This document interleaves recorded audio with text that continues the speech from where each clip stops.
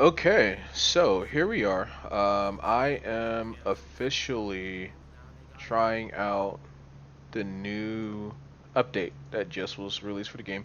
I haven't even completed the main story yet, so I need to do that. Um, Let me see here. Just see what the fuss is about. Welcome, Agent. Been a couple of weeks since I've played, so I'm rusty. I'm probably am going to run a training program just to, get warmed up again. Kind of know what I'm doing, what's going on. So let's see here.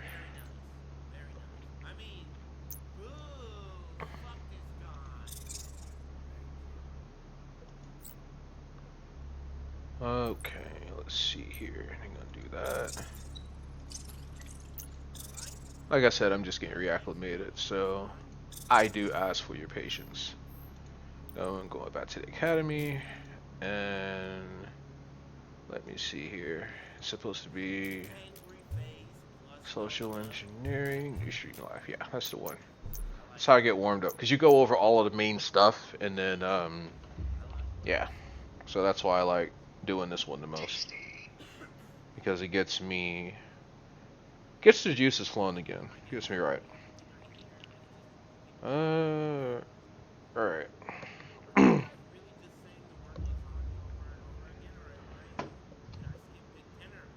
Let's see here. Alright, good. We're good. Alright, let's replay the cert. And just see what I remember. And then we're just gonna go with that. Alright, so information gathering module, and then we're gonna do this one. Information gathering module initiated. Fingerprints, extranet, new stream, live.ca. Well, that's actually gonna give me the exact address. I'm gonna try to work my way around, so.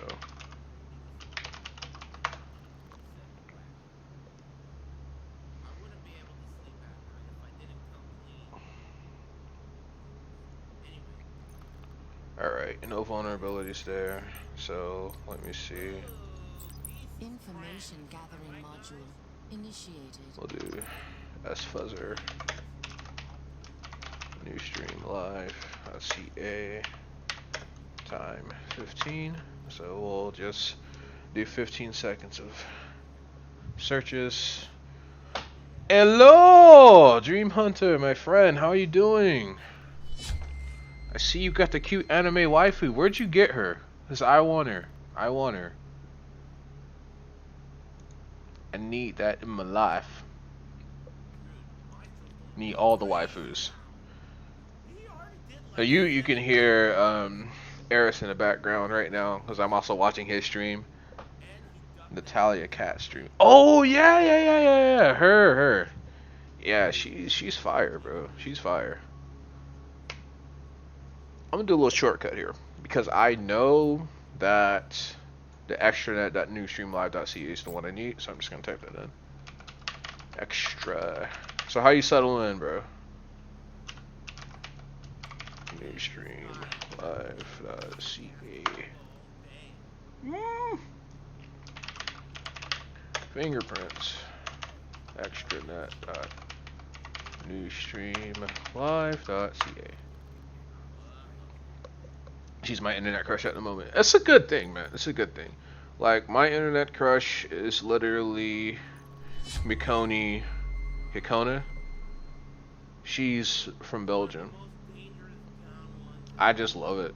I like everything she's working with. Oh my god, two perfects?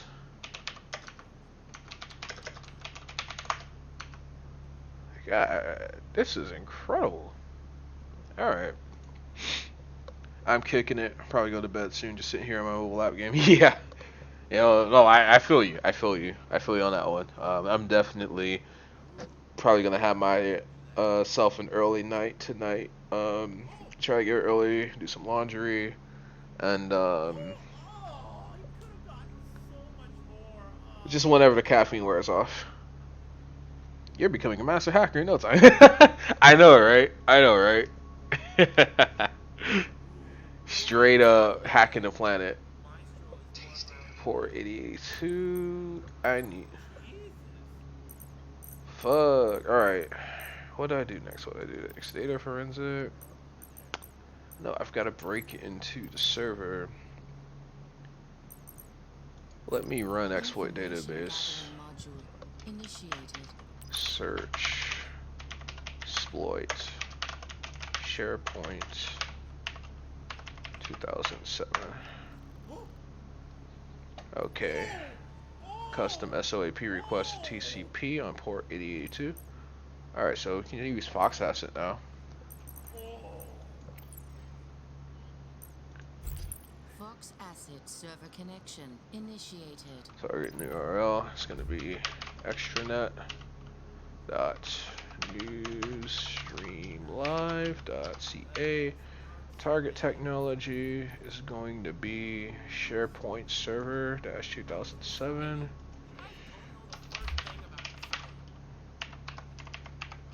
Target port should be 8082. Exploit is going to be custom SOAP request. Think amount shouldn't matter.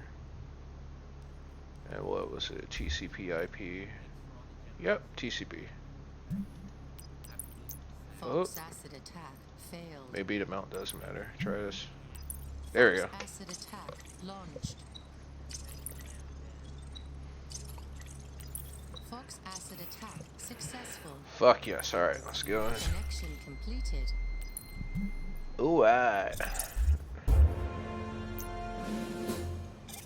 Alright, moving on to phase 2. Alright, so now I'm on their network. Let's see, WMI scanner. Information gathering module initiated. Net scan.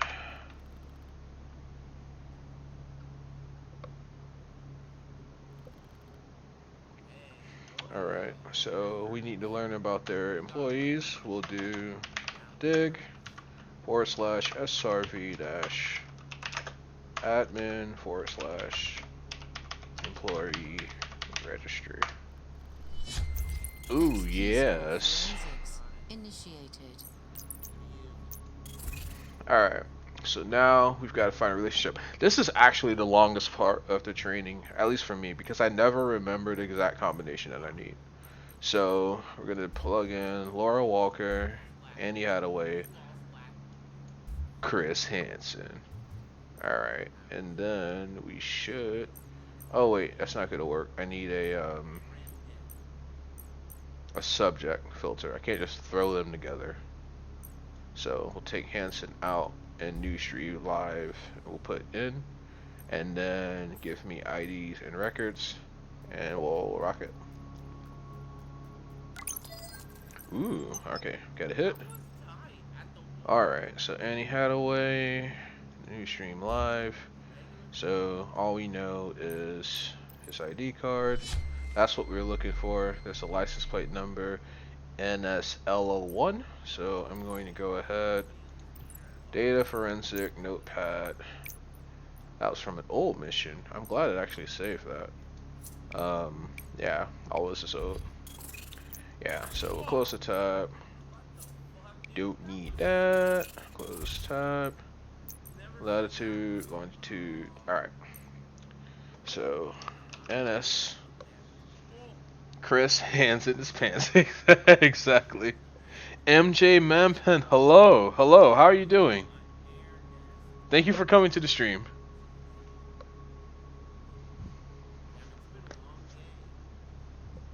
I'm always happy to have visitors. It's normally such a quiet place. I mean, Dream Hunter normally keeps me company when he's not streaming himself.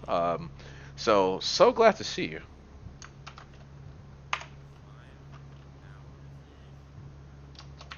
NSL01. So we're going to save that in the notepad because we know we're going to need that later. Because we're going to need to tell the satellite what we are looking for. So we got camera crew ID, and then of course this is the target. This is who the hackers are after, Laura Walker. Alright, so let's go ahead, clear that search. We'll throw Chris Hansen, Marita Brooks, and New Stream Live. And I shouldn't have anything to do. Doing alright. I'm doing well. I'm doing well. I'm literally full of rice, fish, soda, and creme brulee. It's the fanciest restaurant I've eaten at arguably ever. I don't think I've eaten at a fancier place before. Yeah. It was good though. It was good. Very good.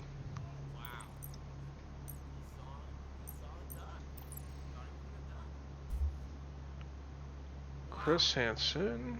Yep. Camera crew. Marita Brooks. Alright. Nothing value. Alright, so we're gonna put Hadaway Walker. And we're gonna hit Ottawa traffic CCTV. And then let's see, we'll do traveling chatter, see if we pull anything up there. Here to penetrate the planet too.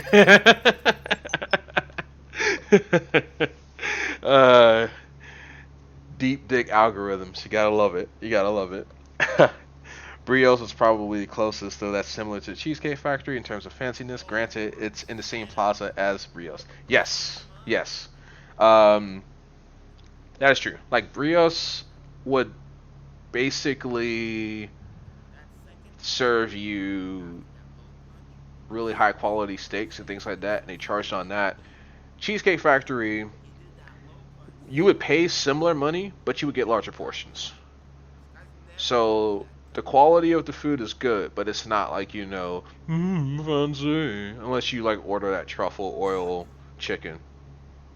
That's pretty good. That's pretty good.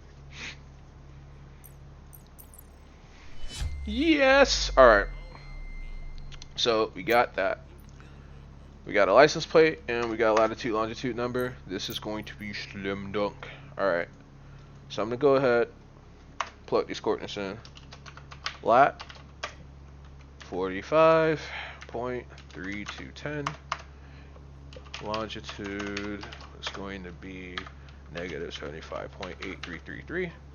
Alright, so now that we've got that, we're going to go ahead, minimize, and we're going to close the file.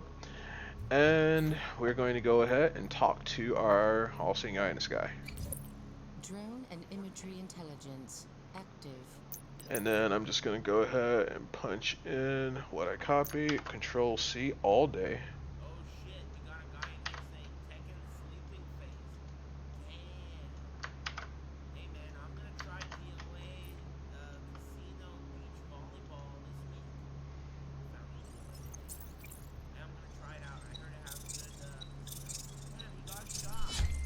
Got it. Alright. So now we need to find the vehicle, which we already have that as well because I copied down the license plate number. So it is NSL01.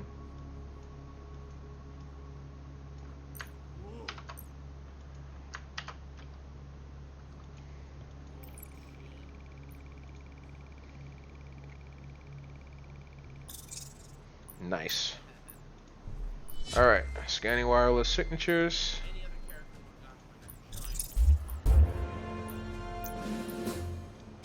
Alright, so we're I could probably get it before the network reset, but I'm not like super proficient at it. Information gathering module initiated. OSINT scan.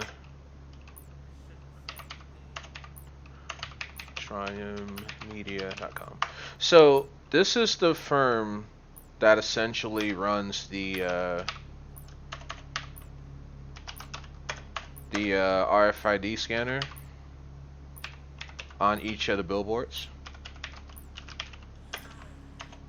So we have to hack into there, and let's say search engine, we'll just stick with what they gave us, google.com, definitions 500. Give me 500 definitions. 2, 3, 4, and in there. Okay. So now we found a vulnerability. Potentially. I think it's this one. API.billboard@triummedia.com, which APIs are what go in your smartphone, so it actually makes sense. Let's go ahead and see if we can go ahead and fingerprint it. Information gathering module initiated.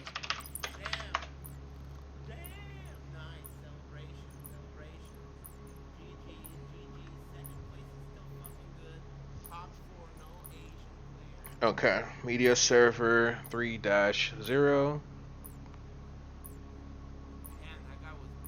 -3.0.1 vulnerable. Okay, so now I think we've got enough. Well, no, actually we don't. We need to open up our share exploit or search exploit. I mean, exploit database. Information gathering module. Would be a shame if someone accessed those nice billboards. It would be such a shame if someone were to just take a little peek inside how this advertising technology works.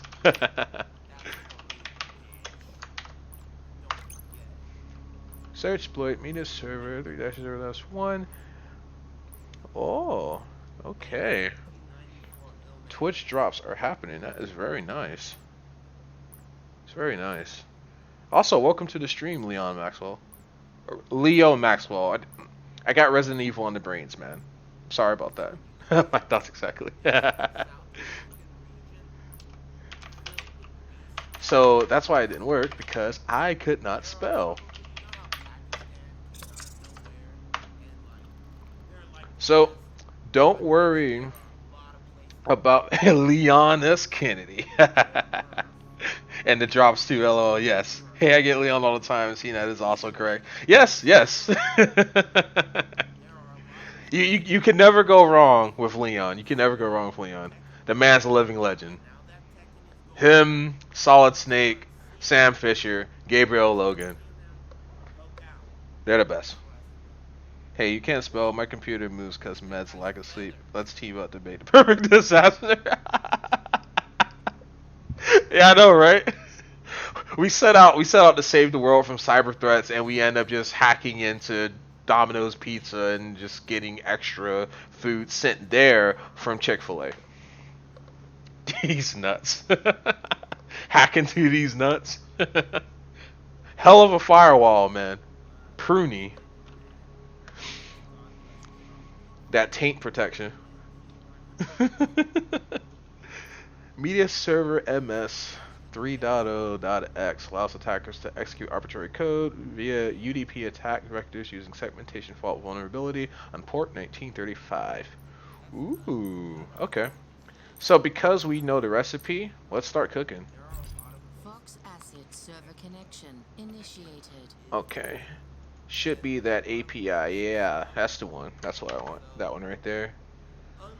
Can't save the world without plenty of pizza with extra cheese. Amen to that. Amen to that. Because if you can't have pizza, what are you fighting for, really? Why are we doing any of this? You can't have pizza. If I can't have pizza and I can't have waifus, what's the point?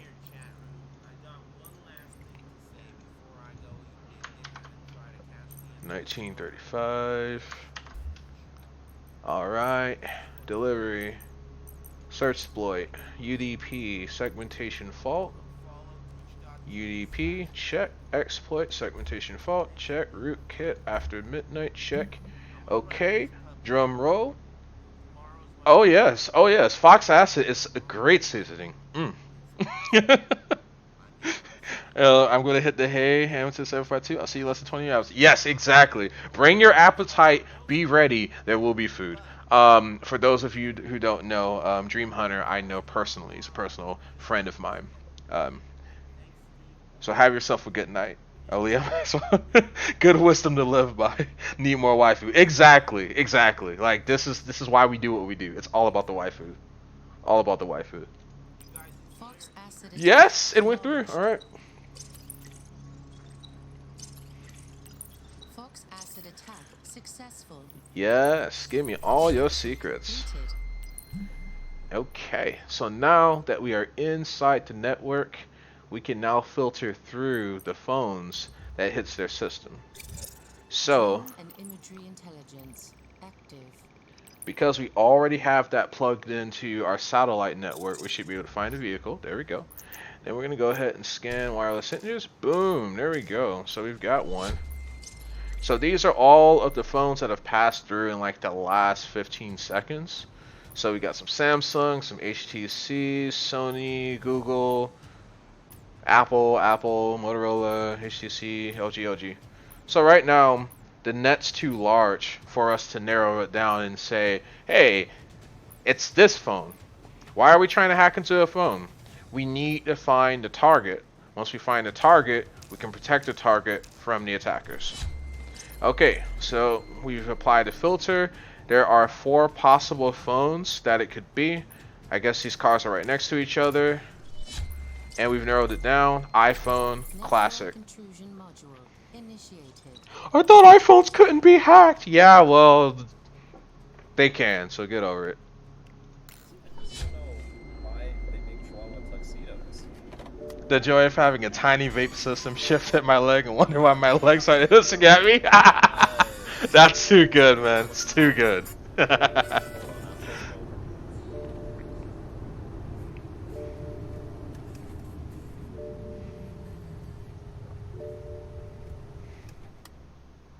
engine just died.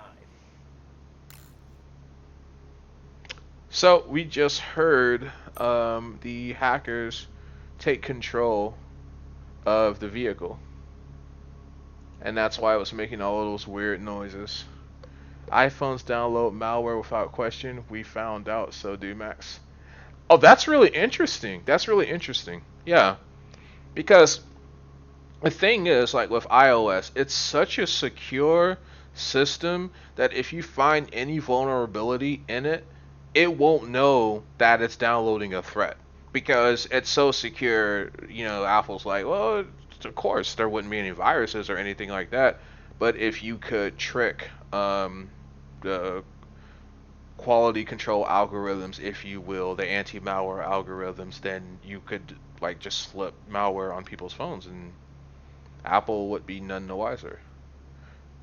They would just download all attachments, share in some temp, but is letting every foot in the world in the store. That is true. That is true. Because like you expect it with Android. Like I have an Android phone, and I know like anytime I download something, there's always a risk because of how open source the Android OS is. But you know, Apple users just like, I can't get viruses, right? I'm safe, right? Oh, you can get everything. You can get everything that Androids get. It's just what you download on your phone. Like background stored in the folder so it opens faster. Yeah. That's true. It's like when you download something, like basically, let's say you download a file, a game or whatever, or someone shares a large file with you that has a bunch of small files in there. It can easily slip in some malware. Unless you go in there line by line and you're like, this doesn't look right. Yep. Apple is a ticking time bomb with that issue. Yeah, exactly. And best thing is, Google had notified Apple, I think like 2 weeks ago, that there were 2 0 days in iOS. And as far as we know, Apple has not fixed it. So if you guys, anyone in chat, if you have an iPhone right now, just be wary of that. Because Google told Apple, like, hey guys, you know, yeah, you got some vulnerabilities here, and Apple's probably, you know, in typical Apple fashion, like, all right, well, you know, thanks for letting us know, Google. We'll get around to it when we get around to it. And that was the end of that conversation. Beef is everlasting, guys. Beef. These are the real issues. So I'm in her phone right now, and I have access to really everything. And you know, you may say, "Oh, yeah, it's a video game. It's supposed to be easy." No, this is real life. You have an exploit like this, especially military grade, you're in there, man. Like it's not even a second thought. You know, I had a friend of mine who was a programmer, and he showed me, like, he had logged on to our school's Wi-Fi network, and he had showed me all of the computers in real time, including my own that was connected to that Wi-Fi network. And he said I could, if I wanted to, attack any one of these computers because I'm also a part of the network. And I'm like, poggers. Sounds like that mail issue then. Right away you can fix it just by turning off in storage preferences and having download attachments like a normal client. Ah, okay. Interesting. Gotcha. Right. Because if it downloads attachments like a normal client, there's basically that virus scan that most devices now already have built into their software. So you download an attachment, it scans it for malware, and then you can open it. But what you're saying is if you don't turn it off, then it's just gonna download it anyway and treat it like it's legitimate software and not check it. So I figured out proxies as a kid. He figured out remote connection or something. Yeah, yeah, pretty much. This guy is a genius. Yeah. He was working on artificial intelligence. And then he went into music, and I'm still in touch with him. Really bright guy, really cool guy. But yeah, just the stuff that he knew, it just came like clockwork. He actually got 2 job offers from both Microsoft and Google. Yeah, Microsoft and Google. They both sent him recruitment letters because they saw his work, and they were saying, "Hey, we don't care what you get your bachelor's in. It could be freaking basket weaving. We don't care. Just get a bachelor's and call us, because we're interested." Yeah, on every Mac and iPhone by default, but just a switch setting. Apple could just switch the default. That's true. They could do that with a hotfix. And so it makes you wonder why they haven't done that yet, right?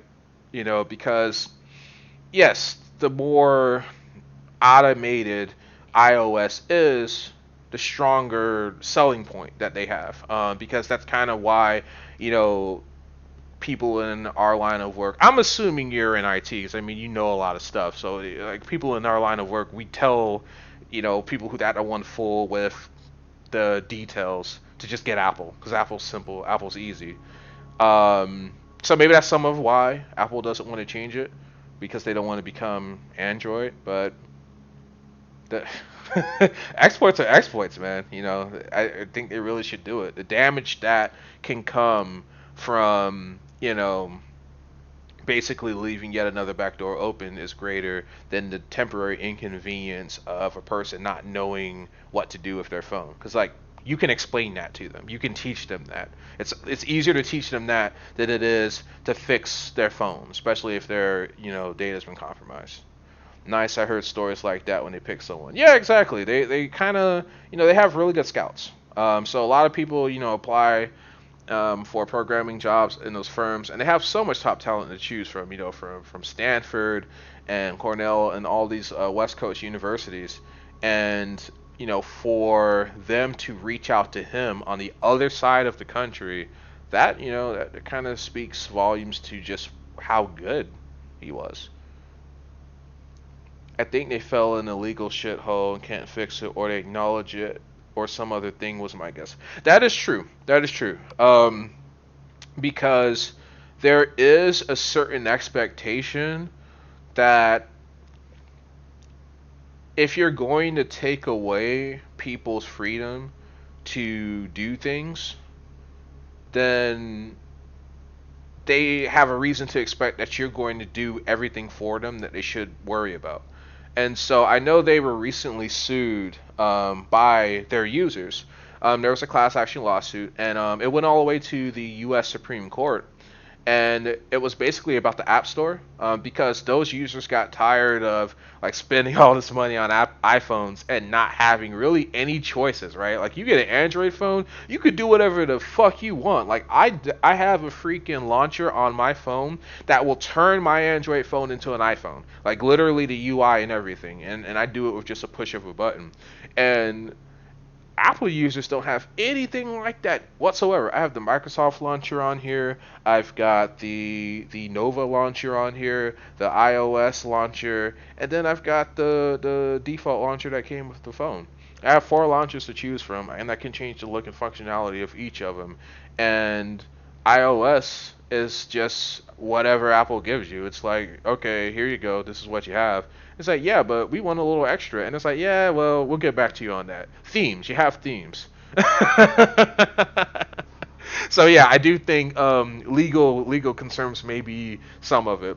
And why is Google, having to come to you and say, hey guys, just so you know, you got some huge backdoors on your phones. So I also thought that was interesting too. Not to say that Google didn't have its own issues. Um, you know, Basically there was an incident roughly a month ago where all of Google services went down for a few hours, like Google Cloud, Google Photos, everything, and Google didn't say shit to anybody. Like people were going to the internet saying, "Hey, can you get into Gmail? Hey, can you get into Google Plus?" And Google Plus, lol. Um, I think iPhones can still GPS hack Pokemon Go, where Google got that lock on Androids. I think maybe Apple caught up. Yeah, yeah, yeah. Um, I mean, honestly, ooh, another Twitch drop. Nice. This is nice. I like Twitch drops. I like them a lot. So if there is a guardian angel, because I know I spoke to Anna Shell, the community manager of this game, the last time I streamed Nite Team for, and he was really cool, and really nice, and gave me like a bunch of exclusive skins. One of them is what you see in the background right now. Like this background is not available by default. Um, but yeah, basically their services went down for a few hours. No one explained anything that happened. Now, Google didn't say anything about the outage. They were dead quiet. What made it interesting was a week before that, roughly, I was listening to a podcast that was all on cybersecurity, and they were saying that there was a reported 0 day that existed for Google's cloud services. So this is huge. This is the quantum cloud, the unassailable fortress, which every hacker has tried to get into, really just to flex, right? Like not even to get stuff, like just to say that they did it, right? And so you have this 0 day floating around on the internet, and a week later, Google, all Google services go down for a few hours and then they're back up and nothing said about it. So I don't have any proof that the two events were connected. I have no proof to say that, the 0 day was legitimate, but I did find the timing of that news and the timing of Google's decision to take their servers down very suspicious. People are saying my Jabber Jaw could possibly help the algorithm. Yeah. You were talking something like you were showing it to us. You know your stream's still on 19.4 screen, right? Oh no, no, no. Yeah, I wasn't showing anything on the computer. I'm just talking into my microphone right now. If you're interested in, let me see if I can find the podcast. I'm gonna post a link in chat if you're interested in it. But I've got to go back like a few weeks.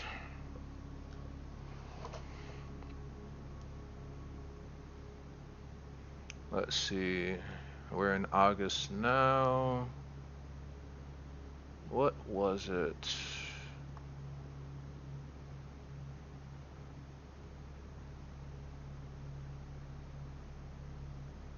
Was it in June? I'm trying to remember which episode it was. I'm gonna go with this episode because they may talk about it. Let me see. I'm just gonna copy the link and then I'm gonna post it in chat. I like things. Show me things. Yes, yes, absolutely. Okay, just make sure disclaimer. I get a detail too mixed up since I'm kind of on recovery on meds. No, it's okay. It's totally fine. It's totally fine. I'm definitely enjoying this conversation. Miss what it was, but I know things I like. Yeah, man, absolutely. So this is a link to Spotify. They also release their podcast on YouTube. It's on SoundCloud. They even stream on Twitch. Like they're even on Twitch. So it's Security Now. They also have another podcast called This Week in Tech, and Steve Gibson. That's your guy. And Steve Gibson and Leo Laparte, I believe his name is. But yeah, they're OG IT guys. They've been in the Silicon Valley tech sector pretty much their whole lives, man. Like those guys are the OGs. They know this stuff front and back, and they've kept up with current events. I've met OG programmers that kind of got out of it. Security Now, Steve Gibson. Why is this all sounding familiar at these levels? Caliban Avenge, hello. Welcome to the stream, man. Security, Steve Gibson. That is awesome that you guys know who this is. That makes me so happy because, I was introduced to it by a friend of mine. I was introduced to these guys by a friend of mine who also works in IT, and yeah, like I subscribe to their podcast regularly. I'm following them on Twitch and I follow them on Spotify, and they're lengthy podcasts, so definitely take them in chunks. But there's so much good information there. I've never listened to one podcast that I just walked away from like no. Like every podcast I'm like glued because it's real world stuff. This is what's going on right now in the cybersecurity world.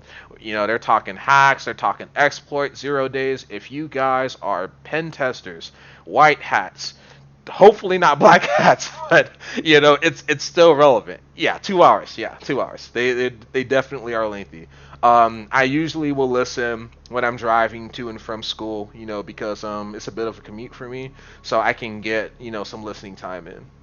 Oh yeah, all material, all relevant, and I love those guys because they cover an otherwise dry subject, and they make it interesting and they make it compelling, and they stick to the most salient points of every issue. So we're talking China, we're talking artificial intelligence, Russia, yeah, like they cover everything. Man, I can hardly stick with podcasts. I don't know why I'll watch the same content in 20-minute chunks back on YouTube, but podcasts are just hard for me to commit for some reason. Honestly, Leo, it takes time, because I was the same way. Like I never listened to any podcast. My first podcast was Philosophize This. That was the first one that I started listening to on a regular, and after that I was hooked. And that's Stephen West, and I love that guy. He's awesome.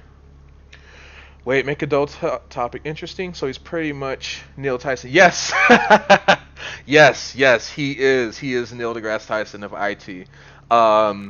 Because he does such a great job of making it palatable and relevant. And so even if you're someone that doesn't know all the bells and whistles and the terminology of IT, and I'm definitely a journeyman. I'm definitely a beginner. Like I'm not even trying to flex here. I'm learning this.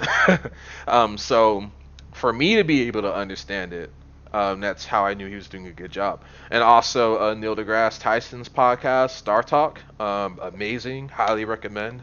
If you listen to, I think his name is Rex Friedman. Let me see. Let's see here. Yeah, Lex Friedman. Okay, artificial intelligence with Lex Friedman.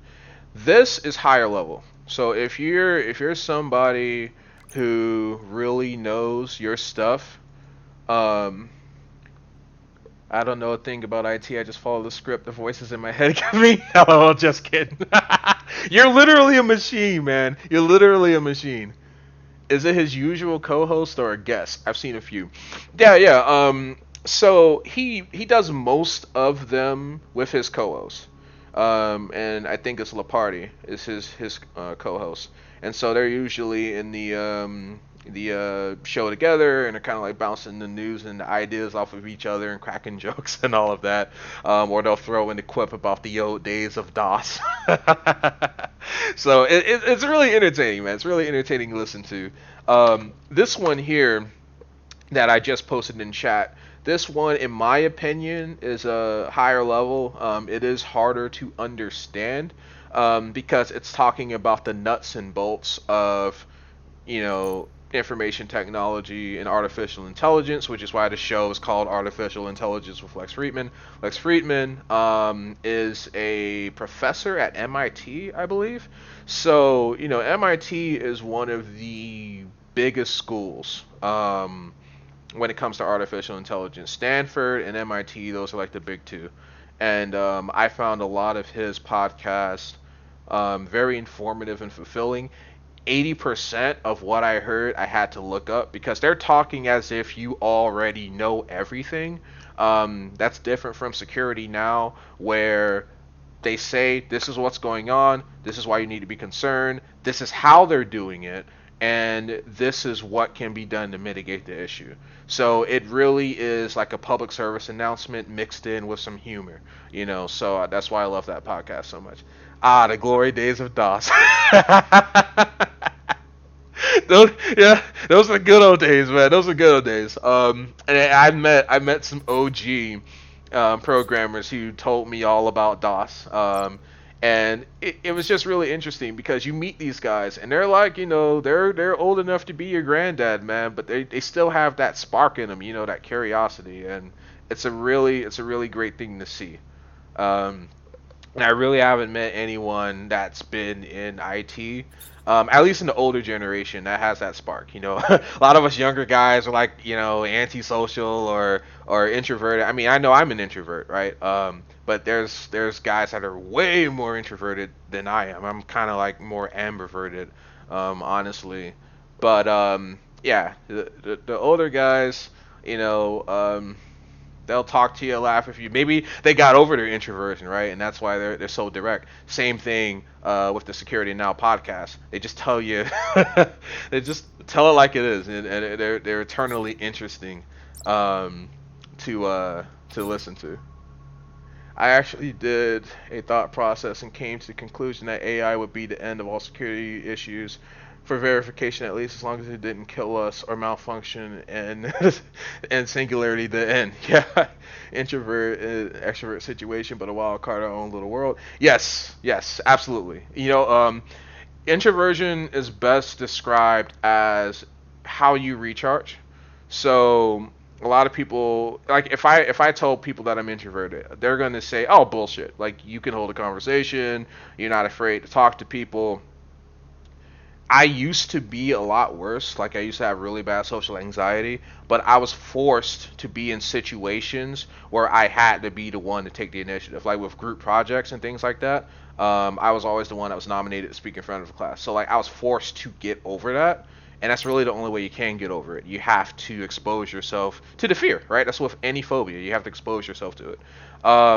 But introversion is all about how you recharge. So if you're someone who tends to shy away from large parties, or you tend to shy away from large groups, um, because of how taxing it is, you are an introvert, right? Extroverts recharge in that environment. That's why they're extroverts. They'll work their 40 hours, and their idea of recharging is going out and drinking. An introvert wants to go home. Maybe they spend time with their family. Maybe they just play video games. Or maybe they go off for the weekend into the mountains and go for a hike. They prefer solitude. That's how they recharge. That's how they collect their thoughts. And a lot of us in information technology in this industry, that's how we are. So it's rare to find someone more ambiverted and extroverted, and when you do find those people, they're definitely valuable because they're not as common. It happens to good people since you won't just say F no and quit or throw a team under a bus or whatever consequences of not stepping that would have been. Yeah, yeah. And again, I appreciate that, Leo. And that's what we all have to end up doing, right? Because you just know that the success of the mission or the project is more important than your personal feelings in and of the moment. So while it would be easy for me to just argue with my teammates and say, no, I don't want to do it, you do it. At the end of the day, I'm giving in the fear. At the end of the day, I'm giving in the anxiety. At the end of the day, I'm not growing. So I took it as an opportunity to grow. If you kind of approach life like a video game, like an RPG, it makes a lot more sense. That's that's where RPGs gets its structure, right, from real life. You have to devote yourself to things to grow. You just have to do it.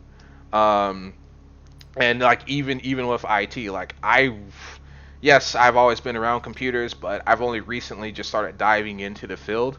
And it's a lot there. It's a lot there, and a lot of people would be turned off by it. But the cybersecurity aspect of it, that's something that I've always was interested in, and yeah, I'm just eating it up. And that's why I'm so glad that Allison Smith made a game like this, because it's fun, it's sexy, it's cool. It's challenging, very challenging. Like the puzzles, I remember like the first mission I did, that took me like 4 hours and a phone a friend to figure out. That one's tough. Um, I've been fiddling with PC since 4 when I learned DOS. Dude, that's awesome. It's the first decent hacking game since Uplink. Oh yeah, I remember Uplink. Yeah, yeah, yeah. I also have Uplink. I can tell you that I played Uplink. I liked Uplink, but this game to me is way better. I think it's also because I'm a fan of like military games. So like I love Splinter Cell, Siphon Filter, Metal Gear Solid, Call of Duty, Battlefield. That's always been like my shit, right? So I have that mixed in with the mechanics of Uplink, and I'm at home. It's like Rainbow Six, but you're not in the field. You're on the computer, getting intel, getting information for units in the field. Like we never see how analysts do it, right? You watch 24, right? And Chloe's like doing her thing, and she's tapping some keys into a keyboard, and it makes it look like her job is super easy, and Jack Bauer's the one that's got to do all the work. But as an analyst, like that is a really freaking tough job. Like, have any of you guys seen, the recent Jack Ryan, on Amazon Prime? Like, it's not easy. Going in here, hacking, mining, doing it all while being undetected, mind you. Okay, it's not easy. It's not. Probably is better to some people as certain things. It just does better. But Ublink had a wide field, the parts of it shallow and murky. That is true. That is true. And that's one thing I can say about Uplink. It was a game with a lot of layers. Yeah, it was a game with a lot of layers. And it's a game that I really had to like devote myself to playing. This game, if it wasn't for the tutorial, I would have been in the exact same boat. But this game does such a good job of just teaching you how to use the tools and reminding you, over and over again, this is how you do this is how you do that. So it sticks, it's like repetition.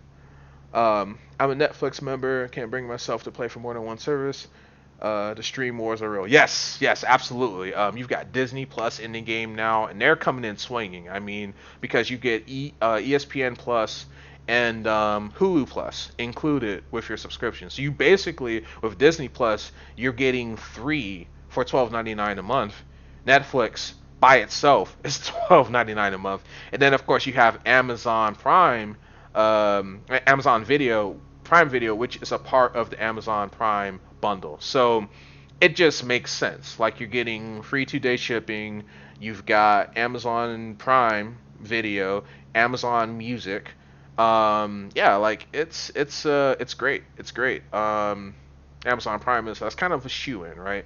And then of course Netflix. So Netflix is really the one that has something to prove. Disney's coming in strong.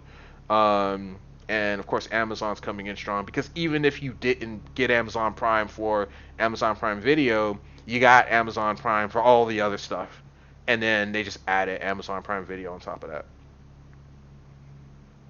Really, my only gripe on NT4, but it's always in the back of my head, is the lack of grabbing an IP address if you want. Do you need it? Maybe not. But IRL, it would be mine, and I will snuggle it. If it's not meant to have one on the scan, it just don't got one. That's true. That's true. And spoken like a true penetrator, right? IPs are your best friends. It's like a waifu's phone number. Will she text you back? Maybe, but you have it anyway just in case. Yeah, I watched some Amazon Prime with my nephew the other day. I'll try it on Steam. Yeah, definitely recommend. You've got some great series there. You've got of course Jack Ryan, Amazon original. You've got Chuck, which is basically like a comedy spy thriller. A really great show. Really, really love that one. I still need to finish it actually. Let me see what else. There's of course the 24 series, all of the seasons of 24, including Redemption. That should be on Amazon Prime as well. You had The Office. I don't know if it's still there though. I don't know if it's still on Netflix. Penetrator, that's what I do. My man. I call the point of entry in the system I'm working on the N. Got to find that N. Yes, yes.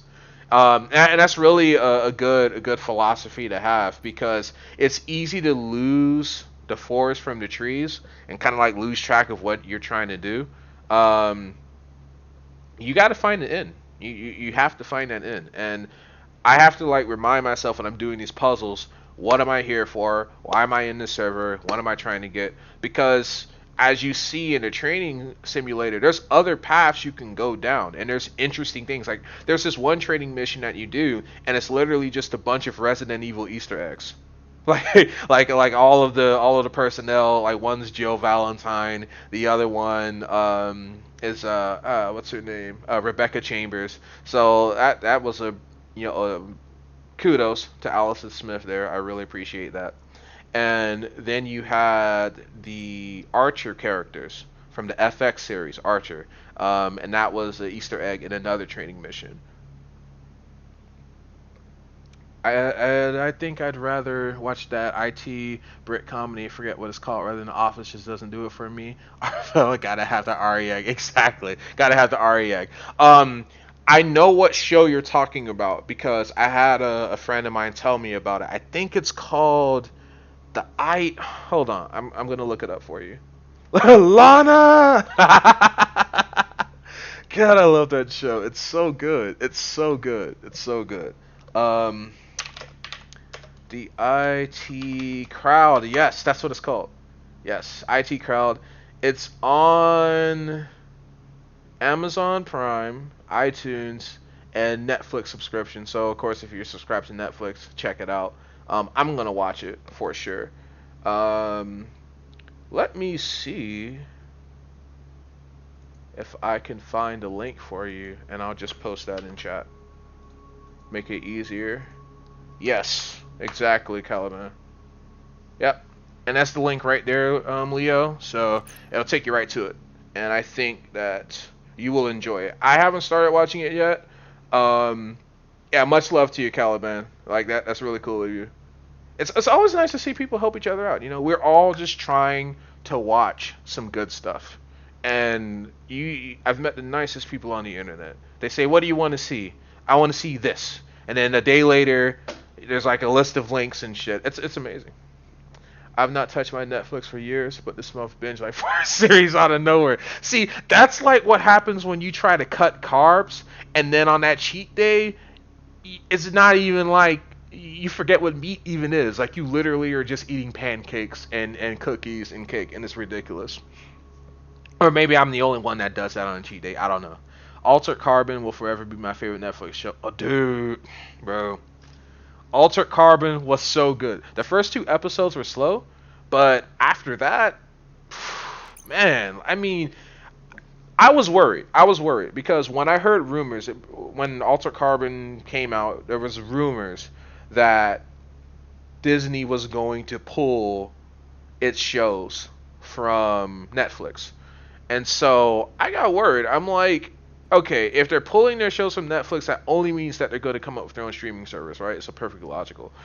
And then Netflix will say, okay, yeah, well, check this out, Altered Carbon. Like, you like sci-fi? Yeah. You like cyberpunk? Yeah. Watch Altered Carbon. And I watched it. And the first episode, I'm like, okay, it's pretty cool, but I'm not really feeling it. Watch the second episode, I'm like, a little better. And then I started reading the reviews of people who like binge watch the series. And they're like, oh, Altered Carbon's so good, it's amazing. So it was because of other people that I made it to episode 3. Because, and I tell people all the time, like the first 2 episodes are kind of slow. They're like whatevs, but once you get to episode 3, it just freaking takes off like a rocket ship and doesn't let you go. Doesn't let you go until you're done with the season. It's so good. +1 for Altered Carbon. Damn. Yeah, exactly. Didn't hear a mention of Mr. Robot. See, I saw Mr. Robot on USA. So I never saw Mr. Robot through streaming. I did see that Amazon has it, but let me just say that as far as shows are concerned, Mr. Robot's one of my favorite shows of all time. I mean, the Sam Esmail, I mean, he's a genius. Like, how do you take something that puts so many people to sleep, like hacking in computers, and turn it into this psychological thriller with all these layers of conspiracy and complexity of characters? I freaking love that show, man. It's so good. Dude, and no one talks about Altered Carbon like it's some nobody. It's trash now, but it's the best thing I've seen since the '90s. Yeah, I can see a first or second show being described as slow, but a lot of shows are like that. Yeah, exactly. Hell's yes. Yeah, man. You know what I'm talking about? Like Mr. Robot put Rami on the map.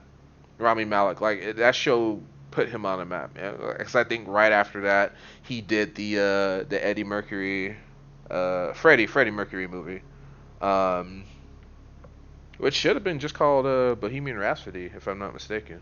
But yeah, he got that part as he was doing Mr. Robot. So it's still there should be one more season of Mr. Robot. So I guess whenever he's done, he also got an offer to play a villain in like the upcoming Bond movie, but he turned it down.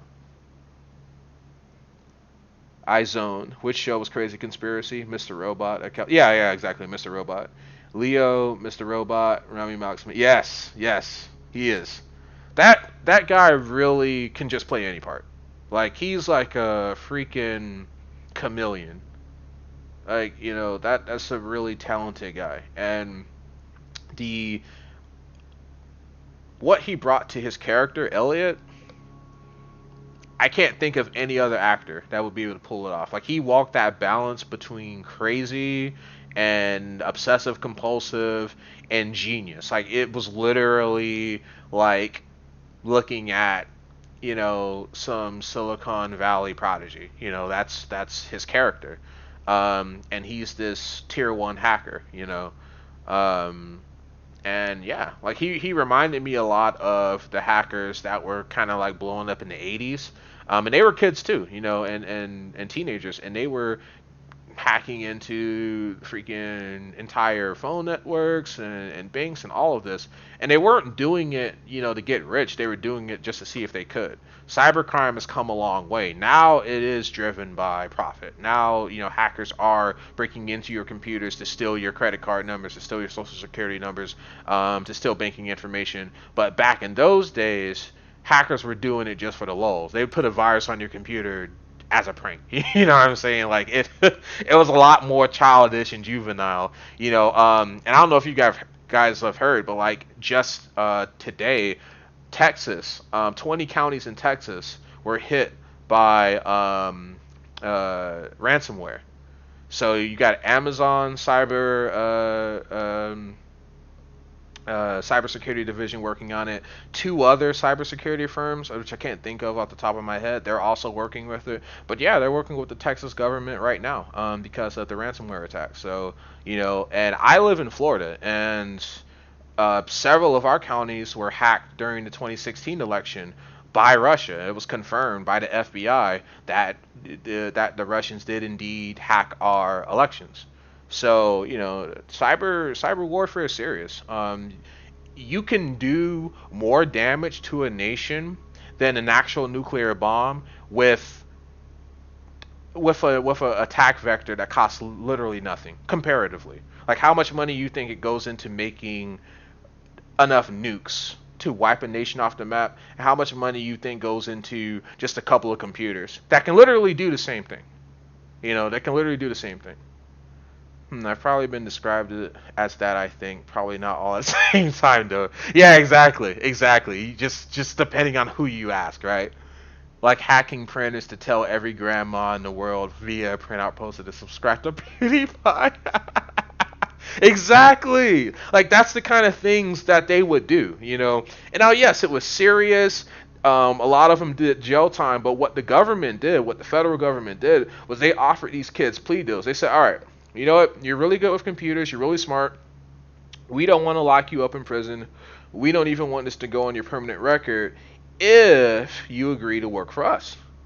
And so those hackers built the framework for the U.S. military's cyber warfare division. 1904 is a descendant of that legacy, right? If 1904 actually existed, which there are 1904s that do exist.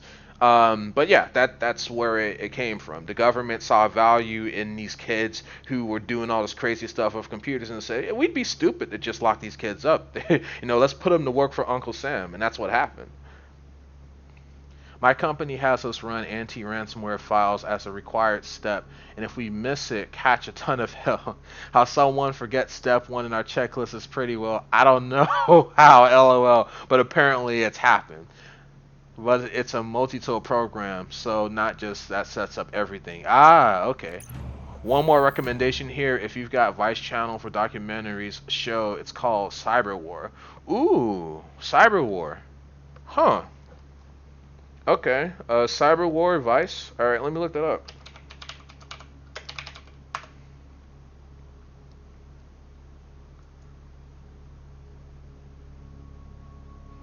Oh shit, this looks amazing. I'm gonna post the link in chat and you tell me if it's the right one. Oh yeah, I've heard of those details. Get out of jail and have a desk for life on house arrest forever with waived privacy rights, or so I hear. That name does have a nice ring, Caliban event. Oh heck, yeah. Okay, nice. Yes, I'm definitely checking this one out because it looks amazing. Like Vice documentaries are great. I think their Facebook page is trash, but their documentaries are amazing. Like they did one on uh, private military corporations, and that one was really cool and eye-opening.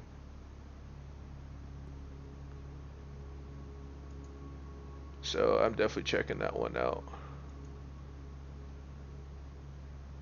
But yeah, and that was the deal that they made with them because they were too dangerous to be just left to their own devices. So you had to put them on a leash because these guys. There was a movie that came out I think in the early 90s that was basically about um, I think an AI that was created by one hacker that went rogue and was trying to like detonate all of the nuclear weapons in America's arsenal, and so you had to have another team of hackers to try to stop the AI and prevent it from destroying the world.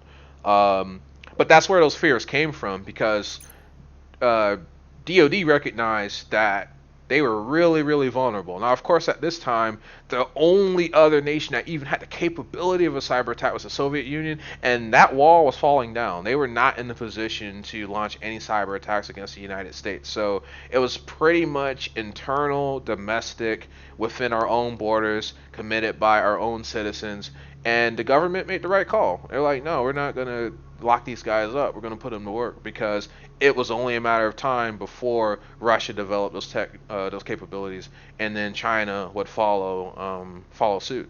And right now, they are really, really powerful. There's a convention that the Russians hold every year in which they're simulating cyber warfare against the United States, right?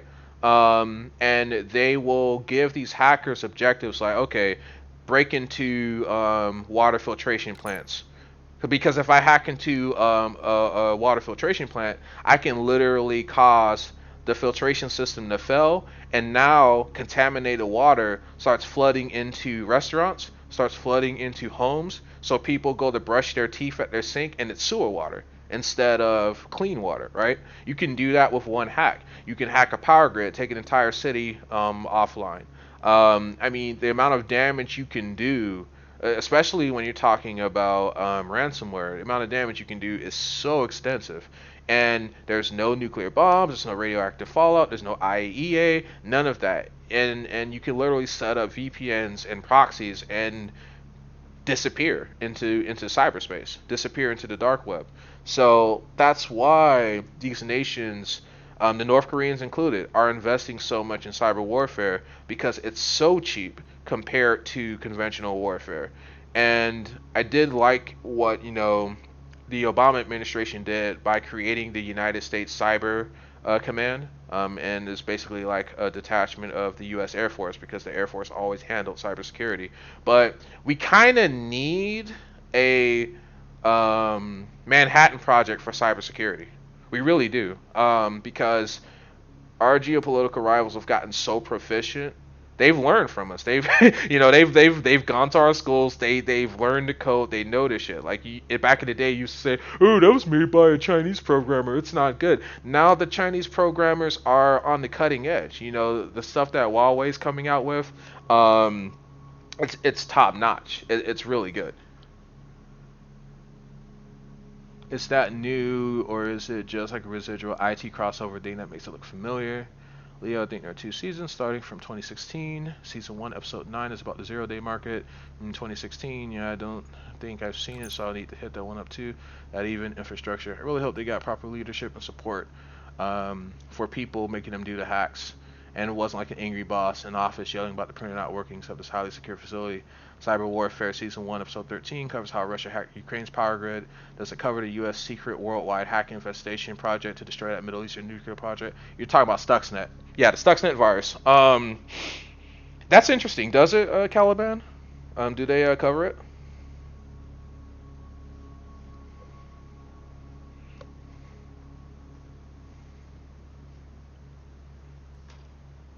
Because I'm actually interested myself. Because Stuxnet was a work of genius. That was a collaboration between I believe the U.S. National Security Agency, the NSA, and Israel's Mossad, and they basically built this co-engineered this computer virus, and they hit Iran with it. And I mean, they fucked their nuclear program up, set it back like 10 years. It was a huge blow, and the Iranians knew who did it.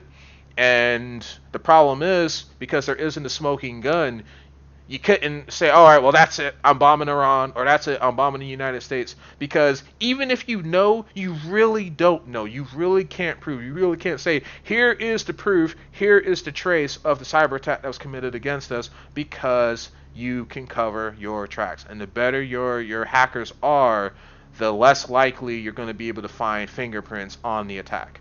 So, you know, they know that we did it. We admitted that we did it, but it's kind of like in a court case, right? It's not whether or not you're guilty, it's what you can prove in court. And if Iran, went to the ICC, the International Criminal Court, and say, hey, the U.S. and Israel, attacked our nuclear program, ICC is going to want proof, and they don't have it. So you're pretty much screwed. Yes, sir. Nice. Well, it's on Vice and on Amazon Video. Smacked Iran centrifuges. Yep. Took those bad boys right offline. And that's how you do it. Think of how many lives would have been lost if we invaded. Think of how many lives would have been lost if we tried to do it conventionally. Not to mention potential rupturing of those centrifuges, and now we have radioactive fallout spreading not only through Iran, causing a humanitarian crisis, but also the greater Middle East. So it really is just disgusting what could have happened. Let me disable these alerts because I really don't want them annoying me. Because I don't have my game on like full screen. That's why. That's why I don't. Let's see here. Clear all notification settings. And then I'm wondering how much 0 days to US purchase total. LOL. Window capture that second. Yeah, man, you got me. You got me. Doxed. No, honestly though, I've already I like window capture mode rather than monitor because I don't accidentally accidentally leak info. Yeah, exactly. The window capture mode, I think, so I'm using Streamlabs OBS, um, but let me see.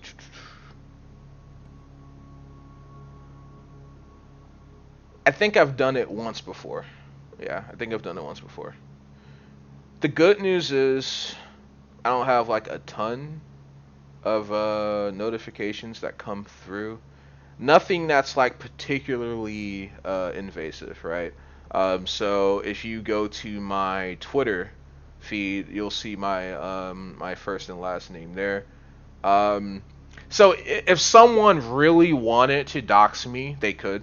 Um, yeah, like if someone really wanted to, because I've put enough out there on social media to be doxed for sure. But I don't think I've made any enemies in particular yet, so I'm not worried about it. But it is good to take these precautions now ahead of time, because you never know. You never know. I just rub someone the wrong way and they decide, yeah, I'm first guy. Ah, well, it feels bad, bro. Some witty meme of appropriateness. Pretty much. Recalling a Security Now episode talking about the 0 day market where this gray market outfit, 0DM IRC, was actively posting out cash money for EOP 0 days. Ooh, really? Interesting. But that's, and I'm glad you mentioned that because that's actually what a lot of black hats do. So, you think of a black hat as a guy that's just breaking into your computer trying to steal credit card information. Yes, that is a black hat, but the guys who really are good, they don't give a shit about your credit card, bro.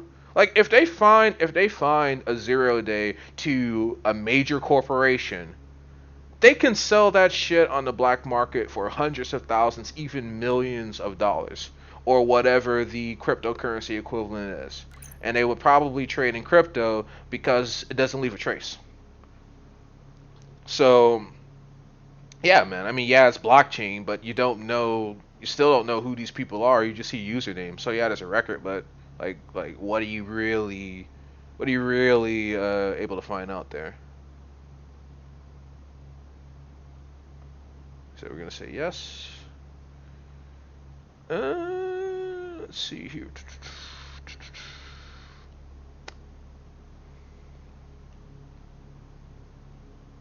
Alright, I'm gonna go ahead and leave that as is. I think I'm satisfied. Very lucrative around the time of the US hack or more recent. They probably didn't see your CC info. They probably have all of that running automated since no one got time for that. Yeah. Recent ongoing cash money for mobile EOP cults. Vones. Not to mention, faster get crash cap for the lockout. Coats, well, as always, have to be Colts. Techno Colts. Techno Colts. The Brotherhood of Steel. But these are the real questions. These are the real questions.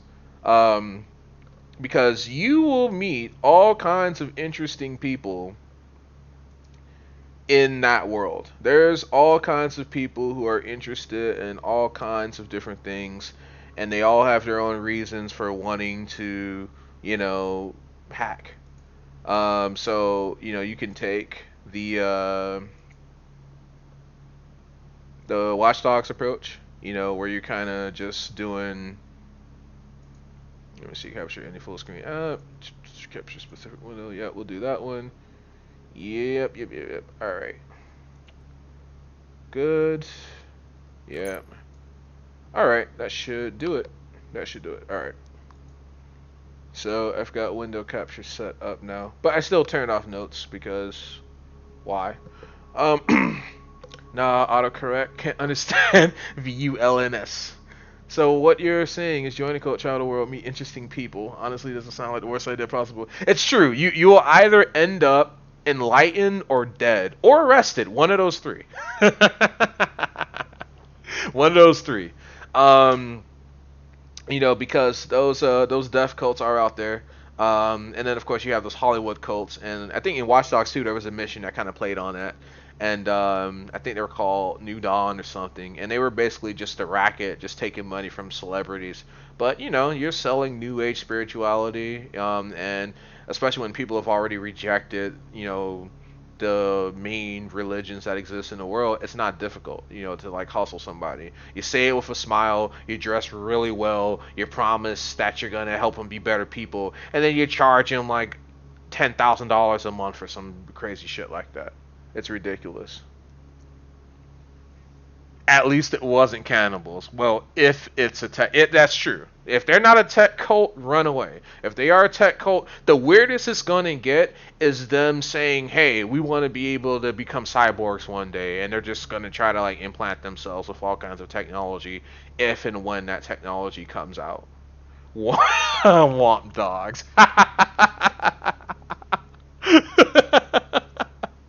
Oh man, it's so good. It's so good. Oh, but I'm interested here. Let me see. Oh, this is one of her emails. Not my email. One of her emails. um, Expenses Monday, 1,600 hours from accounting NSO. Hey Laura, I'm really doing you a favor here, but please stop using the company credit card for your personal use. Ooh, Twitch drop. Another one. Nice.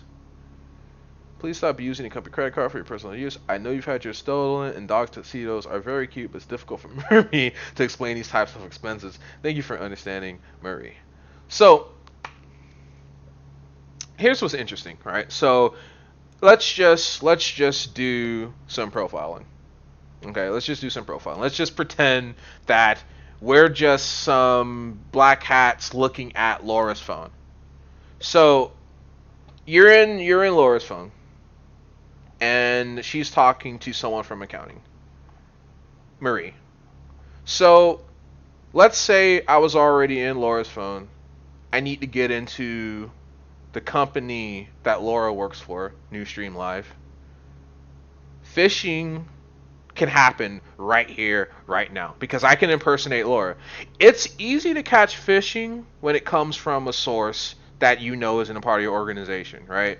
And my firm, we've kind of gone through the phishing training as well. But when you have phishing emails that come from a credible source, i.e., a person's been hacked and now they're sending you emails, and you've seen these kinds of scams on social media. Like a friend of yours will get their account hacked, and then you just see your friend send you some shit that's like misspelled and everything, and you're like, hold up, this doesn't sound like my friend, because my friend can actually fucking read.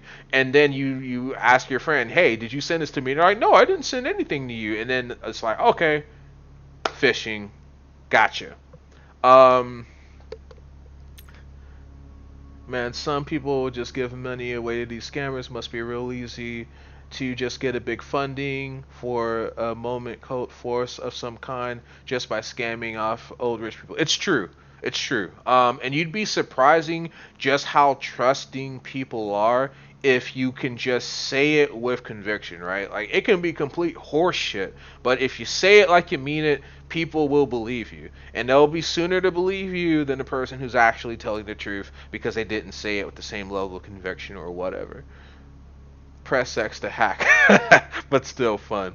Yes, yes, it's too good. It's too good. Literally one button hacks. Like super script kitty right there, just getting all up in CTOS.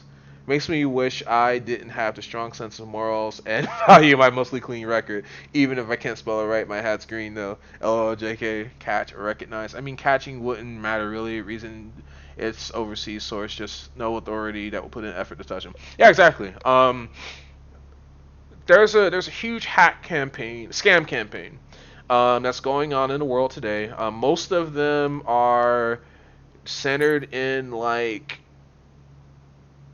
West Asia, like India, Bangladesh, and I've seen like there's this Twitch streamer. I think his name is Kid Boa or something like that, and he streams trolling scammers. So he will reach out to these guys, and they'll be calling them, and he'll let them onto his virtual machine, and he just like fucks with them the entire time. It's like the funniest shit, and you can just hear him get frustrated because they're just trying to like steal something that's not there, and he's just like pretending to be like these senile old ladies and shit. It's so funny, man. Like it's must see TV.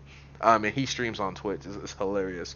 Um, but yeah, like to Leo's point, because they're outside of the jurisdiction of the United States, the resources that you would have to expend to shut these guys down, it's cost prohibitive. Yeah, you can reach out to Interpol and say, hey, these guys are scamming us and they're targeting Americans.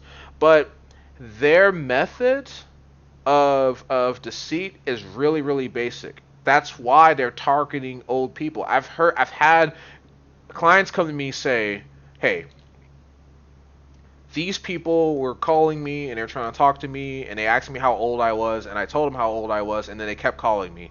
They have a profile. They know that older Americans don't understand technology. They really do think that Microsoft will call you directly. They don't know. And that's honestly a failure of the IT community because that information should be out there. Microsoft will never call you directly. They are too busy to call you to tell you that you have a virus on your computer and then sell you lifetime tech support for $1,000. They ain't got time for that. Okay? You got Windows Defender. If that's not good enough, you buy third-party antivirus, and that's it. And that's how it's always been. And for us younger people, we've always known that to be the case. Like, you could smell these scams a mile away. I've had them try to scare me into buying their crap. Oh, your computer's been infected by a virus. Please call this phone number.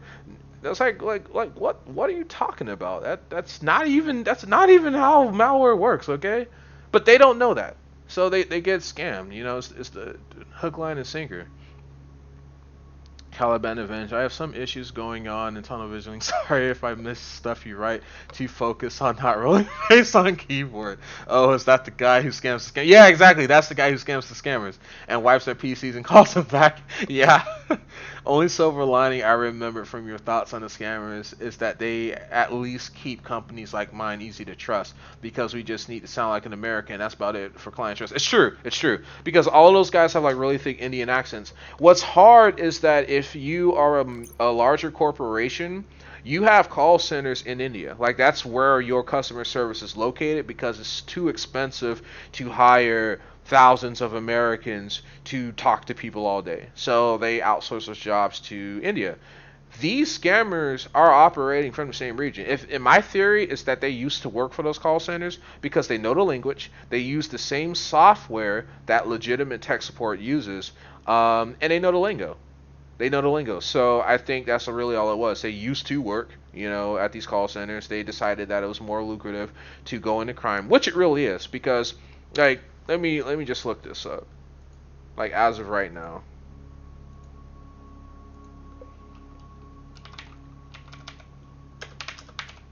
So the Indian currency is a rupee. So $1 is 71.14 rupees.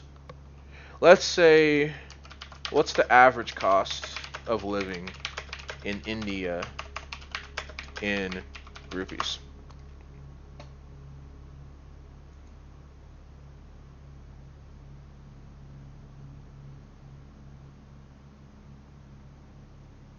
So according to Quora, roughly 40,000 rupees per month is enough to live comfortably. Okay.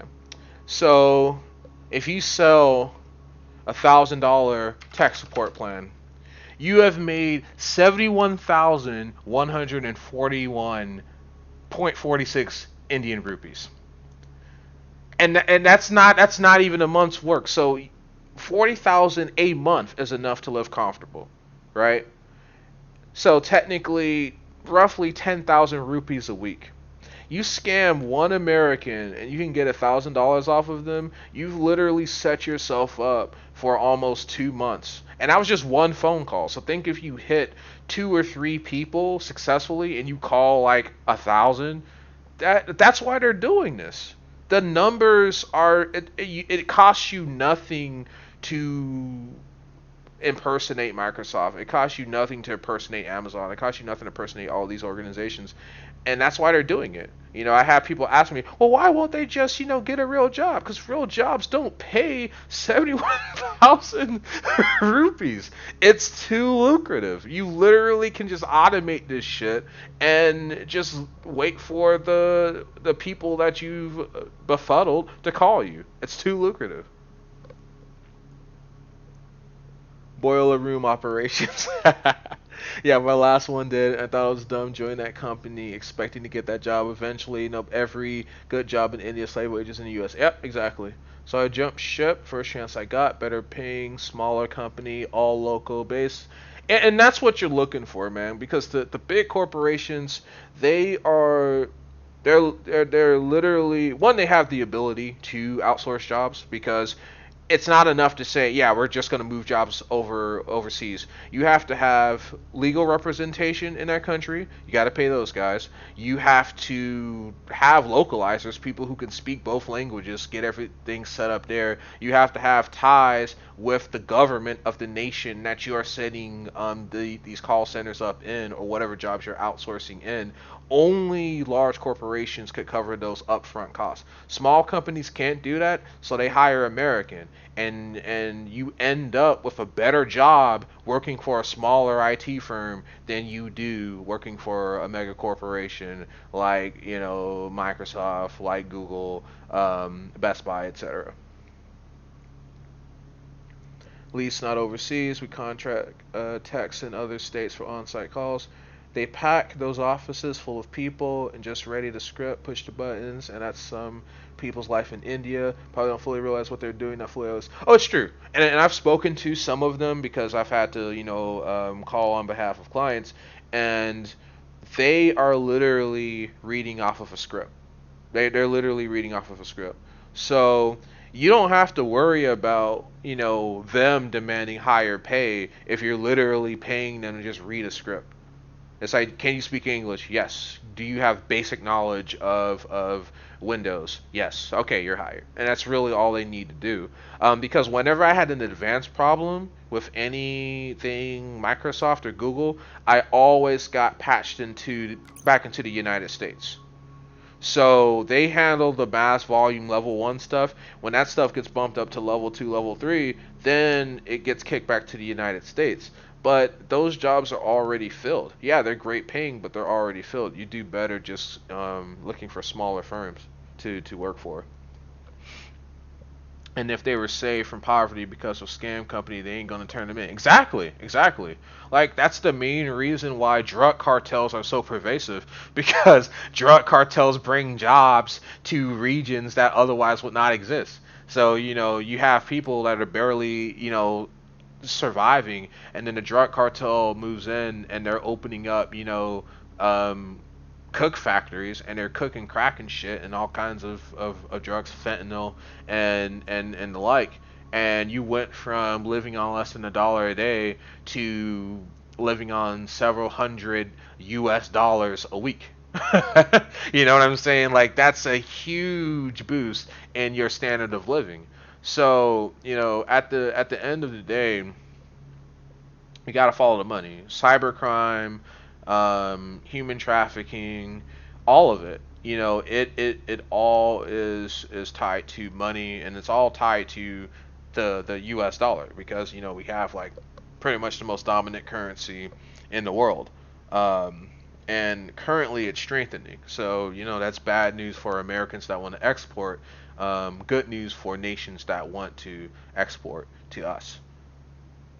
Same reason, actually, situation on gangs on why we've never gotten rid of them. Same problem, different code of painting label. Exactly. Exactly.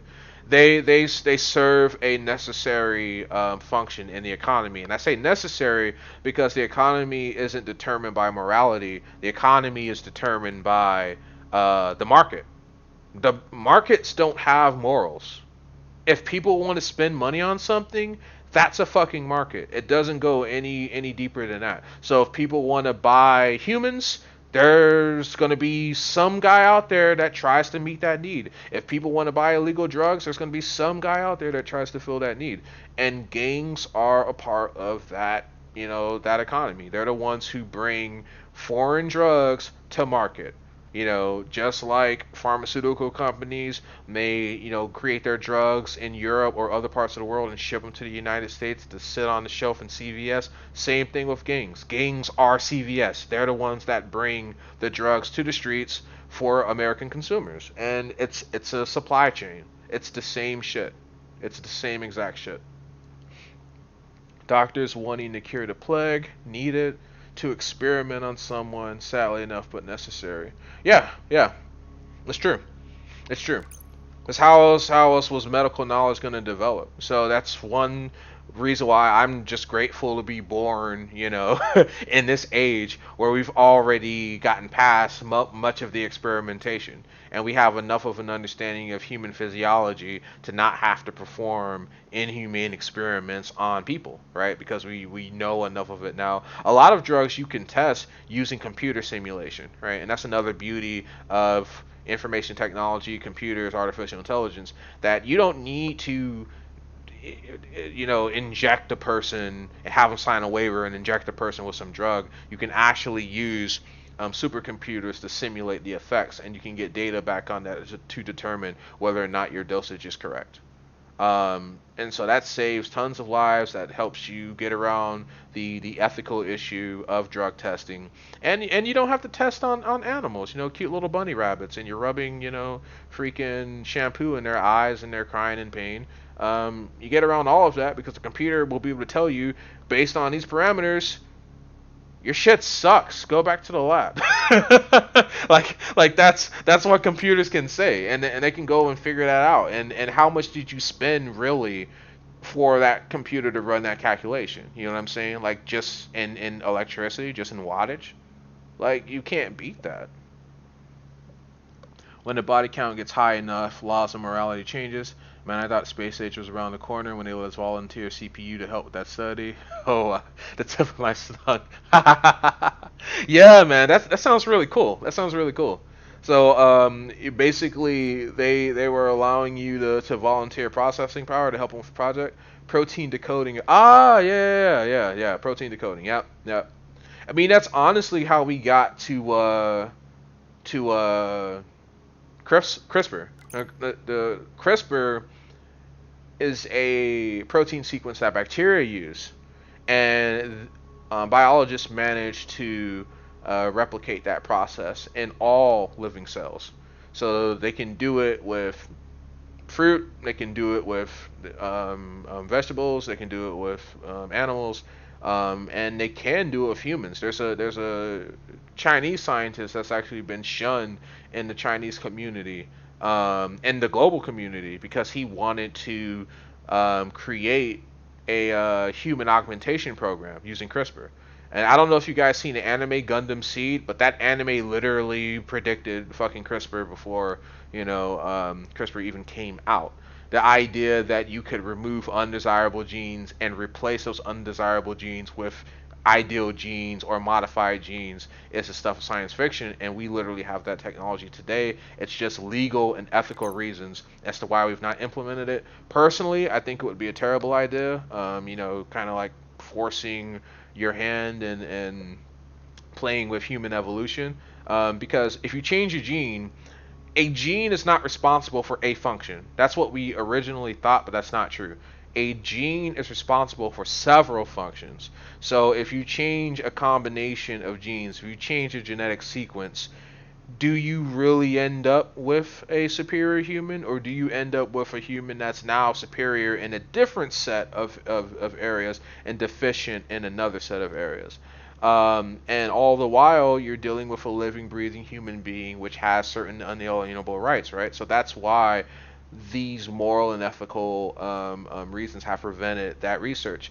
Now, I can guarantee you guys that there is a private institution out there, private investors, private interests, that's going to bring this scientist on board and give him what he needs. Going back to the gangs once again. They deal in human trafficking. If you're a scientist that's willing to just fuck like ethics, you will be able to find test subjects. You will be able to find test subjects. And it breaks my heart saying it, but that's the cruel reality of the world. There are going to be people who end up guinea pigs because that guy, he said that's what he wants to do. And he had said to the world, anybody, fund me. I'll take funding from anywhere, any country. Somebody out there, please fund me. I know how to do it. I understand the technology, and I can make the next generation of humans today. Someone's going to fund that, man. Someone's going to fund it. And they're going to do it in secret because it's illegal. So, but before they can get to that point, they're going to have to test it on people, and that's the worst part about it. I'm sure someone in the world is testing your latest clone procedure on humans as we speak. Oh, it's true. It's true. Like, think of all of the horrific shit that came out of Nazi Germany, right?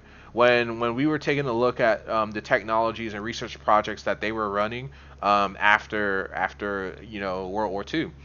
A lot of that stuff was way ahead of its time. Way ahead of its time. They were experimenting on directed energy weapons, all of that, microwave cannons back in the 40s. In the 40s, right? Like microwave cannons are barely deployed today. We're still doing research on microwave cannons today, and the Germans were working on that shit back in the 40s. Same thing with the Japanese Imperial Army. They were also developing energy weapons back in the 1940s as well, and they will collaborate on technology. So you best believe that there's secret clone projects that we don't know about, because the Human Genome Project had sequenced every gene in human beings. That changed the game. That was the first big step, and now CRISPR is the next big step. Metal Gear Solid, here we come. Man, loaded question. Big science, millions of variables. Can either wait and see, or we're going to have to join forces of science with Psychic Cleo. Some rich guy is just going to get curious and fund it just to see and put his name on it when the dust settles. It was top 1% had enough money to enjoy by anything human would experience 100 times over. That would have to look for something new like that. Metal Gear. Exactly. Like, that's why he did that, because he knows that rich people would pay. Like, imagine if someone came to you and you're an expecting parent, and someone came to you and said, I can give you a child built literally from the ground up any way you want it. Regardless of your genetics, I can give them whatever eye color you want, whatever hair color you want, whatever skin color you want. I can make them physically adept. I can give them a high metabolism. I can give them faster healing. I can give them resistance to cancer. I can do this for a price. And people would jump at that. Because now it's not about ethics. It's about giving your child every advantage necessary to succeed in the world, which is really what has driven parents since the dawn of time. So there's certain technological advances that if you don't destroy the technology, you can't stop the technology. Artificial intelligence is another one of those things. We would literally have to just destroy computers to stop artificial intelligence from proliferating, because it's the natural evolution of computers to get to the point where we now have an intelligence that's like us but artificial, which is what a true AI is. Siri, Google, Hey Google, and Alexa, they are not AIs. They're virtual assistants. And artificial intelligence is literally an artificial intelligence. It's like another human being, but artificial.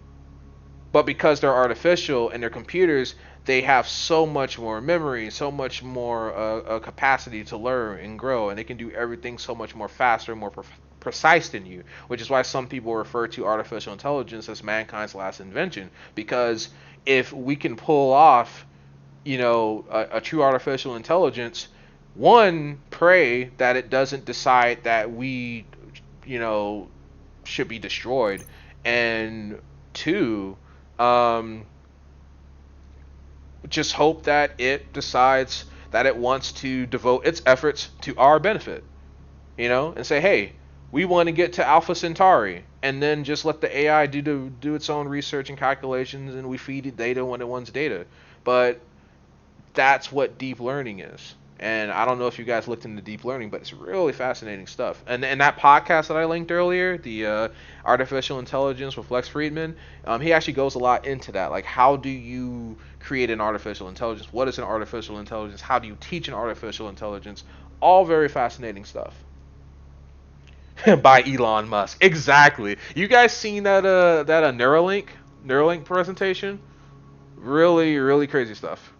Praise the Lord, LOL, JK. Think there is an authoritarian strive for perfection in that demographic too. Gotta have the richest company possible so they can get nothing but the best in everything in their life. If they can perfect their genetics now, hell yeah, they would do it. Only a matter of time if they aren't already doing it. Exactly, exactly. Um, because when you're a part of that community, it's all about appearances. So, you know, today it's your clothes, it's your car, it's your smartphone, it's your cologne. Tomorrow it's going to be your genetics. You're literally going to know what class a person is based on their genetic sequencing. And that is a scary thought, because that ladder of upward mobility, gone. You're literally going to have people that are genetically destined to be superior to you. And that's a society I don't want to live in.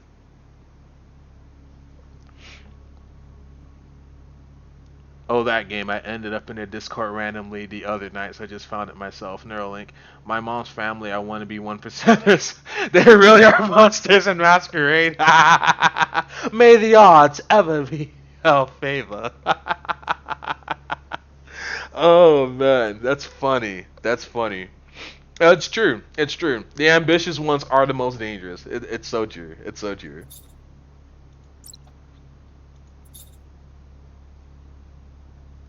Magic cows.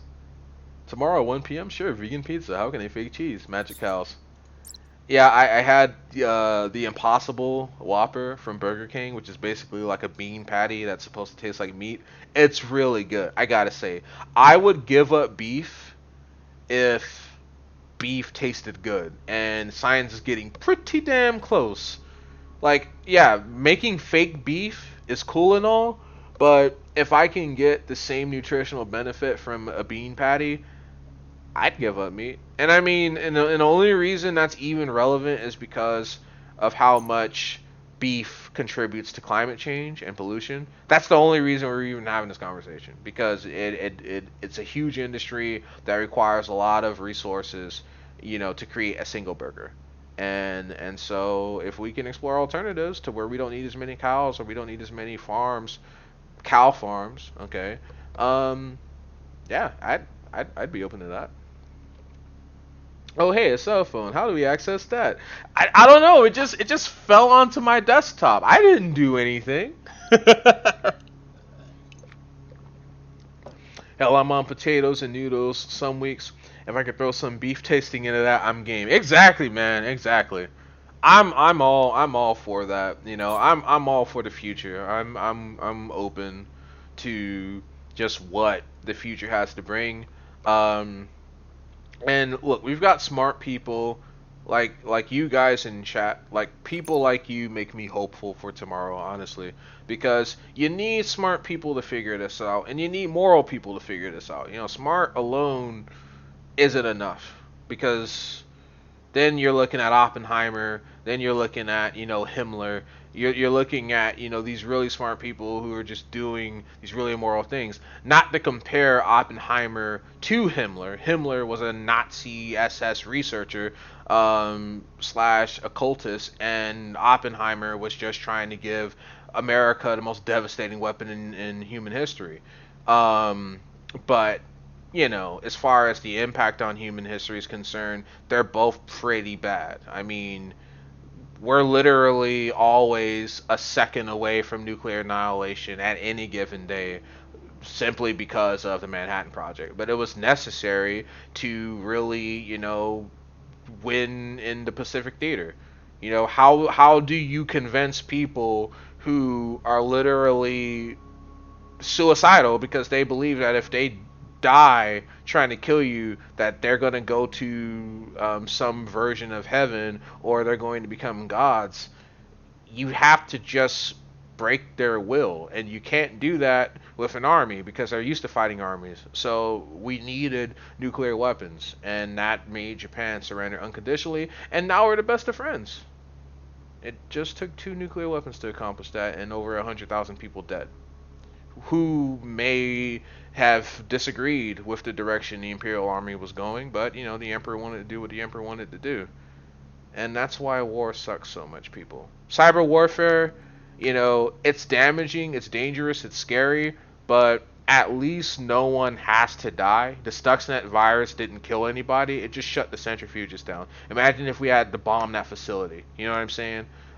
So I would prefer cyber warfare any day of the week. It's quick, it's clean, it's efficient, and it goes straight to the source. Whatever you're trying to accomplish, you can get done through computers. And no one has to die. You just stop people from being able to, you know, build weapons and watch porn. That's the worst that's going to happen, you know? Textured protein, cricket flour, Soylent green. Soylent green. Oh man, that movie. Algae crackers, cyber warfare, fighting for a better future. That should be a slogan, Leo. That should be a slogan. Cyber warfare, fighting for a better future. Join us today in cyberspace. So we have Space Force. Now you know we have to have Cyberspace Force. You know, President Trump, if you're listening to this stream right now, please make Cyberspace Force. Please, like you have to. We already have Space Force, and I know the memes are going to be amazing if we have a Cyberspace Force. LOL, silver lining of these meds. I just don't know where it comes from, but it keeps on coming, dude. I'm having a good time, you know, bouncing back and forth with you, my friend. So these are good meds. Cyberspace Force, yes, yes. That digital flex, you know, because China has the Great Firewall. Already got that. Yeah, we do. The U.S. Cyber Command and the U.S. Air Force. Those are the two entities that are already basically Cyberspace Force. I mean, we already had Space Force. That's NASA and the Air Force. Like the Air Force literally does cyber warfare, cyber security, and space. NASA does space and R&D. And then Trump's like, you know what? We just need another branch of the military. So we have 5 branches, now we have 6 branches, Space Force. And I'm like, all right, is it redundant? Yes. But if you treat, if NASA was treated like a branch of the military, because the military always gets what they want, then we can probably actually do Mars. We can probably actually do space now, because NASA isn't just a place for astrophysicists. It's now a military branch, America. So, you know, I mean, technically NASA isn't. We have like an actual military branch called Space Force. I just feel that it should be integrated. We should just call it NASA and treat it like the 6th branch of the U.S. military. But a lot of people who are with NASA today don't want to build bombs and particle beam cannons. So that's where you run into that problem. DARPA doesn't give a shit. If you ask DARPA to build a particle beam cannon, they're gonna fucking do it, because they're literally in weapons research. I think it's defense authorized. What's the R? Research Development Projects Agency, something like that. His kid's pretty good. His kid's pretty good with the cyber. It's like a Metal Gear quote. You're pretty good. Well, yeah, but you could say Air Force is Area 51. Get a few years and we'll declassify this specific branch. Although true, every branch has its own mini department for cybersecurity too. Still, the spandex thought I had was pure hot for Cyberspace Force. Yeah, Space Force gets like spandex suits. Cyberspace Force needs spandex suits, or they need industrial goth equipment.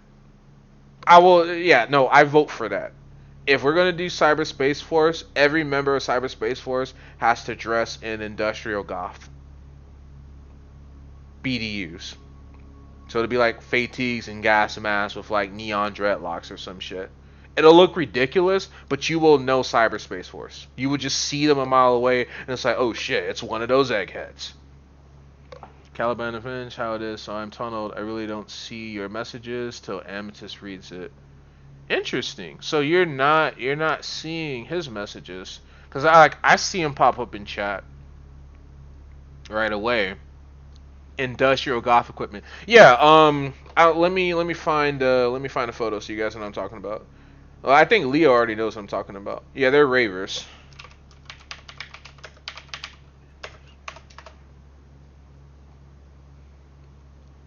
Cyber goth. So I'm just gonna pull it up, Wikipedia, and I'm going to post the link in chat. Yeah, because if it doesn't work at the raves, man, it's not enough. It's not good enough. I need to find some more good pictures though, because Wikipedia just gives you the rundown. I don't want to post that link. It's too long. Let me find something smaller.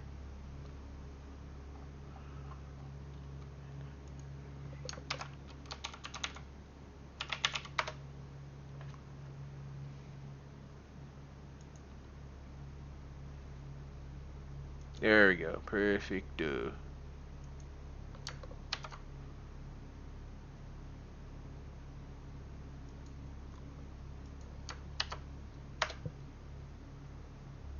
Very similar to Deus Ex wear.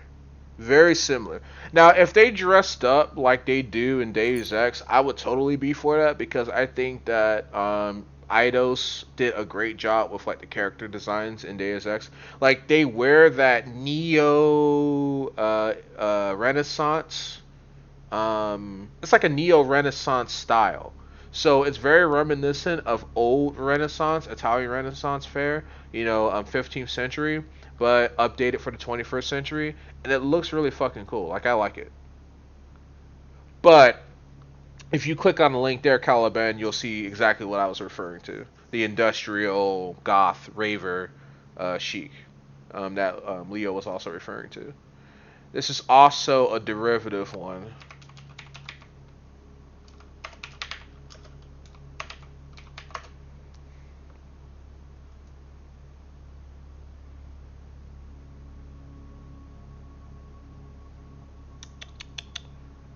Let me see if I can get pictures. That one doesn't have the gas mask, but it's close. So there's a game that I used to play a lot. I put like 700 hours into it called The Secret World. So one of the secret societies in the game, the Illuminati, their standard battle dress is a derivative of industrial cybergoth fair and like corporate. So they kind of like mesh those two styles together. Oh, Leo, so you know the Secret World. That's what's up, dude. I fucking love that game. Right on, know exactly what this is. Yeah, yeah, yeah, exactly, exactly. Looks like the crowd I used to hang out with in Texas at some abandoned building raves. Thought I was gonna die soon at the time, so went all out, not so much anymore. I followed it with somewhat of a disappointment, but I know about it even if I haven't played.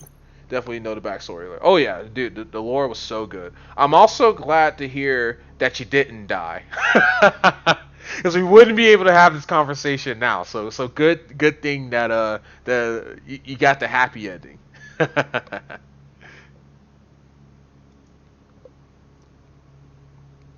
Trying to find one with the freaking gas mask because the gas mask is an integral part of the style. If you don't have the gas mask, I mean, it works, but it's not. It's not. You know. Yeah, there we go. Found it. All right, that's what I want. So let me see if I can get a link. I just want the picture though. I don't want copy image location. Thank you. I had a Tink. Oh, nice, nice. You rock Tink. Tink was my second and third build because I played vanilla. So I went DPS first and I got smashed, and then I got good eventually, but it took a long time because I built my character wrong originally. So I had to like grind double hard to make up for my bad build. And then when I made my Templar and Dragon alt, I just went tank because for like PvE, there's really no point in running DPS, honestly. ROFM, OMG, this is great. Yeah. Back up and take it as literal as possible.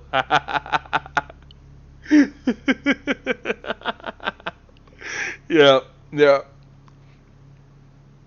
And one thing also too that I loved about this faction, because they make like tons of IT jokes and shit. Like they're constantly putting those little jabs in there. Like if you're dealing with older clients, like they don't understand technology, so they do all this like unsecure shit, and you just kind of look like I would judge you, but I can't judge you because you really don't understand this stuff, and it's not because you're dumb. It's because you just didn't grow up with it. Um, but yeah, like there's this scene with Leia Cassini, and she's on the phone with like another member of the Illuminati, field agent, and she's running tech support, and so she asked the guy, "Did you try turning the device off and turning it back on again?" And he's like, "No," and she's like, "No, okay." Kill yourself, and then she hangs up on him and takes the next call. And I've like literally fell out of my seat. That shit was so funny. I didn't die because I had a tank. LOL. Exactly. You can't like glance tanks are too good, bro. You can't fucking kill a glance tank. Not in PvE and barely in PvB. If you don't have a Morph you're fucked. They're gonna kill you. Next time anyone says they were worried about me, I'll tell them about the warrior of Azeroth who shielded me from the boss. I like to. It's like I like to change the story. That's fucking funny, dude. Like every time you tell that story to a different person, you just change one detail of it. It's. And then there's literally gonna be like 100 people in America that reference your story, and they're all gonna have a different version, and then that's gonna go to 100 more people. It's gonna be like the 6 degrees of Leo Maxwell. Are you dying laughing about the tank? Because I really don't know if he's messing with me.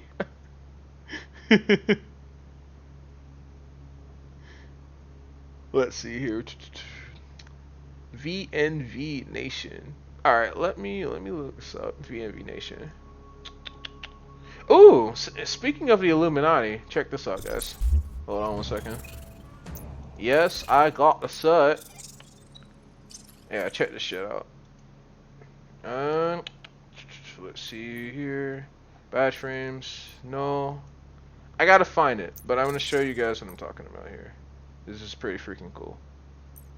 It should be there, but I might be wrong. Let's see. Feature skins. Boom. Yep.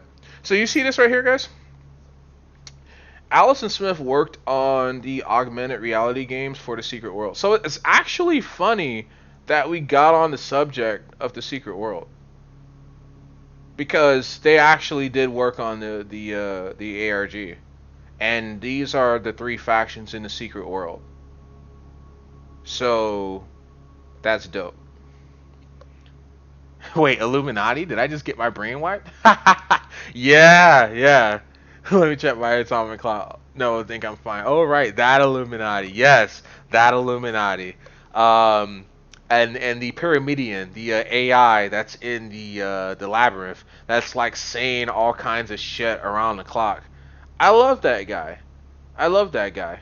I remember, like, you finish one mission and he says to you, "This is what you have to do, and if you don't do it, you will be found unconscious with a murder weapon next to you." and you'll spend the rest of your life rotting away in a cell. See how much fucks I give. Like, he literally says it in that voice. So it's like listening to like fucking Siri trying to extort you or something. You know, it's hilarious. Oh, I was more of a Dragon fan. Yeah, my brother was too. Yeah, my bro was too. He main Dragon. I can tell you that the Dragon were the best fighters in the game. Now I mained Illuminati. That was my faction. I love Illuminati. Bleed blue. But I gotta keep it real. Like, one person on a dragon is worth 10 Loomies and like 5 Templars. The dragon were really good. And they had to be because they were always outnumbered in PvP. So, like, if you ran dragon, you were literally playing a game on hard mode. You had to be on your P's and Q's or you were going to get fucked up because you were always outnumbered. After the game lost its launch hype, did they do some kind of consolidated faction so it's more randomly chosen team arena combat rather than faction v faction? Yeah, they added those features to the game, so you still have the faction v faction, but they added Shambhala. So Shambhala eliminated the faction segregation, and so you were just thrown in the game with like random players. And there were 2 teams, Team Sun and Team Moon, and it was literally deathmatch, single elimination. So you just fought till you died, and then last man standing, their team would win, and it was best out of 3 rounds. So that's how that worked. It was actually a lot of fun because it was literally just a mass of players in fucking ridiculous outfits, just killing each other on some snowy battlefield. Dragon demands skill and patience. Exactly. You literally have to approach Dragon like a true martial artist because there will be long suffering. There will be great suffering, great amounts of suffering playing as Dragon. But some of the best PvP fights I've had was as a Dragon because winning was hard. So when you actually won, you could just talk mad shit to the Illuminati because they were like the most arrogant faction. And again, like I said, I mained Illuminati, so I know. And yeah, they like Loomies would talk mad shit all the time. So if you were Dragon and you won, that was rare. So you really could talk shit then. And they just had to take it because they knew they had the numbers, they knew they had the advantage, and they still lost. So you just rub it in like, haha, get fucked, buddy. Yeah, it's a decent thing for dying games, player consolidation. I miss Dome of York and Neocron. I'm not familiar with that game. I've always got stuck as healers or tanks, so PvP for me is like watching paint dry while a wiener dog tries to scratch your ass. This is true. Like playing healer in PvP, especially in that game, is the most depressing thing you'll ever do. Because you literally are just waiting to get stunned by an assassin or waiting for your team to succumb to the onslaught. Like, that's literally what it is. And it's... I ran a hybrid build, so it was DPS but low DPS because I had some healing, and I just pretty much was a support. So I would help my teammates, and I was with my Illuminati main. I would help my teammates weaken enemies, and I would use debuffs and stuns, but I couldn't do any damage. So I just hid behind them and healed them, and then when they were on the offense or when the enemy was on CD, I would just, debuff them and buff my teammates and just, try to pick up stragglers. But if I got caught by myself, I got killed every single time because I was pretty much just, squishy. Let's see. Very old games, kind of hard to explain. Think Deus Ex Online, back in classic Deus Ex theme. Deus Ex days with tabletop rules, Windows XP, Unreal Engine graphics. But I love that game as it felt like they actually tried to make a cyberpunk world. Not like these theme park MMOs or sandlots. Okay, interesting. And speaking of cyberpunk, how excited are you guys for Cyberpunk 2077? Any CD Projekt Red fans in here?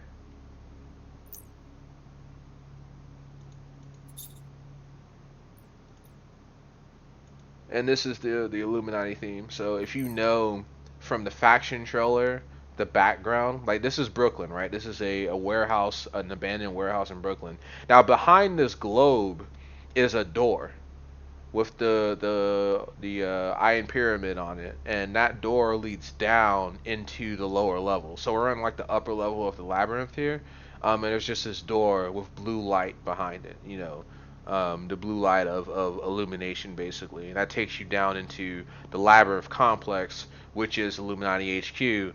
And I really like the art direction they went with it. It had like that rugged industrial feel with like super high technology, so it had like a modern rustic feel. Like they literally took the two opposites of architecture. You got Kekona rustic and posh modern, and they just merged it together, and you get the Illuminati headquarters. Um, I will kill if someone tries to stop me from getting it. Hell's yes. I might even consider mugging for once if I didn't have the cash. I hadn't played CDR titles, but I had Cyberpunk 2013, 2020 on my table back in the day. Oh, really? You had the table? What? You had the tabletop? Dude, tell me about that. Tell me about that. Because I had never had a chance to play the tabletops. I actually looked them up, and the lore was so interesting. Like, I literally spent an hour on the Wikia just reading up on the tabletop games and just all of the characters and the corporate wars. It was super interesting. So yeah, tell me about that. I love Witcher and Witcher 2. 3 was good, but just got bored of it. Probably done for the open world. That's empty for a lot of games to do these days. But yeah, I got nothing confidence from it. Yeah, exactly. And Witcher 3 I had to come back to. Witcher 3 I had to come back to. So I played it, and it was kind of slow for me. It's kind of like Alter Carbon all over again. Like the first 6 hours of The Witcher, like it was nice, but it wasn't stimulating. It's not until you get to the first main city, I forgot the name of it, that the game starts to pick up, because then you meet Triss, and oh, I love Triss so much. And you meet Triss, and then it's off to the races from there. And then you end up going to Skellige, and then that's when you meet Yennefer again. But Yennefer wasn't in the first game, not officially. So she was in the novels, but not in the first game. So players really had more contact with Triss, because in Witcher 2, Triss was an actual character in the game, and then she's in Witcher 3. So Yennefer really didn't get much screen time as far as the games were concerned. She was in the novels. Um, but yeah, the game really picked up for me, like especially when you meet Triss, and then by the time you get to Skellige, and you meet Yennefer, it's just at that point I was hooked. Like I had to finish it. My bud from back home went to Gen Con and got and all I got was this photo with Mike Pondsmith. Nice, nice. So he met the creator. That is so cool. That is so cool. Oh, it's dense, yeah. New rules out now. Cyberpunk Red is a new CP system pushed up into the 27. Really? So Cyberpunk Red is the new tabletop? Ew, let me look this shit up.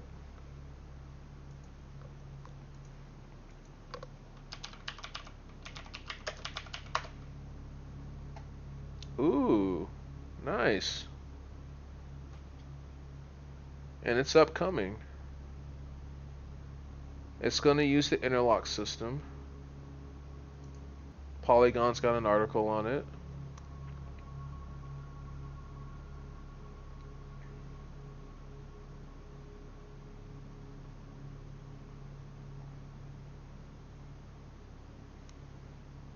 Yeah, because I mean, when I had heard, because I've always heard of Cyberpunk 2077, and a lot of people were excited about the game even way back when, and I didn't quite understand why. It wasn't until I played the Witcher games that I realized why people were so excited, because CD Projekt Red was always working on the game, and it's like, well, the Witcher people made it. It's going to be like the Witcher, but in the Cyberpunk universe. So like this concept of like Siri in the Cyberpunk universe is like one of my favorite pieces of art ever because it's like she got into a time machine and then just melded into the Cyberpunk universe. Um, it's really cool. Also, very hot, I have to admit, because like she's wearing, like underwear, and they get the curvature of the legs just right, and her facial expression is all very alluring. It's really good. I don't know. I like that crafted small map feel. Every corridor is interesting, curated story experience. These open worlds just have so much fluff. I just can't feel anything. I've seen a lot of videos. The creator, he's an interesting guy. I like how he's not taking anyone's BS and backing CD Projekt Red from some false drama. He was in good position to stop, and it's pretty much just decent. So that's a rare thing in the game industry. And of course, listening to his stories of what inspired him, lots more complex than what I imagine it could be. Yeah, absolutely. I did have a chance to watch his interview on YouTube, and he really just went in and discussed just like how he developed that universe, because he made another tabletop game. Um, and that one didn't take off like Cyberpunk did. And he released it really at the perfect time, because in the late 80s, that was when the cyberpunk genre was being defined, right? You had Blade Runner, that with Harrison Ford, that pretty much introduced us to cyberpunk. Like, I'm sure there's other. If I talk to some cyberpunk otaku, you'd be saying, "Well, actually, it was this." But as far as I'm concerned, man, it was Blade Runner. Blade Runner is what put cyberpunk on the map. And then you had Japanese anime at the same time, like the original Ghost in the Shell, Akira, all of those anime also, creating the genre. So it was really all of those things together in the late 80s. And I think he went into some of that too when he talked about what inspired him to, create Cyberpunk. And by the time you hit the 90s, Cyberpunk's in full swing. From RoboCop, which came out in like 88, 89, and, the tons of movies that came out, like the Terminator films and all of that. Total Recall, these are all derivative of Cyberpunk. And I always enjoyed Cyberpunk because it made you think, right? Like you're watching a Cyberpunk movie and you're seeing like, these cool characters like film noir style, usually a detective or someone like that was recently divorced, or they're estranged from their family, whatever, and you're kind of suffering with them in this world, but the world itself is like something that could really happen, right? And that's what I always appreciated about Cyberpunk, the genre as a whole. And I go back to Ghost in the Shell, and just how being able to convert your fleshy mortal body into a an android's body, an immortal android's body, basically, and what impact that would have on human civilization. The ability that you can now digitize your consciousness, right? So you're not bound to your brain and your body anymore. You your soul basically exists in code, right? Because you can upload yourself into different bodies, into different places. It's like when Major Kusanagi was presumed dead, but she survived only because she uploaded herself to the internet before her body was destroyed, so she was able to come back. Um, but let's see here. Get caught up in chat. And of course, listening to his stories would inspire him, more complex than what I imagined it could be. Played the first RoboCop game, was terrible, but at the time it made me feel badass. It's true, it's true. I heard a lot of mixed things about the first RoboCop game, but I think one thing they did get right was, just that badassery. And I had a RoboCop action figure when I was a kid, and it was one of my favorite action figures. Because just the detail that went into his armor design, his gun. It was it was pretty freaking cool, man. Um, Authors like William Gibson, Rudy Rucker, Bruce Sterling, George Ali Effinger, Walter John Williams. Ooh, okay. I'm gonna have to look those names up. I'm gonna look those names up because, as far as like sci-fi is concerned, you're going back to the 1920s, and the worlds that they were creating technically were precursor cyberpunk, because that stuff was dystopic too.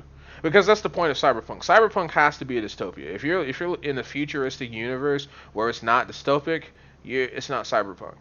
It's just sci-fi. It's just future. It's something other than cyberpunk. One main trope of cyberpunk is that it's like always nighttime. Um, that there's really no vegetation or plant life. Everything's just industrial and man-made and artificial, and like that's what cyberpunk is. And you kind of feel that, whenever you're watching something that's true to the genre. And again, Cyberpunk 2077 hits all of those points. Yeah, there's daytime, because like realistically there would be a day-night cycle, right? Even if you live in a cyberpunk city. But everything about that game is so well done and so true to the genre, and I just can't wait. I just can't wait. It's gonna be bananas. New Google Docs. And I'm just gonna copy paste those names. Sci-fi authors. And I'm gonna put it in a new folder.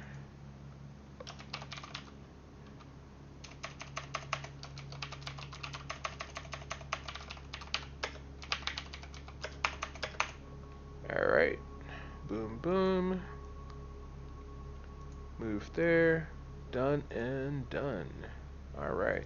First Terminator game, not bad for its time. Well, FPS game. Dude, I don't know what it is about Cyberpunk. They are just the perfect genre for point and click for some reason. That's true. That is true. It just makes sense.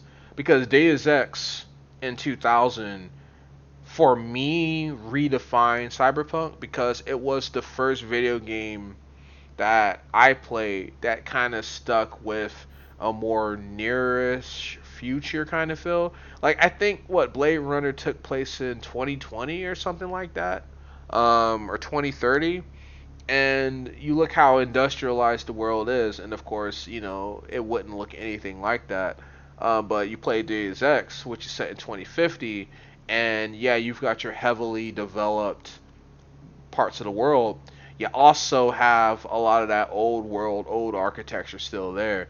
Another game called Remember Me, that's a cyberpunk game as well. It was developed by Don't Not Entertainment, same company that made the Life is Strange franchise, one of my favorites actually. The first Life is Strange was a masterpiece, one of my favorite games of all time. I never thought I could care more about the struggles of Pacific teenage girls than I did in that game. It was the feels were so strong. They did a brilliant job. RoboCop action figure, I'd buy that for $1. Hell yeah, dude! It was really freaking cool, man. I loved it, and I had two variants. I had one that like lit up and made noises, like his visor would glow red, and he would say shit like stop criminal and things like that. And then I had like a just a regular action figure with no batteries, and that character was a little smaller, but it had more articulation points and was easier to play with. And I can't bring up Cyberpunk without praising old school Shadowrunners, Sega Genesis, and SNES Returns and Hong Kong, etc. The modern ones are alright, but doesn't have the same feel at all than those classics. Very, very true. Very true. I'm so glad that you brought up Shadowrun. Shadowrun is also another cyberpunk franchise. And what was interesting with Shadowrun is that they added the occult into it. So they kind of went the direction of the secret world, right? You kind of had this mesh of high technology with old world shamanism and occultism. And that's really what the Illuminati represent, right? The Illuminati faction in the secret world. They're technomancers. So they still use the old ancient occult rituals, but in a new way. And they call it the new magic, right? So they'll build a circuit board in the configuration of some ancient rune or grimoire, and so they can now summon a demon on a fucking hard drive because they did that shit. You know what I mean? So like really really interesting. The lore, man, the lore's so good. What good is a day-night cycle when you live beneath a still sky? Exactly. It like the double-decker city in Deus Ex Human Revolution, Henshaw. Like if you live on the lower level with the working class, you never got to see daytime, really. You would just see the ass cheeks of the rich city stacked on top of you. And then when you got to the second level of the city, then you could see the sky, then you could see the sun, and that's where the elite in Henshaw live. And Taeyong Medical Spire went through there as well. Man, I love that game. I'm gonna stream that game again. I loved it. I loved it. I'm gonna stream it soon. So definitely look out for that. I'm gonna try to stick to the weekends though, because that's really the only time my schedule allows for it. I don't know, Fallout, but further and more imagination. It's really its own genre technically. Yeah, I keep forgetting that. LOL. But the cyberpunk crowd is smart and claimed it. Good luck exercising your HDD. Hey, I'm off on weekends usually, no lie. Well, hey, we're gonna see a lot of each other, man. Also, while I have you guys here, let me see if I got it here. So you see that link in the Be Right Back screen, that Discord link? Feel free to join my Discord. It's pretty dead right now. I'm gonna preface that, but and, you know, any cool, interesting tidbits that you want to add based on the conversations that we've had tonight, definitely do that. And that's for everyone that's watching the stream right now, because that's what I need. I need more people like you, okay? Guys that I can really just nerd out with and geek out with about sci-fi and cyberpunk and computers and shit. The lack of copy and paste makes this quest difficult, most taxing. Valid point. Let me get you a link, because I can open up my Discord right now, and and let me just get you a link here. Let's see. Yep.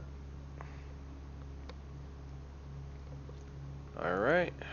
Now it's got Central, invite people, hidden, use copy button.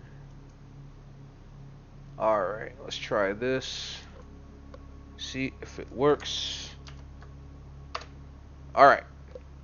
Link is in chat, so you don't have to do any additional copying. Ah, there you are. Just like that. Welcome, my friend, welcome. So, as you can see, my profile picture in Discord is Yennefer of Vingerberg. So, if you're gonna ask, who did you pick? You know, Triss or Yen? Are you Team Triss or Team Yen? I am Team Yen. But it was not an easy. It was not easy at all. I am now in the cult. Step 1 complete. Yes. Good. Yes. Caliban, hello.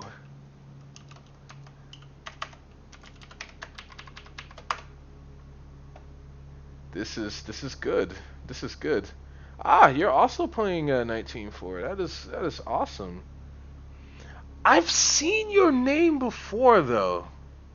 Are you a regular player of 19.4 Caliban? Like are you an OG 19? Because I swear I've seen your name before. Maybe in a forum. Because like I mentioned earlier that when I was doing the first mission, I got stuck, and so I basically went online to look for a hint, and that probably is where I saw your name. Do you do walkthroughs or anything like that? Sorry, Discord implosion what wasn't easy? Discord implosion what wasn't easy? These are the real questions. These are the real questions. He's just a Sigmal, don't mind him.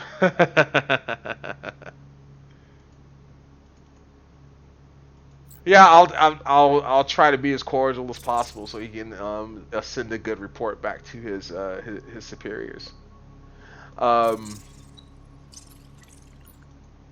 let's see here. Let's see here. All right. You know what? There's an event that's going on too. I seriously doubt I'm gonna be helpful in that because you kind of have to know this game like really well to do the event. But is it? That's what is it? Goliath? Let's see. Turbine C2 registry initiated. Hive Mind, Rogue, Nite Team. These are just my connections. Yeah, there is. Goliath 7 Project is a global cyber warfare initiative designed to provide shared resources across factions to agencies around the world. Gain reputation with the agencies, complete bounties, and open world missions to get access to to specialized online clusters and upgrade your Stinger OS's performance. Interesting. Been playing it a lot lately, but not OG. Ah, okay, okay. Event at this time of night. What black ritual is going on? I know, right? I did some streaming. Ah, okay, cool, cool. Okay, you stream. That is dope. Let me see here.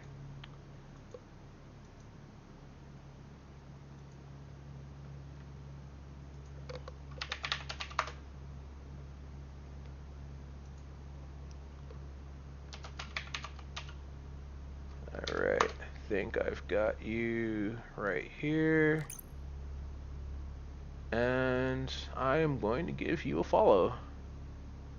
So, oh, and I've seen you stream a lot of 19.4. So yeah, I'll definitely be swinging by when you're streaming Nite Team, Caliban, so I can learn, because if you've been streaming this game, that means you know what the hell you're doing. That's exactly what that means. So let's go ahead and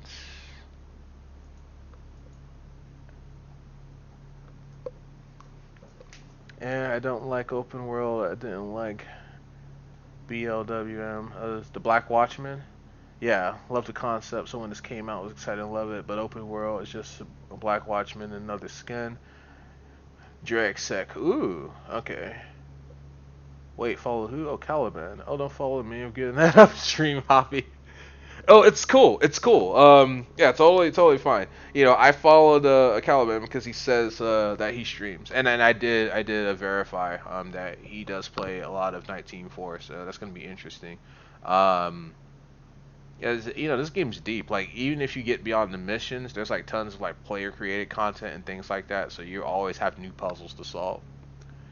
That's the event going on right now. Special bounty drops a nice emblem. Ooh, bounties are nice. Black bullion. I mean, if you want to follow me, that's okay. But what would the neighbors think? Very true. Very true. You know how judgmental the neighbors are. Of course, Caliban, of course. Thank you for being here. Like, you could be anywhere in the world right now, and you're choosing to be on my humble stream. So, no, I feel honored. Thank you so much. Thank you all. Like, you guys have really just blessed me by being here. It's amazing. Having such great conversations, too. I blame the meds. Kind of went over my head for a detail. All I got is big juicy bone. That's really all you need. That's really all you need. Oh, thank you, Leo. That means a lot. That means a lot. Brings a tear to my eye. Let's see here. Um.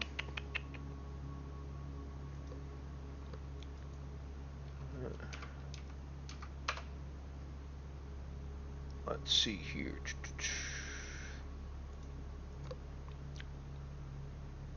Huh, interesting.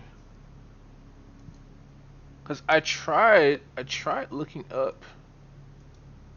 I tried looking up your name, but I, I send you a friend request, so that works. I mean, even though you're already in the Discord. Kind of same thing with Caliban, but I follow Caliban just so I could see him pop up on my feed and say, "Hey, Caliban streaming 19.4, woo!" Cause yeah, all in for that. So wait, are we joining forces like Power Rangers? Cyberspace Force. Yeah, exactly. Cyberspace Force. Assemble.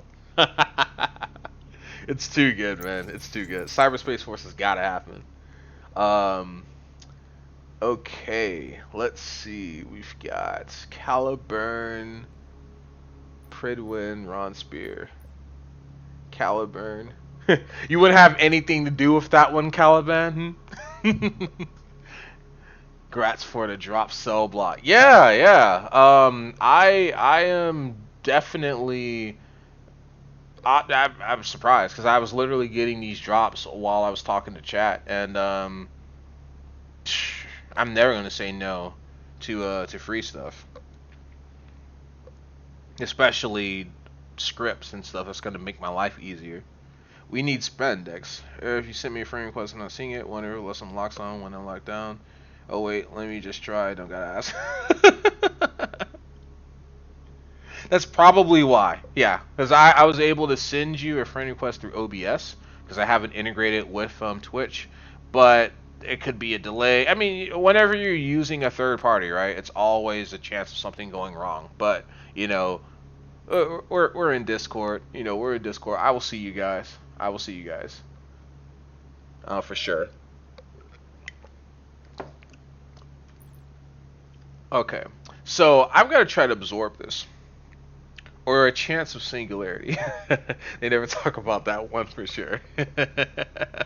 That's true. There's always a chance of singularity. Just the complete warping of time, space, and physics.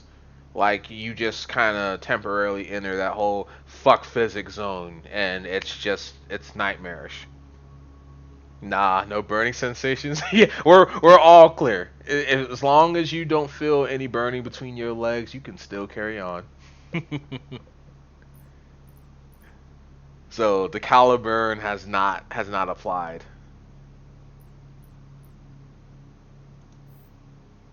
Ooh. All right. So Caliburn sounds like Caliban, so I'm gonna pick it. I'm gonna pick it in honor of our friend here. Boost for your tools. Oh hell yeah! So that's what these do. Okay, I'm in that. I'm in it. This cluster was found and reprogrammed by lead software engineer Arthur Short when investigating a mega data mining corporation known as the Boulder. It does not transmit your data to an external server anymore. Ooh. vHost mapping speed up 10%, password attack speed up 30%. Nice. I like that. You can build your own network by activating clusters. Once you feel confident with your build, use the deploy option to launch the script and confirm your setup. Okay.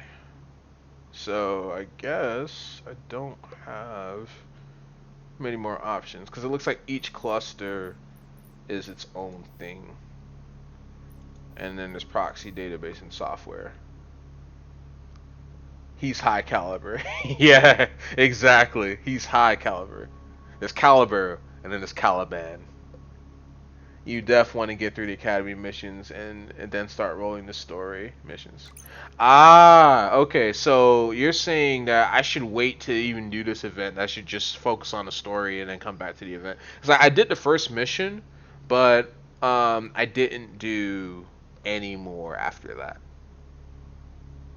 But I did finish the academy. I got my certification, which was really, really helpful. I came out of the academy feeling like I could do this, and then I did the first mission, and I'm like, I can't do this. Well, we can clear out some of our shit here. Get these browser windows cleaned up. So far, my build has password attack speed plus 70%. Ooh. So tell me, like, what situations? I guess if we're attacking your targets with heavier level of encryption, so you need those password attack speeds because you're pretty much just waiting. Ooh, you've just received Ron underscore Spear, Leo Maxwell. So hopefully that adds on to your build. You know, makes you more potent. Molpoten Elite Hacker. RSS and HVM who make it take 3 hours to crack a password. Oh my god! Wait, who's spearing me? By we did it. Oh my god! So are you in like the open PvP right now? This is incredible. 3 hours. This kind of reminds me of that one mission in Mass Effect 2. You break into the Cerberus base and you steal like the Reaper data, but it's so heavily encrypted that even with an actual artificial intelligence, it would take a year or more before it could be decrypted. And so we were like, well, fuck it, we just got to find the key. Like, where can we find that fucking key? What PvP? Oh, you just said, wait, who's spearing me? So I thought you were in that open world mode. This guy right here. Because if I understand correctly, if you're in that mode, your Stinger OS can be attacked by other players. Probably on the fridge, sticky note. The Academy and story missions are going to get you familiar with the tools and how ANS puzzles work, at least for the hacking section. Ooh, okay. Oh, open world as always to Black Watchman for me. Hey, really? Okay. Yeah. And Caliban can explain better than I can because he's had a lot more experience with the game. But I'm definitely gonna take his advice and finish the story mode because, like he said, the puzzles that ANS makes are all spelled out in story. So it doesn't make sense for me to try to hop into the open world when I haven't been exposed to everything. Open world missions and the special bounty event. You're gonna be doing Google searches for real. I used that story for honest. And that was one interesting thing. That's one. Oh, that's awesome. That's awesome. Only achievement I'm missing is fail the last test because I one shot it. Damn, dude, you're on the money. You're on the money. But like you said, you work in the industry for real. Like I'm at the entry level. Like I'm pretty much like customer service, troubleshooting. Um, but there's so many more layers to it, and the more you come into this game already knowing, the easier it is because everything that's in this game. Because I'm studying for my CompTIA Security Plus right now, and everything that's in this game is like this is IRL stuff, so it's easily applicable. Oh, I'm entry level. I think hey, you know more than me, Leo. You and Caliban. You guys know what's going on here, okay? I'm just going along for the ride. Mm. It's residential support, remote nationwide. Ooh, okay. So remote accessing clients' computers and repairing them. Interesting.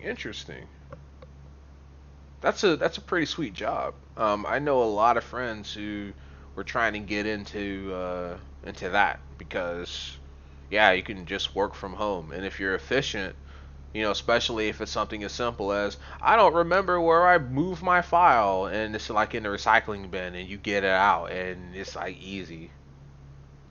I know a guy who knows a guy who happened to lose a book or two in my presence that had nothing to do with and certainly didn't read. Oh no.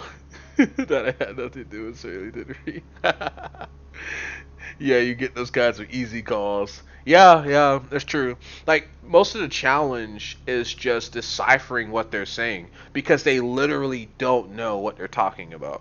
So they're trying to explain to you what happened, but they don't know the lingo, they don't know the shibboleth, they don't know how to express to you what happened. And so you have to like decrypt that and walk them backwards through what happened so you can understand what happened, and then once you know what happened, then you can fix it. Humans are hard to TS. I forgot this job is mostly that. Yeah. Oh, dude, you like build a program in your brain for that? I know, right? It's like an algorithm that I just developed through customer service tech support. Thank you for putting up with that, man. Thank you, Caliban. Thank you. Because it's tough, man. It's tough, especially when you've got people who are freaking out and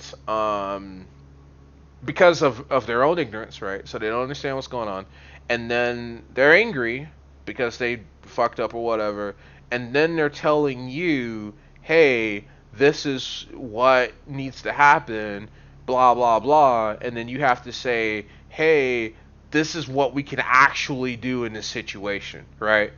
It's like crying about fuel that you've already spent. It's like, well, we don't have enough fuel to get back home. I know. That's why we have to make it to our destination, and then we can worry about turning around. And you have to use analogies that they may understand, because again, you're dealing with older Americans. So I like to use like cooking analogies or medical analogies because a lot of them are seeing doctors, because they're older. And yeah, like you use those analogies, and right away their eyes light up, and it's like, oh shit, I know what this guy's talking about now. I don't feel dumb anymore. And that's really the art to it. You have to translate tech for them.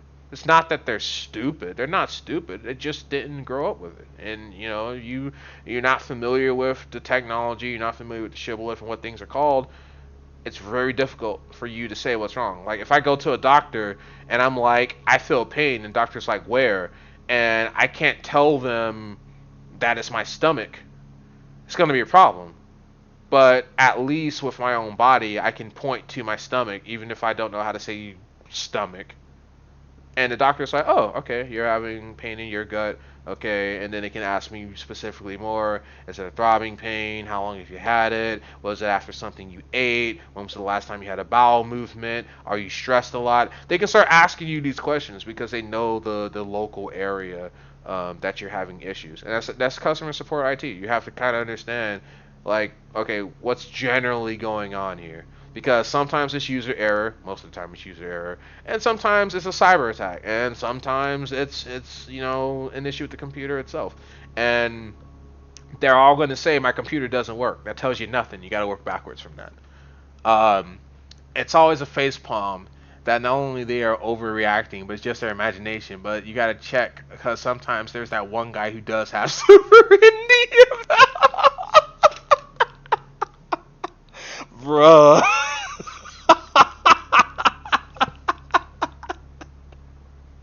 I'm fucking done.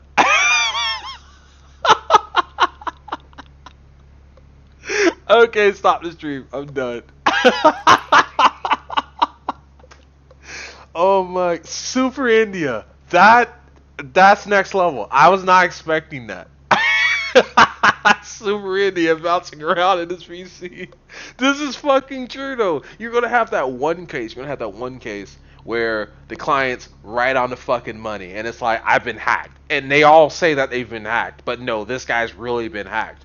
And the horror story that I heard, there was one gentleman when I was still in high school who came in because he knew my teacher, and he did cybersecurity for the Pentagon, and he said that one night he had this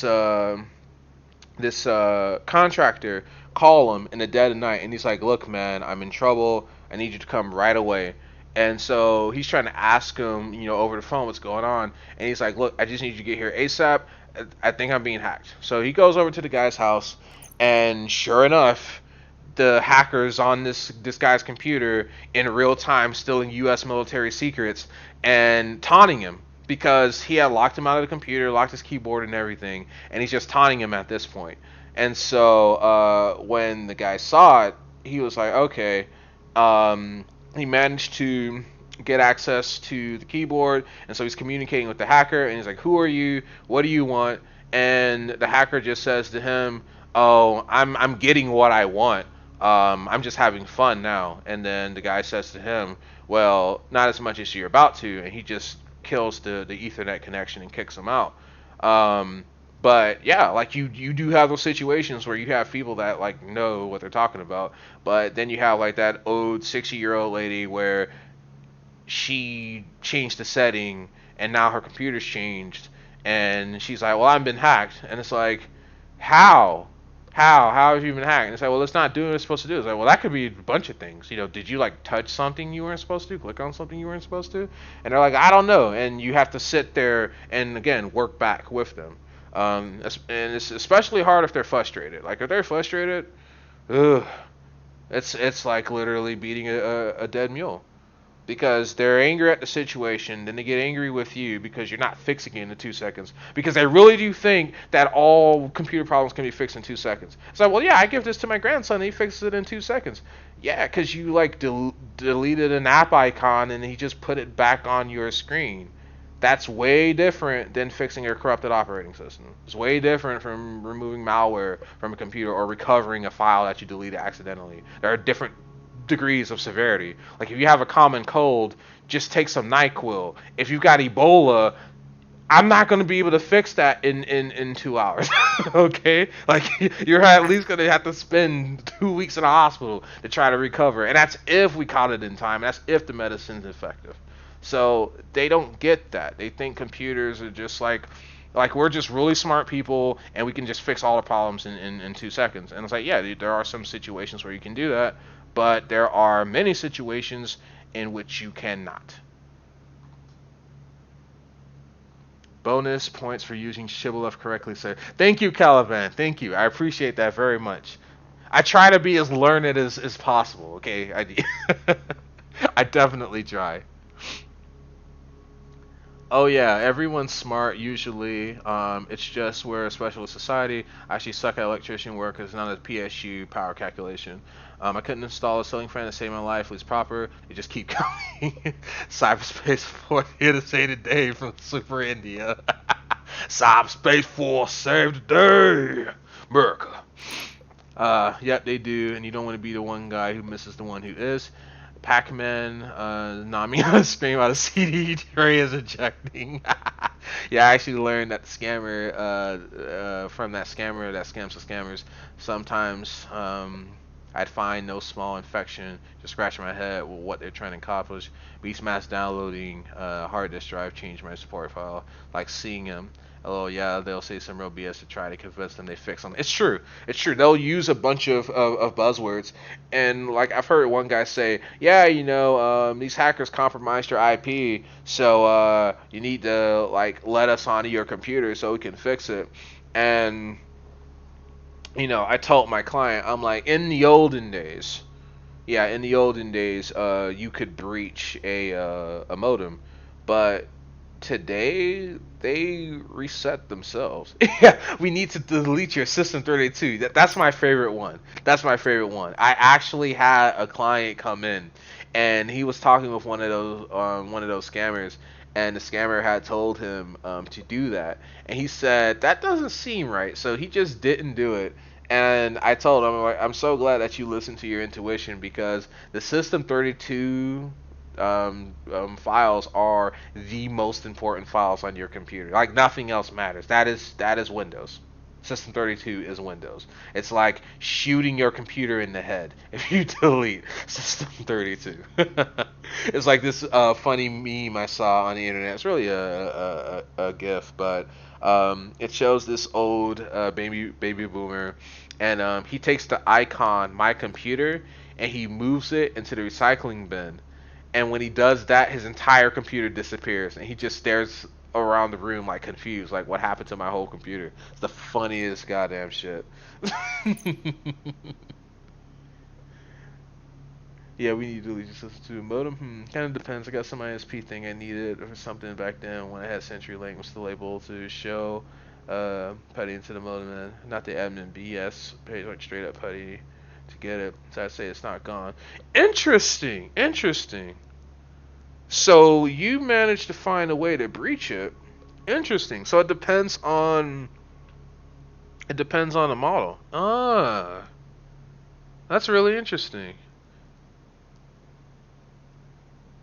Yeah, and I guess that's like you're saying, it does depend on the model. Because I know some of them, if you try to break into them, they will simply reset themselves. Kind of like, a smartphone, right? Like, yeah, your smartphone can be hacked. You can get malware on your smartphone, but you can just restore it. Like the partitions of smartphones are pretty stable. So if you pick up something bad, just reset the phone. But if you get malware on your Mac or your PC, then you're in fucking trouble. 5 times out of 10. Yeah, if it's engineer creds have been compromised. Okay.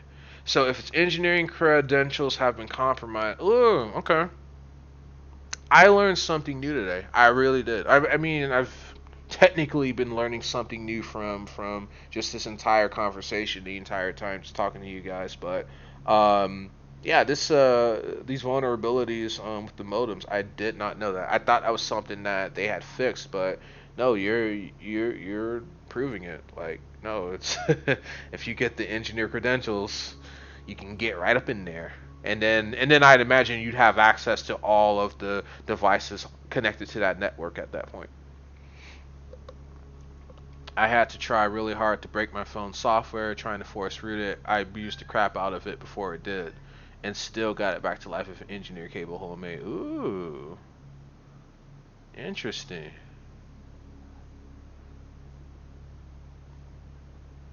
So those engineer credentials, that's the good stuff. That's what you need. Oh well, probably you just need regular router level admin for that stuff. Oh, that's true.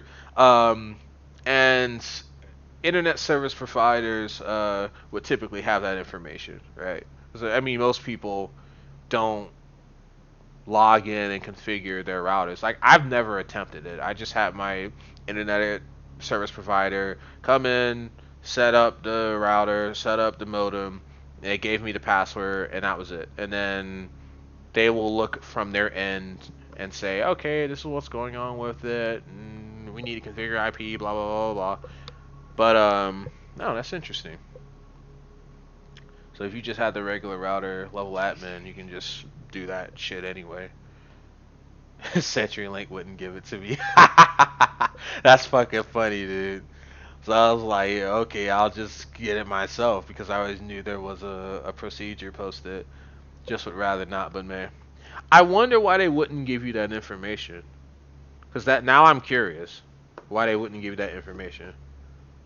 Because if it's that they want to be able to, you know, I guess control what units they have connected to their network or not, um, there has to be a way to, I guess, spoof the system and trick it. And if that's the case, then free internet. So you're telling your internet service provider, yeah, this person's all paid up, everything's good, and you hadn't paid in 4 years. Maybe that's why they won't give you that admin level access because they know it's possible. So like if we keep the admin level access, then we don't have to worry about it unless you fox assed your way in there and get it yourself. I just would rather not, but man, with too many people breaking stuff and causing damage or exploiting stuff to spoof, or maybe leave behind access points, or who knows what's in those boxes. Interesting, interesting. Right. So you think that with those credentials there could be potentially 0 days that you could find for that particular model of router, and if that information was out there, however many people had that particular model of modem would be at risk.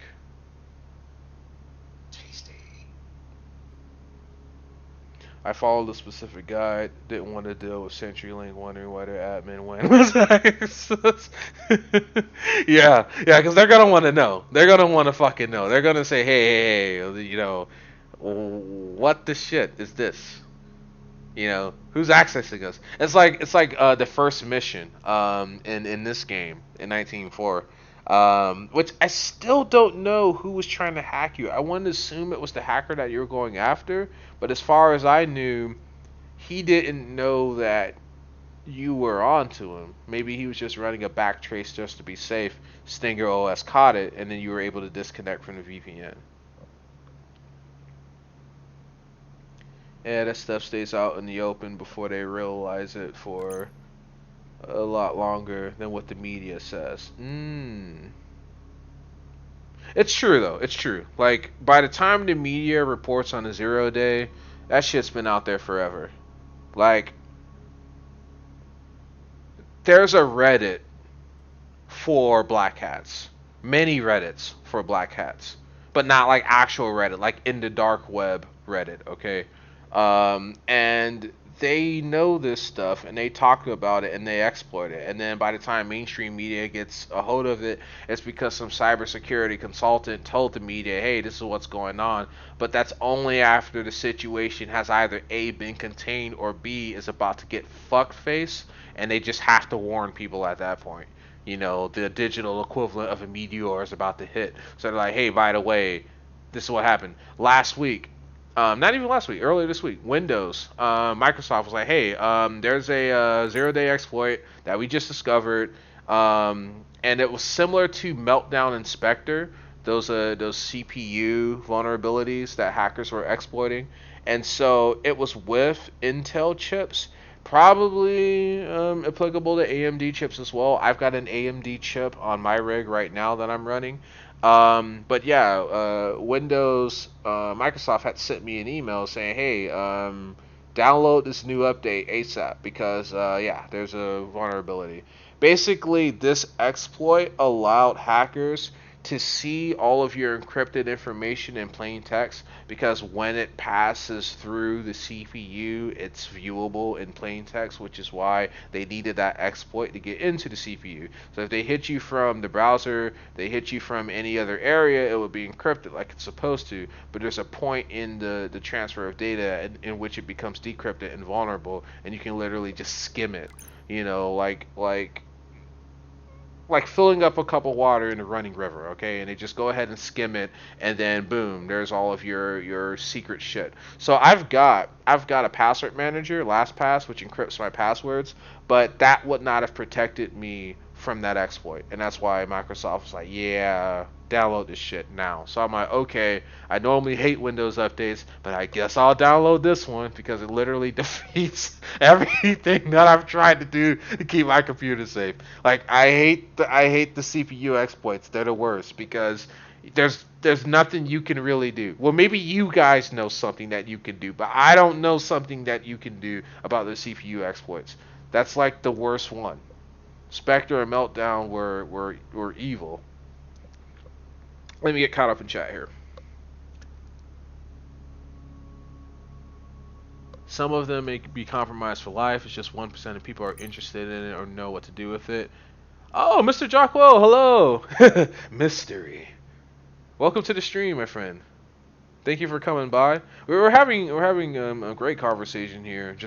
We've covered IT, hacking, ethical hacking, cyberpunk, the secret world, Illuminati, tied to the secret world, Deus Ex, The Witcher, and now we're back to IT again, going full circle. Like I haven't checked if they fully fixed Skype legit, but I'm watching a news story on how Skype was patched and is fine now, and I'm running the same IP trace on my PC while watching the news story. LOL, it's a surreal feel. Interesting. Yeah, I had a friend of mine tell me about that. He said he doesn't fuck with Skype at all because he's like, you know, you would do better using Windows Messenger, Facebook Messenger than Skype at this point.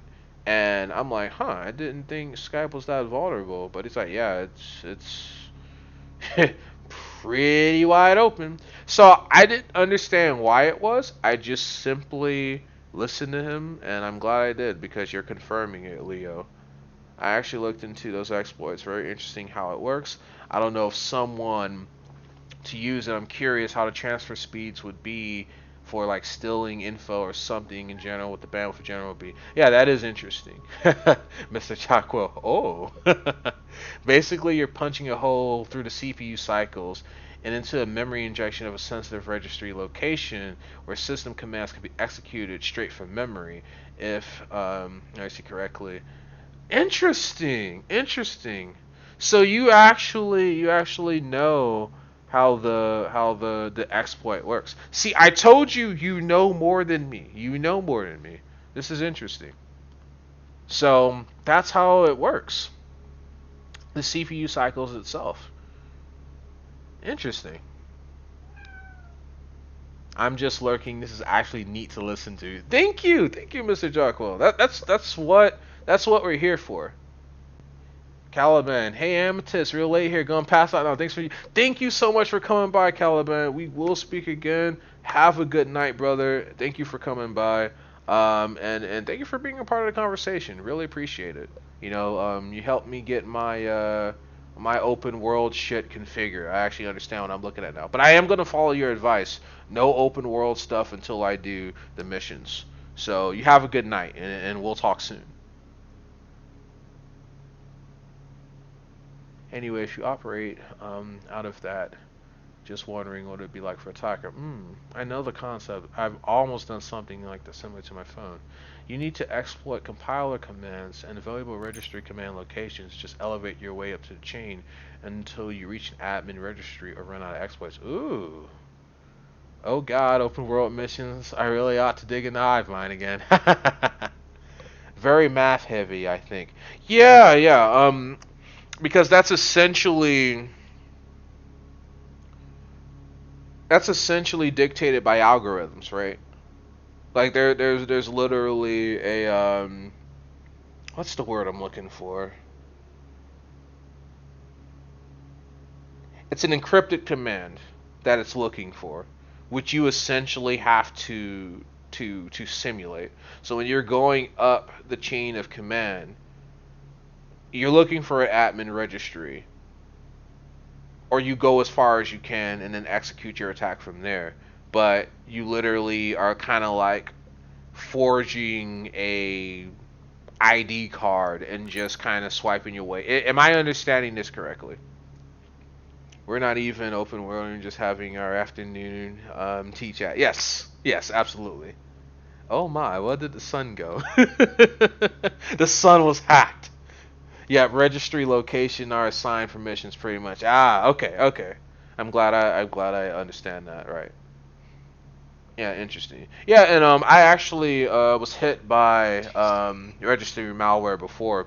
Went on this website that was basically kind of looking into medical research, and there was this one procedure that they said was being suppressed by pharmaceutical companies, and they literally put on their front page, "Help, get the word out, we're being attacked." And I'm like, huh? And so I leave the website and I tried to play Warframe. And for whatever reason, my game was lagging. Now this is Warframe, okay? So I'm like, why am I not getting 60 FPS smooth? And something told me like, hey, just take a look at your task manager. So I opened up task manager. My RAM was at a fucking 100%.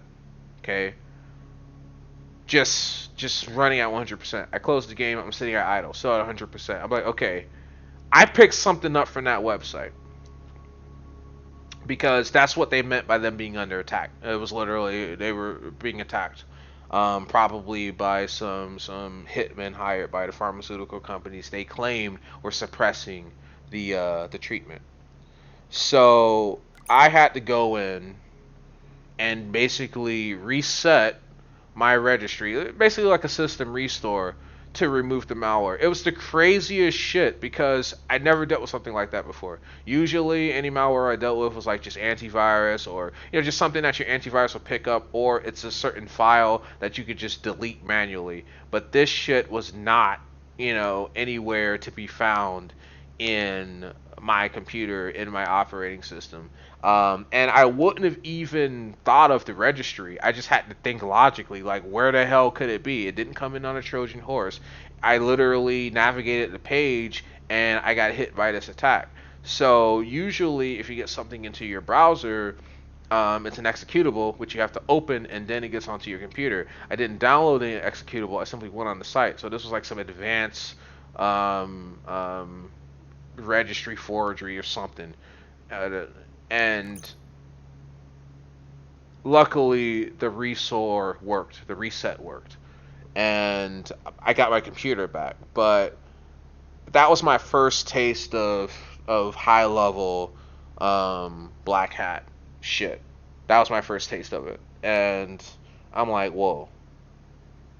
Like you read about this stuff, you watch documentaries about it, but when you see it in the person, it's like, okay, you guys are fucking smart. You know what you're doing, because that's the last place you would think to look, right? It's like, it's fire someone computer. It's like, where is it? I don't know, but registry, yeah, registry. So and so when you brought that up, Leo, it took me back to that story. So just an interesting tidbit I'll share with chat.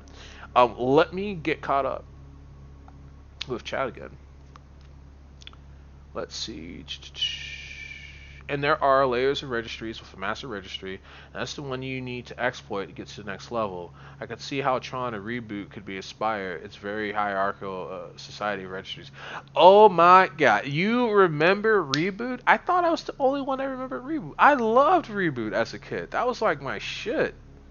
But it's interesting that you say that, because it did have the hierarchy and it did have the permissions, and that's where they got the influence from, because it's literally woven into computers itself.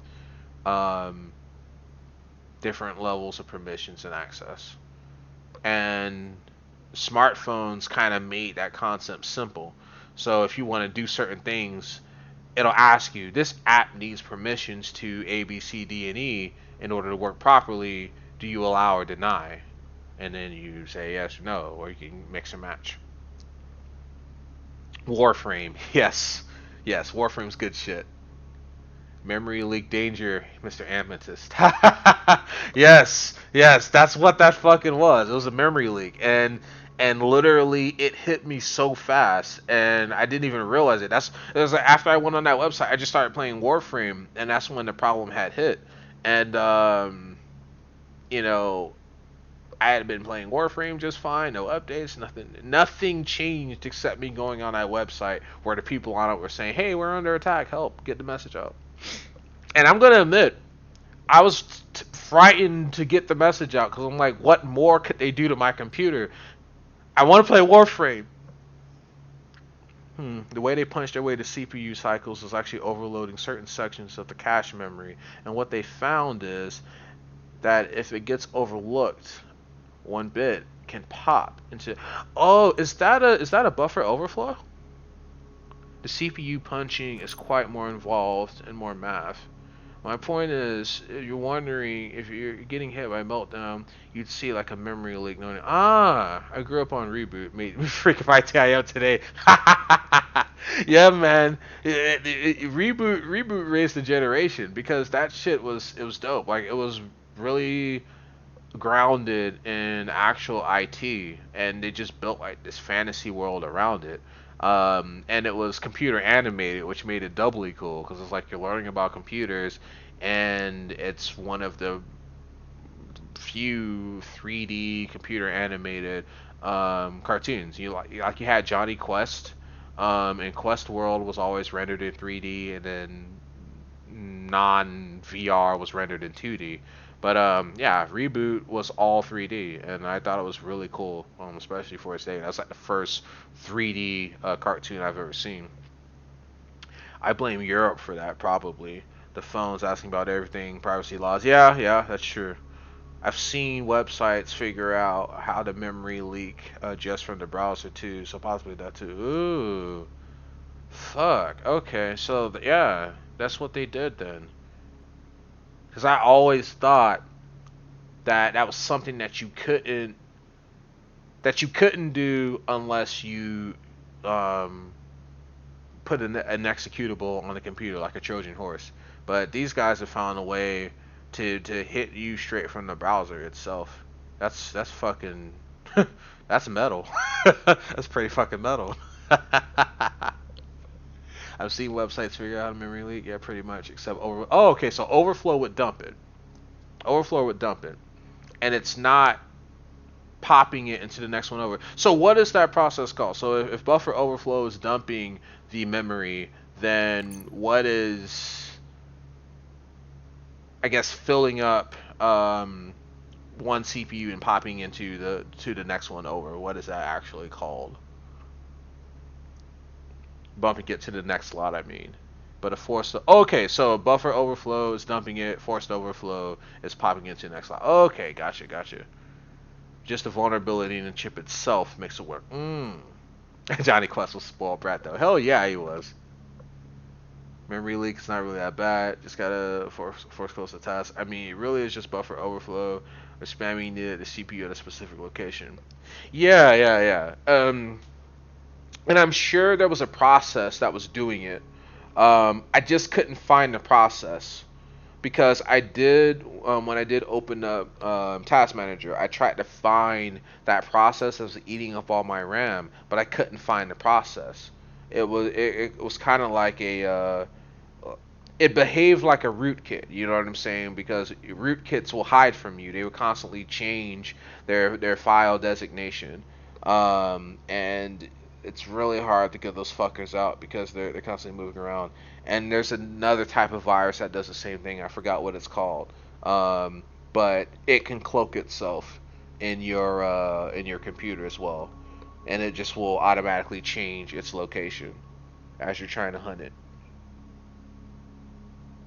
Well, the hard part is mathing out what bits will end up where for the attacker. Ooh. So that's where you get into malware engineering because you have to literally design that weapon from the ground up. And basically you would have to predict it would be how it would be deployed, right? It's like, okay, I need to drop a bomb. I need a bomb that's going to blow up a bunker. What materials do we need to use? What weight does it need to be? How fast does it need to drop? And how deep does it have to go before we can destroy a bunker? So it's kind of like the same concept. You're developing, a malware, and like you said, you have to math it out or basically calculate, algorithmically speaking, what goes where in order for the attack to be successful. Interesting. Depending on a system, can get board level stuff that will just install when you reinstall OS and etc. It's like playing pool and binary math at the same time. That's a really interesting analogy, and I think the most accurate analogy as well, because to be a good pool player, you have to be able to predict where your shots are going to go. You're going to have to call that shot, especially if you're dealing with the 8 ball, and you're going to have to know where it's going to go. The last thing you want to do is mistakenly, go for the 6 and hit the 8 and then lose the game because you slotted the 8. So you have to know where everything's going to go. Not only from an effectiveness standpoint, but from an advantage standpoint. Because if you do know where these numbers are going to go, what your algorithm is actually going to do to the victim system, it could potentially open up even more avenues of attack. And I think like there's armored viruses, for example. Armored viruses are heavily encrypted for that reason. So when the cyber warfare or cybersecurity team gets their hands on one of these bad boys in the lab, they can't really take it apart to understand how it works because the attacker has thrown on so many layers of encryption, right? And honestly, you could probably assume that's what the Stuxnet virus was. It was an armored virus because Iran knew they were hit by it. Their computers were wrecked by it. I'm sure they managed to get a copy of the virus, from their own systems, and they put it on a virtual machine, some kind of isolated network, and they've not been able to replicate it. And to date, we haven't been hit by something similar. So if they did pass that virus along to Russia and China, they probably weren't able to open the bad boy up either. Pretty much. And then once they get access, they still have to get into elevated memory. So if all this concept broken down, I'm thinking only way is if they figured out a program otherwise only people at risk are high-level CPUs with information worth billions. Yeah, yeah. And a residential news cycle is another sensation of scary PCs with cost all level. Exactly. Because the media are run by our clients. It's the same people. The people who run these media companies don't know anything about computers. So they paint these doomsday scenarios because they don't use backups, but we do. Like, I've got my most important work is, first of all, it's not even stored on my computer. So if someone were to hack in my computer, they're not going to find shit. Okay? There's nothing on there. And I do that deliberately because, been in this long enough to know you don't want your freaking banking information sitting in on your desktop, like I've seen with some of my clients. Um, so yeah, keep shit off-site and offline, and you can kind of mitigate some of the potential damages there. But whaling is a big deal. Whaling is a big deal because through social engineering, attackers can identify who their targets are going to be. It's like assassins, cyber assassins. And Guccifer, Guccifer 1.0, he was a weller. That guy made him a hit list. He started with Romanian celebrities and politicians, and then he worked his way over to the United States. And he was doing this with like a shitty ass desktop computer, like it wasn't even anything sophisticated, and he was causing all of these problems. And so now we have Gucci for 2.0, which we determined is a member of the Russian GRU. Okay, cyber warfare specialist with the Russian GRU, and that's Gucci for 2.0. And he is still at large, or whoever he is, or they. Um, he had a Twitter page that was deleted by Twitter, but they never caught him. They never brought him in. So Gucci for 2.0 is still out there. Um, and yes, that name is a cross between Gucci, the Italian designer, and Lucifer, the fallen angel. Gucci for 1.0 said that he chose the name based on the style of Gucci and the light of Lucifer. That was what inspired him to come up with that name. So yeah, I mean, for him to do what he did with such antiquated hardware, being brilliant is an understatement. Really, it's really impressive what he did. I wonder if you could encrypt the virus with SSL somehow. Would be detectable. I assume do nothing for its protection, but could possibly help protect from deeper study and analysis and be their mobile patent protection. That's true. That's true. It's like DRM for viruses. Uh, making sure that secret weapons don't fall into enemy hands. Kind of takes me back to Halo, right? Every iteration of the Mjolnir suits, they had a nuclear reactor inside of them that could be detonated in the event that the Spartan was killed in action to prevent the suits from being studied by the Covenant, right? Because the humans took the suits of the fallen elites, reverse engineered it, created Mjolnir, but Mjolnir was more advanced than what the Covenant had, so the humans actually had something to protect. So Spartans would destroy fallen members of their strike team to make sure that those suits didn't fall in the wrong hands. And so, if you're encrypting these viruses using SSL, even if you did know what encryption you were looking at, you still wouldn't get the most important details of how that virus worked. And you're always, just like when you're dealing with real viruses, you always run the risk of that thing getting out and doing the same thing. Yeah, if you keep it on an isolated network virtual machine, it's not going to get anywhere, but you got to remember that this is a world of espionage and double agents exist. Okay, it's like, well, how the fuck did that virus in quarantine get onto our main network? I don't know.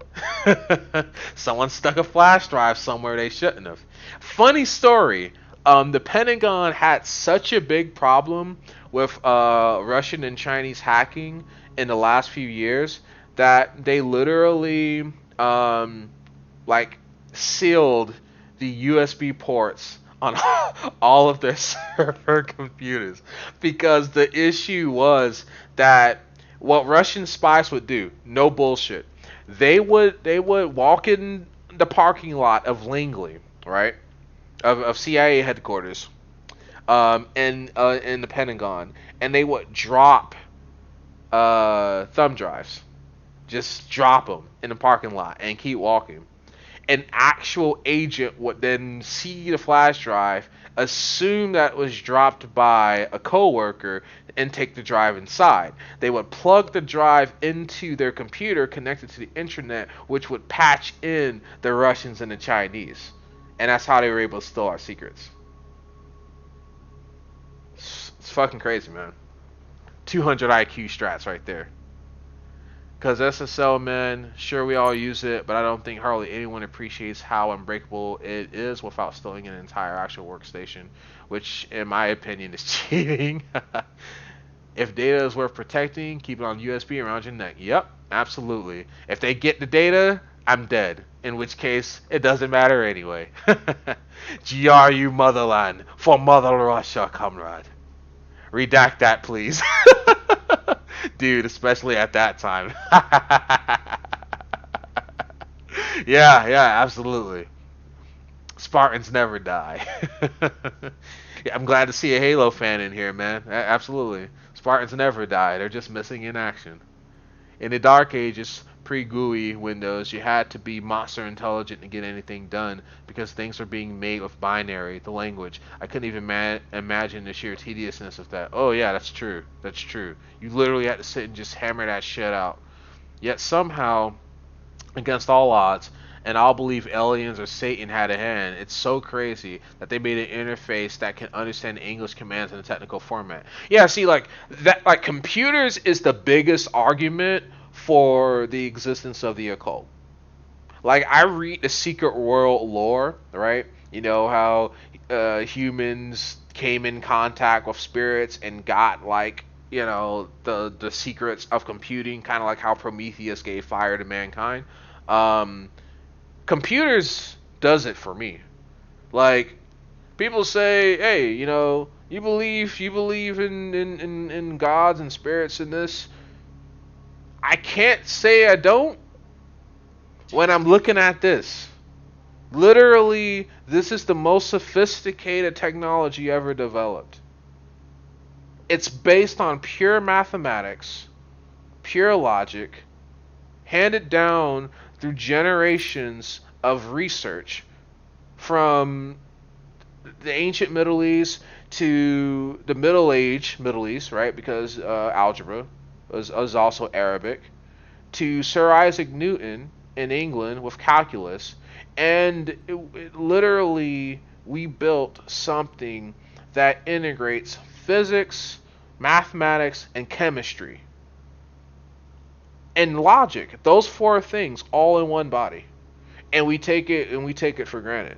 When you think about just what goes into creating a computer chip, how you literally have to start from a single molecule and build on top of it and build on top of it and build on top of it until you get a computer chip, because they are so sensitive to electrical charge that you literally have to build them like that, molecule by molecule. It's amazing. It's amazing. So I'm right there with you, Leo. I'm right there with you. Call it aliens, call it God, call it something, because humans didn't make this by.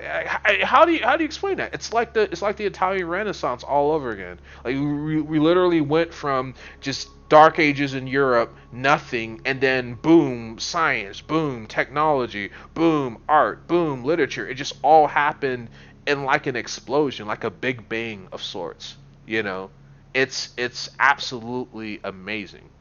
It really is.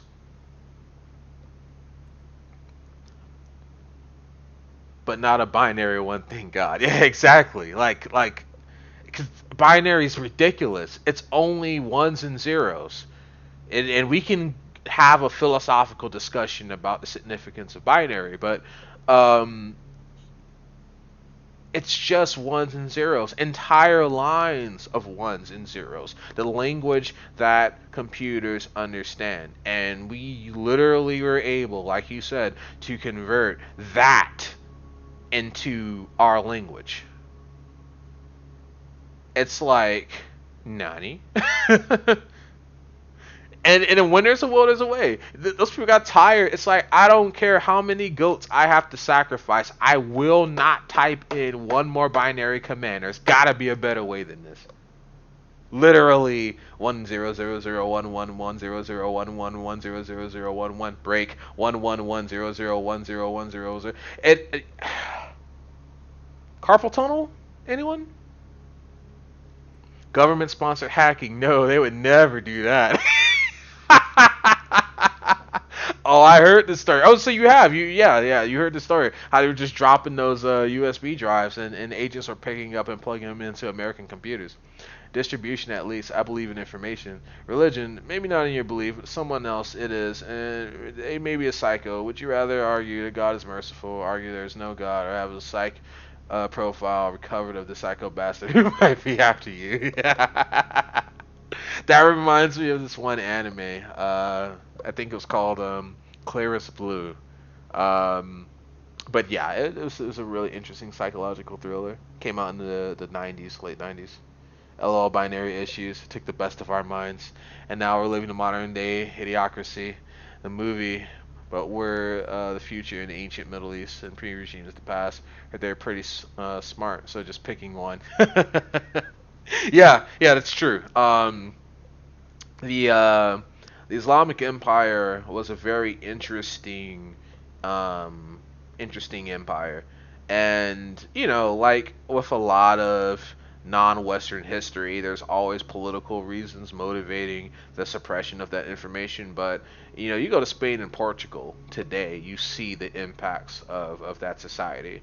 So your modern day right-wing demagogue is gonna try to paint the Arab people as just these barbaric people who believe in some ancient god who hates America and wants to blow up the world.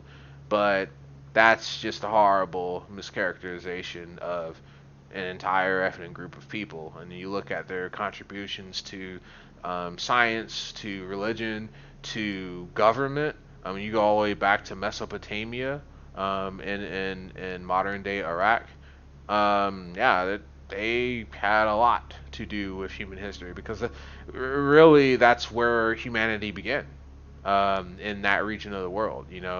Um, Even the famed Garden of Eden is believed by certain circles of archaeologists to have originated in Iraq, because what the Bible says, as far as the geographical features of where the Garden of Eden was located, there's only one place that could be, like between the Tigris and Euphrates rivers. And they were like, okay, so if the Garden of Eden existed, it would be here. Yes, it's desert, but it would be here. And yeah, it's interesting just seeing that history, and then of course the war between the Islamic Empire and Europe, because I believe it was Charlemagne who stopped the Islamic Empire from pushing into France. Had they have won that campaign, they would have conquered Europe because the French army was the strongest at the time, and Charlemagne stopped them. But they conquered Spain, they conquered Portugal, and you can see the influence in their architecture today. You go into France, you go into England, and it looks very much European. You go into Spain, you go into Portugal, it looks very much Arabic, and that's because of that campaign in the Middle Ages. Let's see here. Can confirm our comps lock the fuck down if a USB gets slotted. Okay, so Mr. Jackwell knows. Yeah, he just confirmed for us. You plug a USB in, that computer locks down. Nobody's getting shit.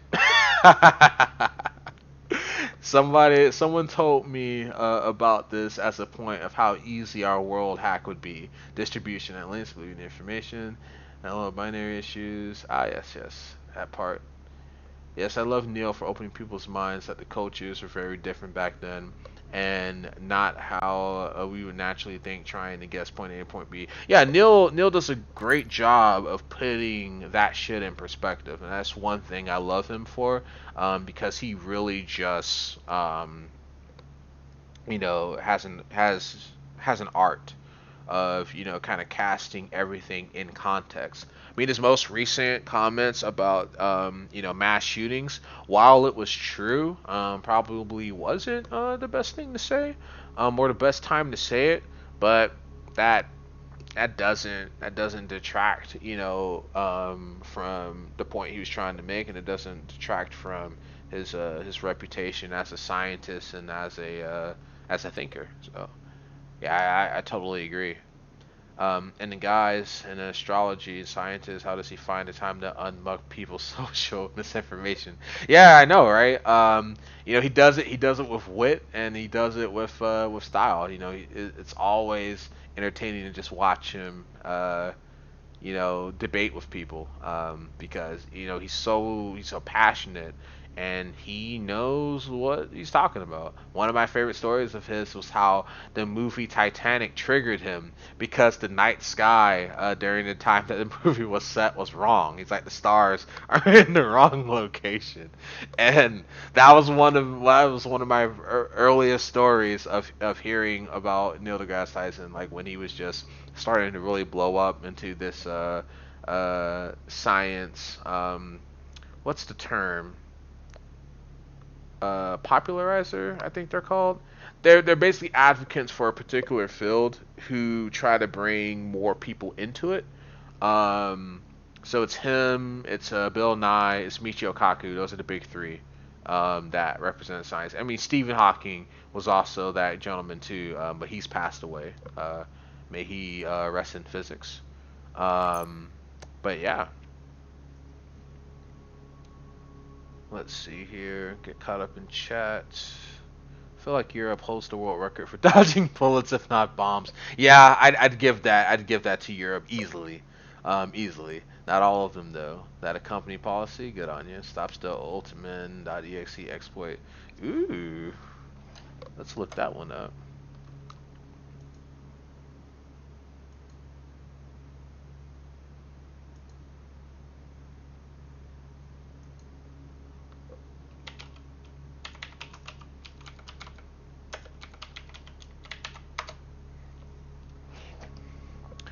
Ooh, bypass Windows logon. Son of a bitch.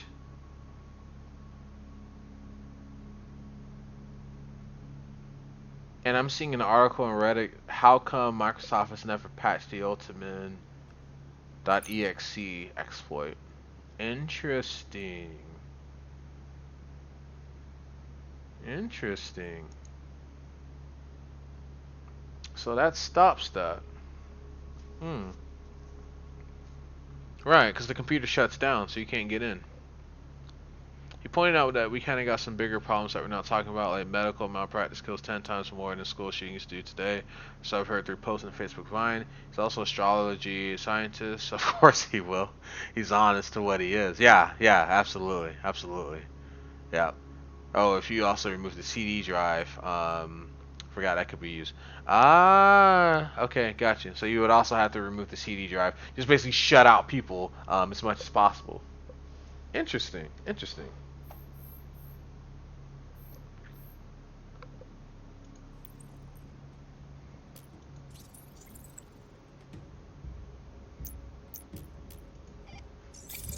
Network disconnected. Loading Stinger OS log file. Station 15. Agent Rules, October 17th, 2016. Playback started. Information gathering module initiated. Position, latitude 32, longitude -117. Drone and imagery intelligence active. 32 minus 117, confirm. Deploying satellite imagery. That's California, San Diego, next to the Mexican border. It's like a mall and a parking lot next to the freeway.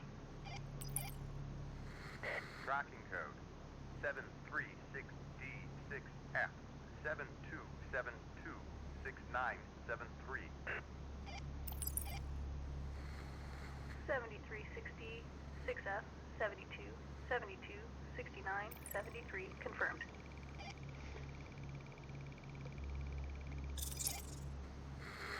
U.S. Postal Service or something similar. 3 minutes to ground contact. Information gathering module initiated. Copy that. I'll get you as much intel as I can. Uploading station logs to X key score. X key score forensics initiated.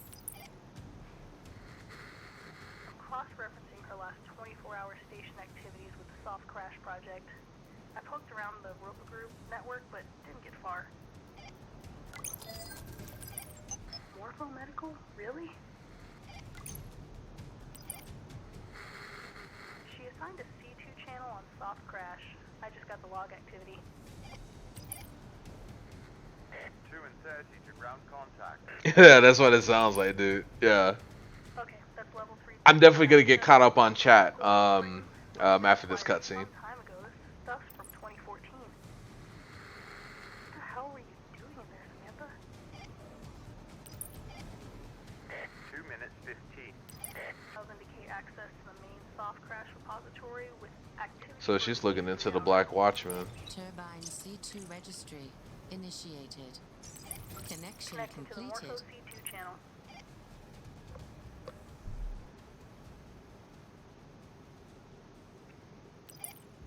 Poisoning active. Connecting to the main firewall. 2 minutes. Launching packet sniffer. Network intrusion module initiated.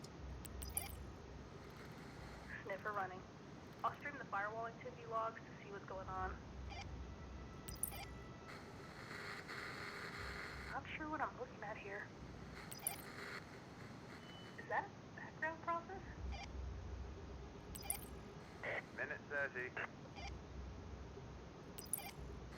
Seems like a payload is being moved. Can you run 213.59.2.62? Warning. Intrusion detected on level 2 firewall. Information gathering module initiated. Security protection activated.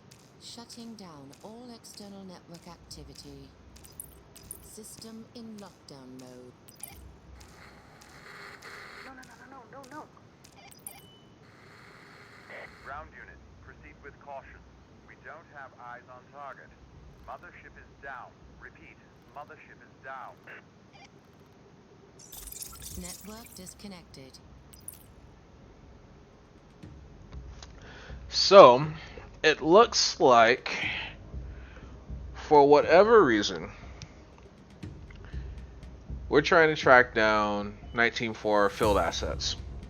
Now, the individual that we were watching earlier, Samantha, she was looking into the Black Watchman. Black Watchman is an organization that exists in the Secret World universe, and it's an augmented reality game. So they are essentially like the Men in Black of this universe.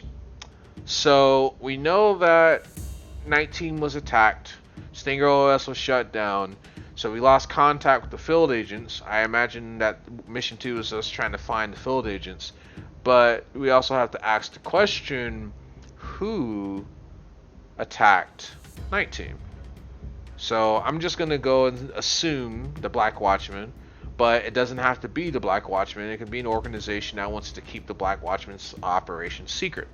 So, yeah. And now I'm going to get caught up in chat.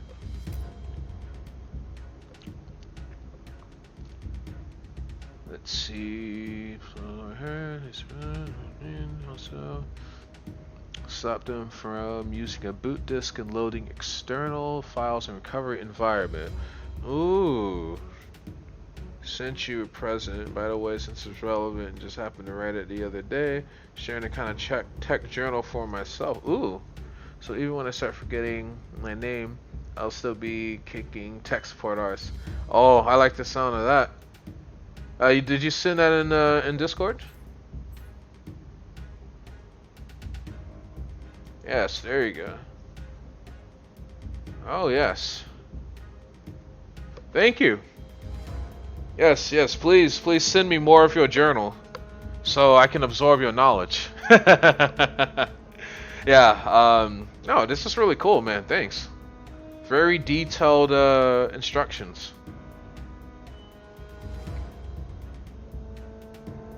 I mean, at the end of the day, that's what, you know, cybersecurity is all about. You've got to know how the hackers get in, how they do their work. If you don't know how they can do it, you can't stop them. You got to think one step ahead. So yes, I do appreciate that present, Leo. Much love. I hear snoring. Did he fall asleep while talking? LOL. Well, wait a second. I need to check if I have a stream open. I forgot. I'm not sure what I'm hearing. Yeah, that was a white noise. So like the radio will like crackle, and that's what you were hearing. Oh God, I haven't booted up the Black Watchman in ages. Oh nope, that's here. I guess you just got that snore idle. You're gonna confuse a very lucky lady someday. Oh well. Wait, did you walk away? What is the story I'm hearing? Men in Black for hire. Also, weirdly, the Black Watchman is an alt history for a secret world based off one of the old ARGs. Ah, okay, an alternate history. That makes more sense. Be careful pointing the finger. DM Discord. You don't want it in its states. That's the first trial article. It's not complete instructions, but so you get the gist. If you knew at one point, if you've never done it, it's probably enough type though. The other articles like a book, a psychotic banner with other thoughts and research, just because I don't write down the steps and contemplate the mortality and implications of them and anything else I can think about it. I'm working on breaking them down to size. It's either the secret society's rise or the Watchmen. Ah, okay. So it's kind of Secret World-esque, but it's like an alternate universe. So in this world, the secret societies don't exist. It's just the Black Watchmen. Okay, that's interesting, and that's really interesting, Leo. Yeah, because I think, and that's one thing that.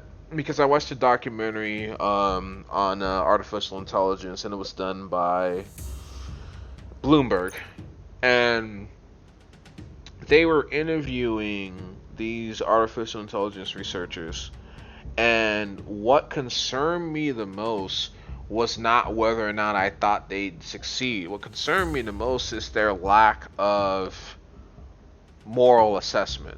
They just assumed that their technology was just going to be good and it was just going to bring nothing but happiness to mankind and it would cause no problems whatsoever. And it was such a naive, interview. And I'm like, yes, these are really smart people, but just because you're smart doesn't necessarily mean you're wise. They're two different things. The smart guy can build a bomb. The wise man knows the moral and ethical implications of building a bomb in the first place. So it is interesting to see that you kind of, you contemplated the morality and implications of your research. And I think that's what everyone should do. Ooh, you got a new drop. Prid win? Yeah. Congratulations. Yep, lackey tech jocks and science Nazi scientists might as well be. Yep, absolutely. Just lapdogs without passion for it or respect for human life or what their field does to people. Yep. You're just a dog of war, to quote Full Metal Alchemist. You're literally using your genius to just wreak havoc, just destroying. You're not adding anything of value. And I mean, at the end of the day, is that really what you want your legacy to be? Because you made not think much of it. You're getting paid lots of money. It's just a bunch of ones and zeros, but these are people's lives. Every client I deal with that's had their computer locked by ransomware, or had their drives wiped out, by a hacker. It's a real world impact. I've met clients who lost photos of loved ones because they didn't have a backup, and so they had all of their photos on just one drive, and it's failed. Sometimes as a result of cyber attack, most of the times the result of just hardware failure. But yeah, our lives are on these computers, and it matters. It matters that you think about what it is that you're doing, because there's tons of people who don't give a shit, and they just want to make their money, and they don't give a fuck if they invent something that could bring the world down. Kind of reminds me of the plot of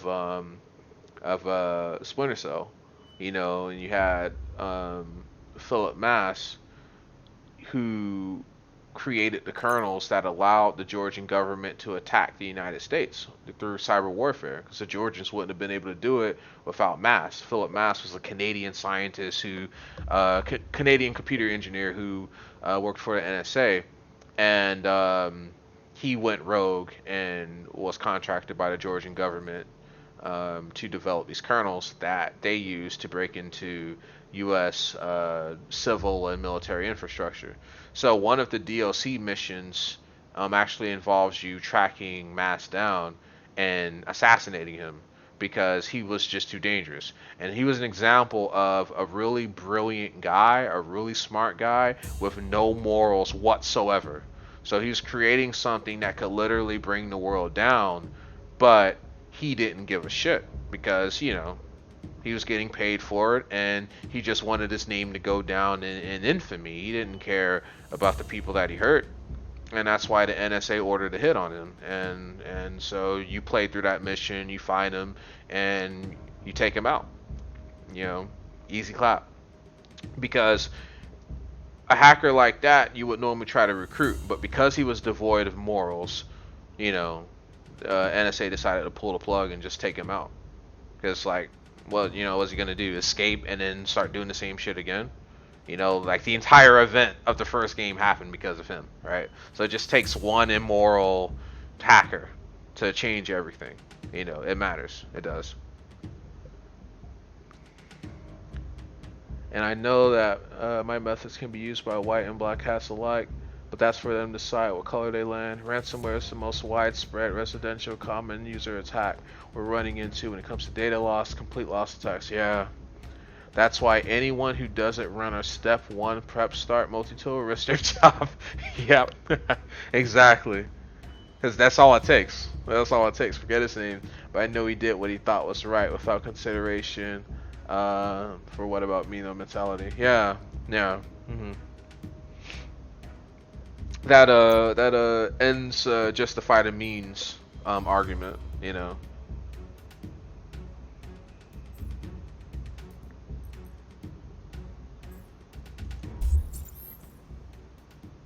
Our MQ-9 Reaper successfully struck the target, but the collateral casualties are going to cause a serious diplomatic crisis. The German government has called an emergency meeting, and tensions are quickly mounting. The Dr. Ripper leak was unprecedented, so it warranted unprecedented action. Therefore, we contacted our allies within Russian intelligence to obtain further insight into the situation. They uncovered the following German document. I've uploaded the following to your station: the satellite view of the house, the German police report from the raid, and evidence found at the scene. As you will see, there's not a lot to work with. It's a rough start, Agent, but I have confidence in you. Your mission objectives are: review all intel gathered from the raid, infiltrate any third parties involved with Dr. Ripper, raid their networks and all internal databases. Interesting. So we're going back to Germany. Huh. Because the Germans didn't know about Dr. Ripper, and they were moving in on his home. So, for those of you who don't know, which is everybody, the the last mission I did, you have a choice at the end. Basically, Dr. Ripper gets his hands on Nite Team for cyber warfare software. Very dangerous stuff, which we did not want to fall into the wrong hands. So you had three choices. You could do nothing and let the German authorities arrest him. You could do a Vulcan cannon run on his home. Hopefully, it would kill him, but hopefully you would also destroy the data in the process. Or you could drop a Predator missile on the entire house, killing both the Germans and the hacker and the data. So you guys can probably guess which one I picked. It was an extremely tough decision to make, especially when you're talking about dealing with a NATO ally. But it was the only way to ensure that the data was destroyed. So I chose the third option, which was killing both the German police and the hacker and the data. Just wiped the house off the map, just blew it up. So they hate us. They hate 19.4, which they should. And now the conspiracy is leading us to German intelligence. So maybe I didn't make the worst call after all, because if German intelligence was in on it and they knew that he had possession of a U.S. cyber warfare asset and they didn't tell us, that means that they intended to take the key for themselves, and essentially we had no choice. I had no choice but to do what I did, because they intended on taking that tool. And the whole point was to stop anyone from getting that tool. It's supposed to just stay in-house within U.S. borders. So, yeah. Interesting. The plot thickens. So, let's get caught up with chat here.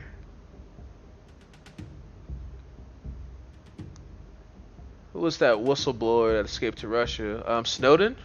Was it? Edward Snowden? I guess he was a NSA analyst and hacker, and he did seek refuge in Russia, and then he went over to China for a bit in exile to avoid being extradited to the United States. And then of course we know what happened to Julian Assange. The U.S. was pulling strings to get him extradited to the United States to face trial, and I think they've already done that. So those are the two that I know of, but it could be someone I'm missing. But I know he did what he thought was right without consideration. But what about me though? Entirely, first thing the tool does, automated, is installed the anti-ransomware software suite. Cloud recommends. Good stuff. I actually have decrypted and saved a few post-infection, but it's a total luck shoot if they have what you need in their files to do the encryption. Usually cloud users get lucky, need one infected file and one of the same exact file not encrypted, and can run tools to break it with comparison. I dropped the bomb just because I was kind of trained to for 4 years, so I figured it was finally time to drop the bomb. Wonder if being trained and prepared for mass destruction of life with artillery, but never killing anyone does things to me. It seemed normal, right? Yeah, Snow. Yeah. You know nothing, John Snowden. Winter is coming. They warned us about the NSA. House Snowden. That's too funny. So, are you you ex-military? Alright, well, I love it.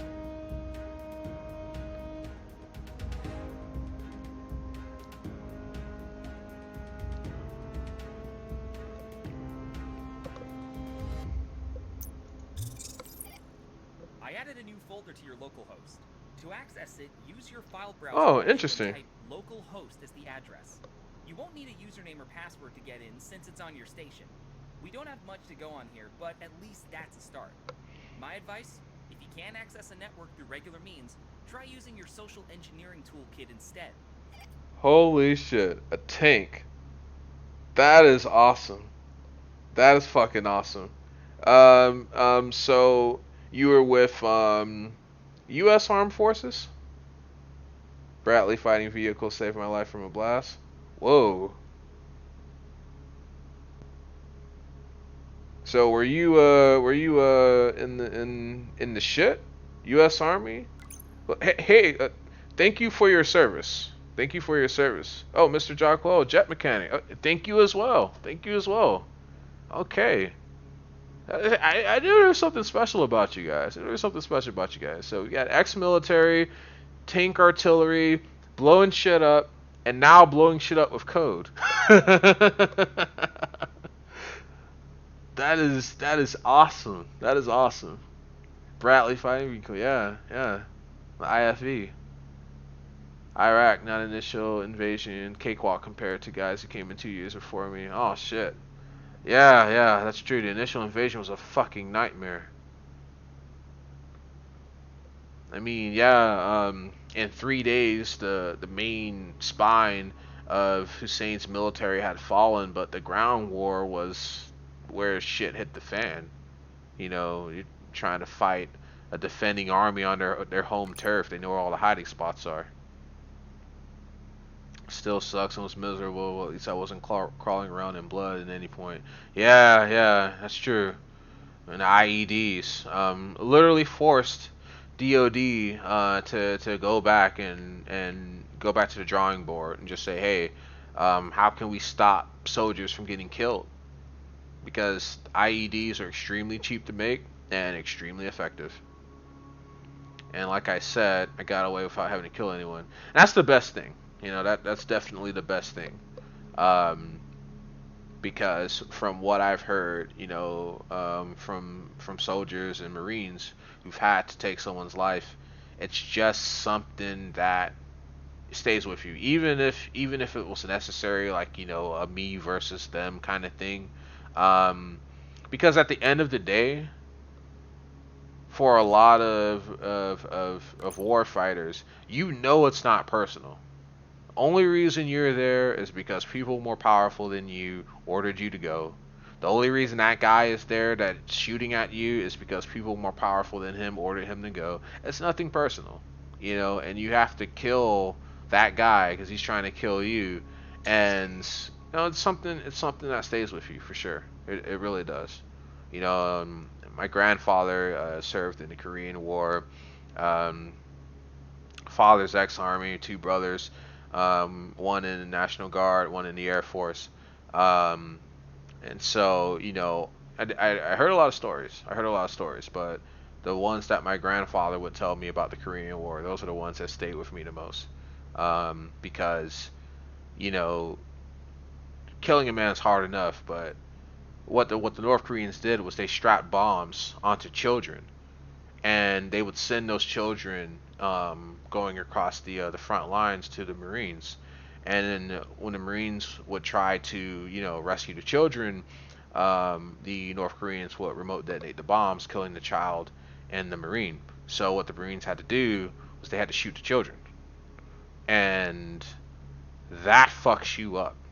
My grandfather had PTSD literally until the day that he passed away. I mean, in his older years it got better, but just, you know, by the time I was born, I didn't really see much of it.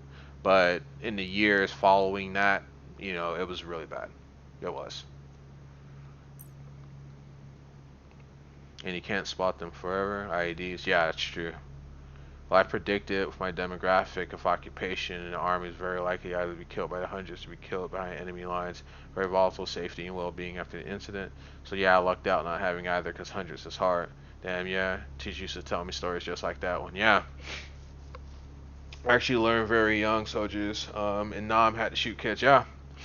And I thank my teachers for not holding my information. Absolutely. Like, when you have teachers that are just honest with you, just keep it real. Like, that's the biggest blessing in the world.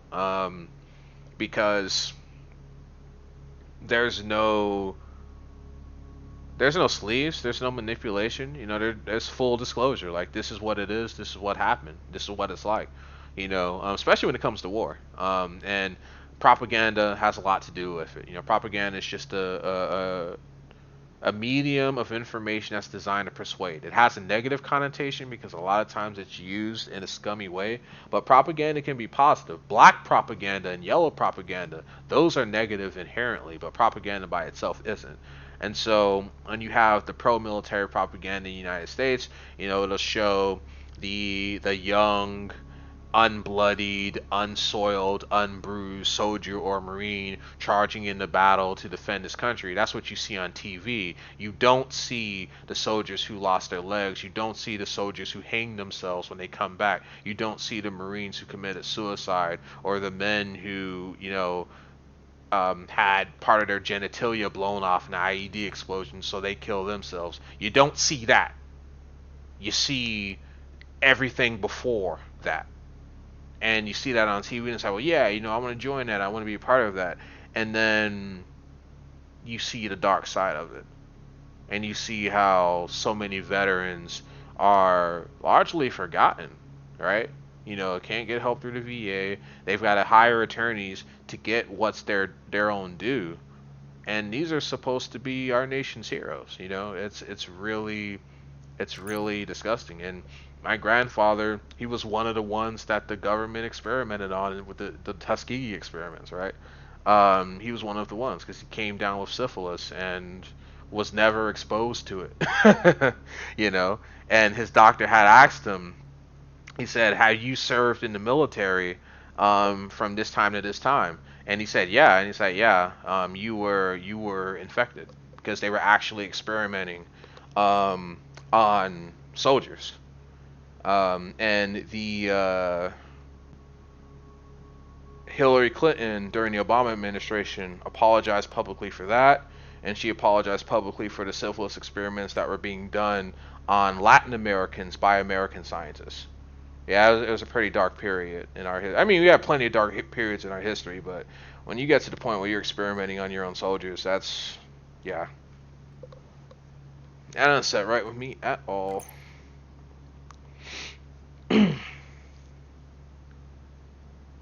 I thought he was an asshole at the time, but looking back now, I realize, oh shit, he's trying to help me as much as he could, albeit a bit rough around the edges. But I was prepared, and I knew things others didn't sooner. The VA cost some of the body count, those guys were a joke. Might still be, wasn't it long ago they were exposed, their death panels, yeah. Glad I never make a checkup, might get considered too expensive or continued service or something happened. Damn, that sucks. Experimenting is next level abuse of our finest. Yeah, absolutely. Absolutely.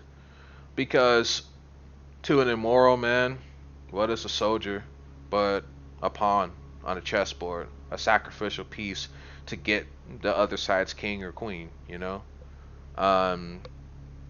And I guess that's why I would make a terrible military commander, because that's just something that you would have to own, right? You sending people to their deaths, you have to own that. Jutspa, thank you for the follow. Really appreciate that. Really, really do. That's awesome. But yeah, it's gut wrenching. It really is. And a lot of this stuff is being declassified now, and the stuff that was going on in the 50s and the 60s are coming to light. And those weren't the only experiments that were done on the American people. Yeah, they did a lot of experiments on, soldiers and Marines like my grandfather, but they were doing experiments on Americans in the Midwest. And yeah, it's some pretty, crazy stuff that was declassified. And yeah, it, puts things in perspective. It takes a lot to be an empire, and I really can't think of an empire in human history that wasn't immoral. I can't think of one.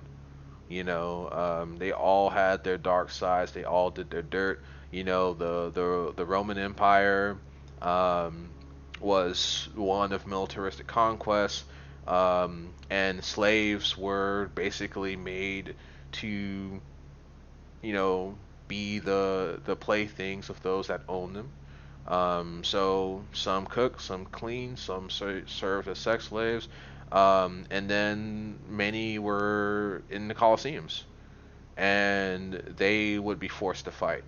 And young women taken from lands that were conquered would be gang raped in the Colosseums for the entertainment of the higher level um, members of Roman society. And this is all part, of that imperial lineage. And the Babylonian Empire, the Egyptian empires, they had their dark sides too. British Empire, we know about that, with slavery and just the aggressive and ruthless exploitation of natural resources and spices. And the American Empire, our nation, plenty of blood on our hands, plenty of blood on our hands. So, you know, you ask yourself, like, what does it take to be number one? Is it really worth it in the end? I mean, you can make the argument that, well, if we aren't number one, we'd be in an even worse situation. But none of the nations in Europe are even close to being number one, and they don't have to answer these questions, to their veterans, to their people. They don't have to apologize for conducting these unethical experiments. We do. So that kind of puts things in perspective. Like, is it really worth it? Morally speaking. Anyway, let's get caught up with chat here. I declined Sergeant multiple times because military life felt too much like communism to me, and I'd feel too uncomfortable, like I was becoming a dictator if I had any command power. Like I knew they were strict and disciplined, but I don't know. It's too ecocentric. What I saw to be just that. Too many people going on power trips. Like how the rebels Americans got blamed a lot, or what would correctly be labeled the redcoats did British. Yeah, it's true. Absolutely. I think it was. I think it was Colin Powell that said in war, truth is the first casualty. Don't quote me on that. I'm not sure if it was him that said that, but it's true. The truth is the first casualty in any conflict, because you have to convince your side to not see the other side as fathers, as sons, as brothers, as uncles. You have to convince them to see them as like evil, to justify killing them in the ways that they have to kill them. And you do end up in a quasi communist environment.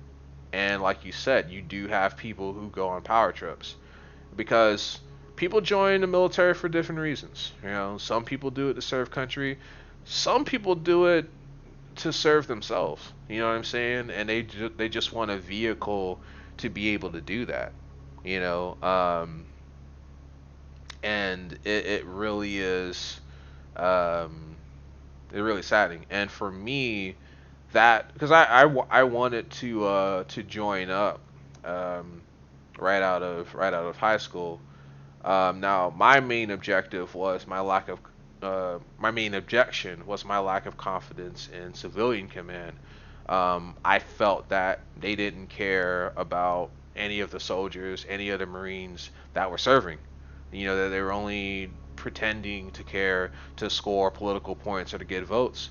And based on what I've seen since the Iraq and Afghanistan wars, I'm I don't regret having thought that way, because I am seeing these veterans just kind of left to fend for themselves. If you can't get an attorney, you're fucked, basically, because the government wants nothing to do with you. Even though you gave your leg, your arm, your sanity to this country, it's like, oh well, you know, thank you for your service. Now, next in line, and that's that's infinitely more disrespectful than kneeling during the national anthem.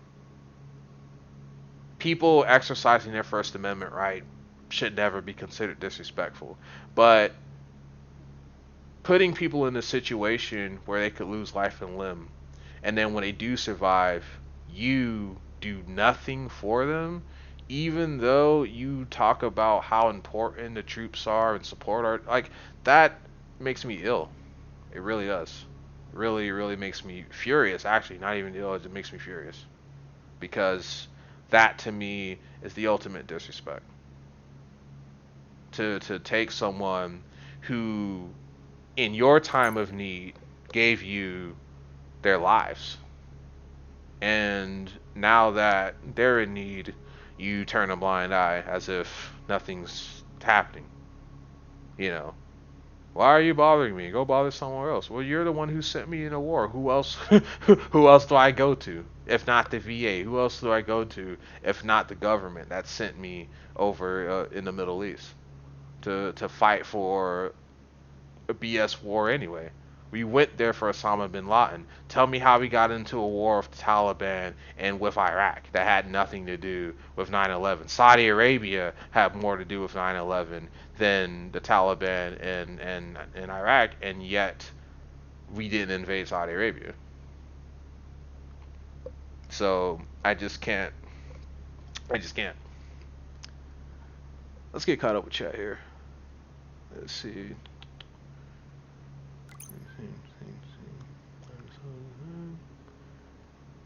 Glad I never made a checkup. That sucks. I had a class hard. How many people? Here goes. Sounds about right. Quote at least. They did say the victor writes history. Well, think we're seeing that not the end of the war. We're protecting that history from being warped over time. No people question every society's right to be there, since we didn't care about protecting or preserving it. And if that's not the proof in the power and information, I don't know what is. Oh, in this country, yeah, you don't have to be an attorney. You might as well, yeah. You don't have an attorney, you might as well be naked to everything else. It's true. It's true. Dude, it's national anthem. Foreign will do it out of respect when here. We will do it in their country out of respect. What is so fucked up with our country that we can't just do it in our own country just to respect each other as countrymen? And that's an excellent question, Leo. And I think that, and I just had a conversation with a good friend of mine who felt the same way that you do about this issue, and it's important that we understand what it means, what the national anthem means for everybody, right? So for you and for him, it's about unity. So it's like the one thing that you don't, discard. Like that's the one thing that you do. It's the one thing that you can do. It's the one time, if at least for 2 minutes, we're all one, because there's so much division in this nation. So I totally get and understand that perspective. But I'll try to explain why you had the protest that you did, the Cape and Earth protest and all of that. It's because a large group in this country have always felt that they were never treated as equals. They were never treated as Americans. They were never treated as fully fledged Americans. Even though they made the same sacrifices, they pay taxes, they do all the things that, other Americans do, they're not afforded the same rights. They're not afforded the same second chances. They're assumed to be criminals. They're assumed to be less than. They're assumed to be nuisances. And they're the victims of police brutality at a much higher percentage rate than other groups of Americans. And so the national anthem is the last place that anyone wanted to protest. You look at the history of civil rights in this country, kneeling for the national anthem wasn't something that happened up until this point. It was protesting busing in Alabama. It was sitting in restaurants that were whites only. It was things like that. It was refusing to sit in the back of the bus. Now that we've moved past that period in our nation's history, people feel that more measures have to be taken. And sports is the national religion. It's the one thing that everyone pays attention to, and we interject politics into our sports, hence the national anthem. And to me, the symbolism of kneeling during the national anthem is a slap in the face to all of those who relish in the moment and say, hey, this is this great country, we're all one, and we all share this combined destiny. Because what they're not doing is they're looking in all of those cases where different people are treated differently based on their sexuality, based on their ethnicity, based on their creed. And so when I was talking earlier about propaganda, the national anthem is a form of it. It's something that we all just ritualistically recite. We don't really think about what it means. And honestly, when you break down the song is actually a derivative of a song that was written during the War of 1812, in which the writer talked about the United States triumphing not only over the British invaders, but also the slaves that rebelled as well. So for a lot of people in this country, the national anthem doesn't necessarily represent unity. It represents the worst form of division, because in that song, the writer was celebrating their destruction as well, not so much defeat. There's a line in the song that says, you know, and the slaves who rebelled tried to flee and found no quarter. So he was basically celebrating the fact that the rebelling slaves were killed as well, which is one reason why the British were able to gain a foothold in the War of 1812, because they were liberating slaves as they were pushing into American territory. They managed to burn down the White House the first time because of that. So this White House that we have isn't the original White House because of the War of 1812. We had to rebuild it. But it was to call attention to the fact that not all Americans are being treated equally. And I think that the backlash that the protesters got, while is justified, speaks to a much greater issue. Because minorities in this country have always been told that their protest has been wrong. And so when they ask, okay, well, how should we protest? If we can't kneel during the national anthem, if we can't picket in the streets, if we can't, sit in front of the bus, how should we protest? And those who critique them never have an answer as to how they should protest. They just say, "We'll find another way. We'll find another way." And the gentleman, the fencer who kneeled during the national anthem last week, I didn't hear anyone saying that he was being un-American. I didn't hear anyone saying that he was being ungrateful.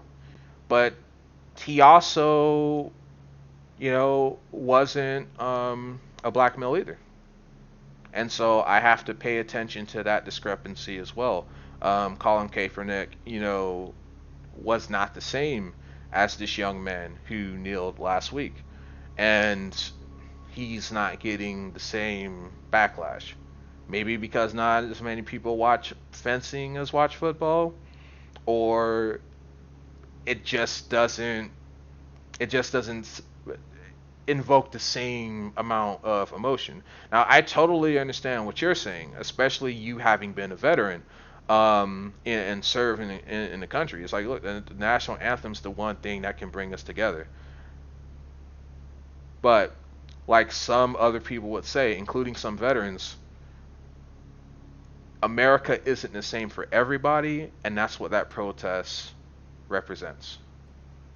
And that's what Kaepernick meant. He didn't mean to disrespect the flag. He didn't mean to disrespect veterans. In fact, the veteran told him, a friend of his, a Green Beret, said, because at first he was going to just sit during the national anthem, and he asked him, he said, "Don't sit, don't sit.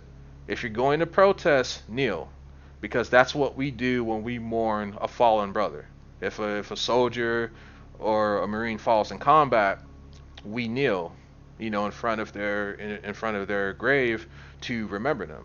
So that's why Kaepernick took a knee, because he was symbolically remembering all of the people, mostly of African American descent, who were killed as a result of police brutality. And when you have these mass shooters being arrested and taken alive, and juxtapose that with black men being shot selling loose cigarettes or cooperating with police, it angers a lot of people. It does. It angers a lot of people. And Kaepernick used his voice in the most symbolic way possible. He did it during the national anthem because he knew that would get people's attention, and that would call attention to what he was standing for. If he had kneeled in the locker room, no one would have seen it. If he had kneeled during the game, players kneel during the game all the time, especially when they're tired. But during the national anthem, that's when everyone stands up, removes their hat, removes their helmet, and they place their right hand over their chest, and they recite it. Or if they don't recite it, they just stand at attention and they let the national anthem play. And so for him to kneel during that time, that's what got people's attention. And it's a protest that happened over 2 years ago, and we're still talking about it. So, whether you agree with it or not, you have to say, well, it was effective. And, of course, I'm partial to those like yourself who have served in the country, who have served overseas in the military. And I totally get why many veterans are upset. But I've also spoken to many veterans who support it. And they say, hey, that's why I fight.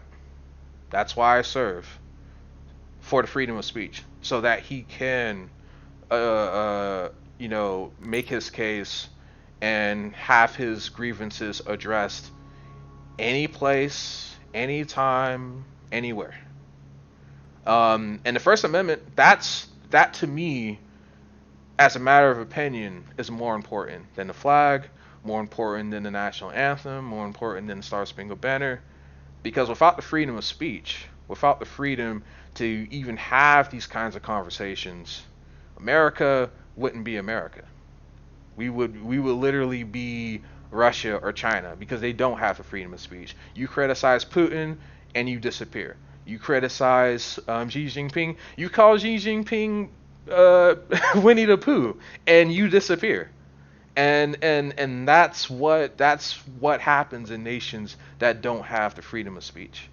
So, when I see people burning the flag, I see people kneeling down during the national anthem, the repudiation of ritualized patriotism, to me, is the most powerful form of protest. Because not only does it speak to the gravity of the issues that they're standing for, but it also speaks to the significance of the protest itself, because those are all sacred cows. Like, from little children, you're taught, recite the Pledge of Allegiance, you stand for the national anthem, and we play the Star Spangled Banner, during the 4th of July, to celebrate our nation's independence. And it isn't just to ask people who are more likely to deal with discrimination, to deal with second-class treatment, people like my grandfather, because, you didn't see these Tuskegee experiments being performed on white soldiers. You saw them being performed on minority soldiers. You saw them being performed on Hispanics. And that's what Hillary Clinton was apologizing for during the Obama presidency. So you have an entirely different narrative for a different group of people. And so that flag means something a little bit different, and that anthem means something a little bit different. And I think the most important thing we can do as a country is talk to each other, just like we're talking now in the Switch chat. Talk to each other, hear each other out, devoid of judgment, devoid of condemnation, and just seek to understand the other side.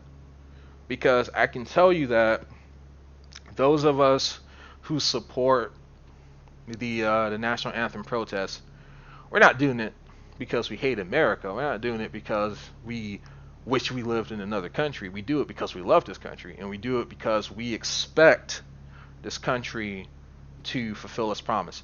Just like I expect this country to fulfill its promise to the veterans.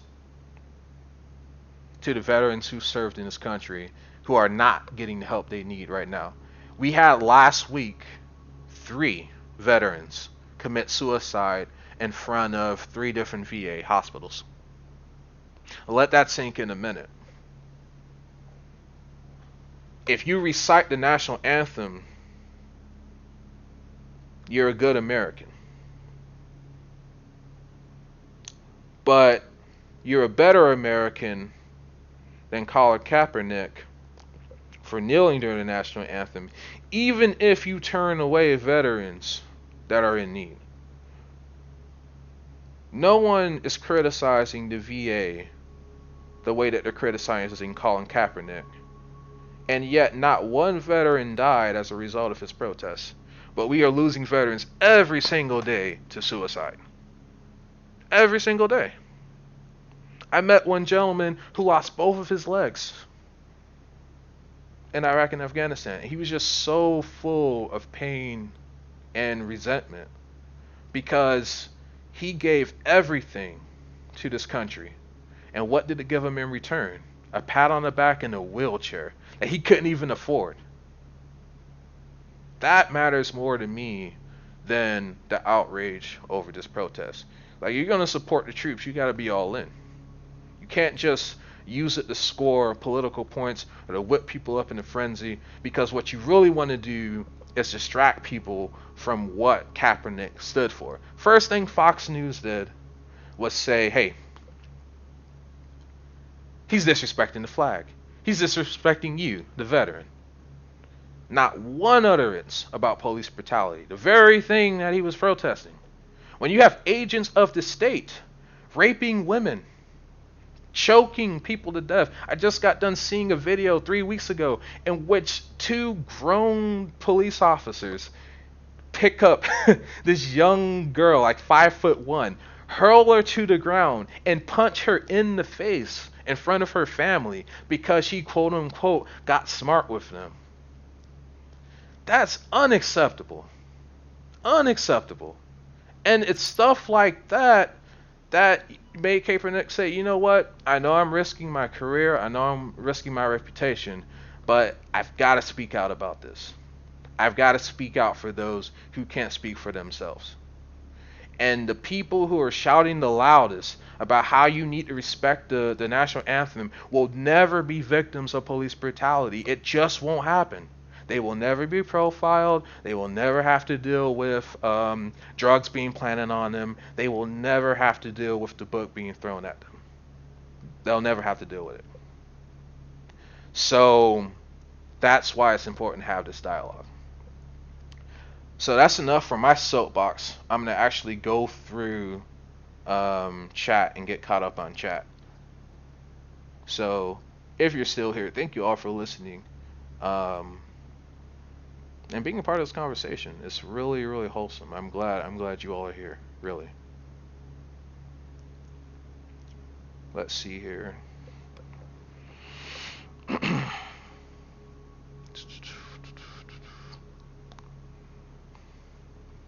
Okay, so starting with Leo.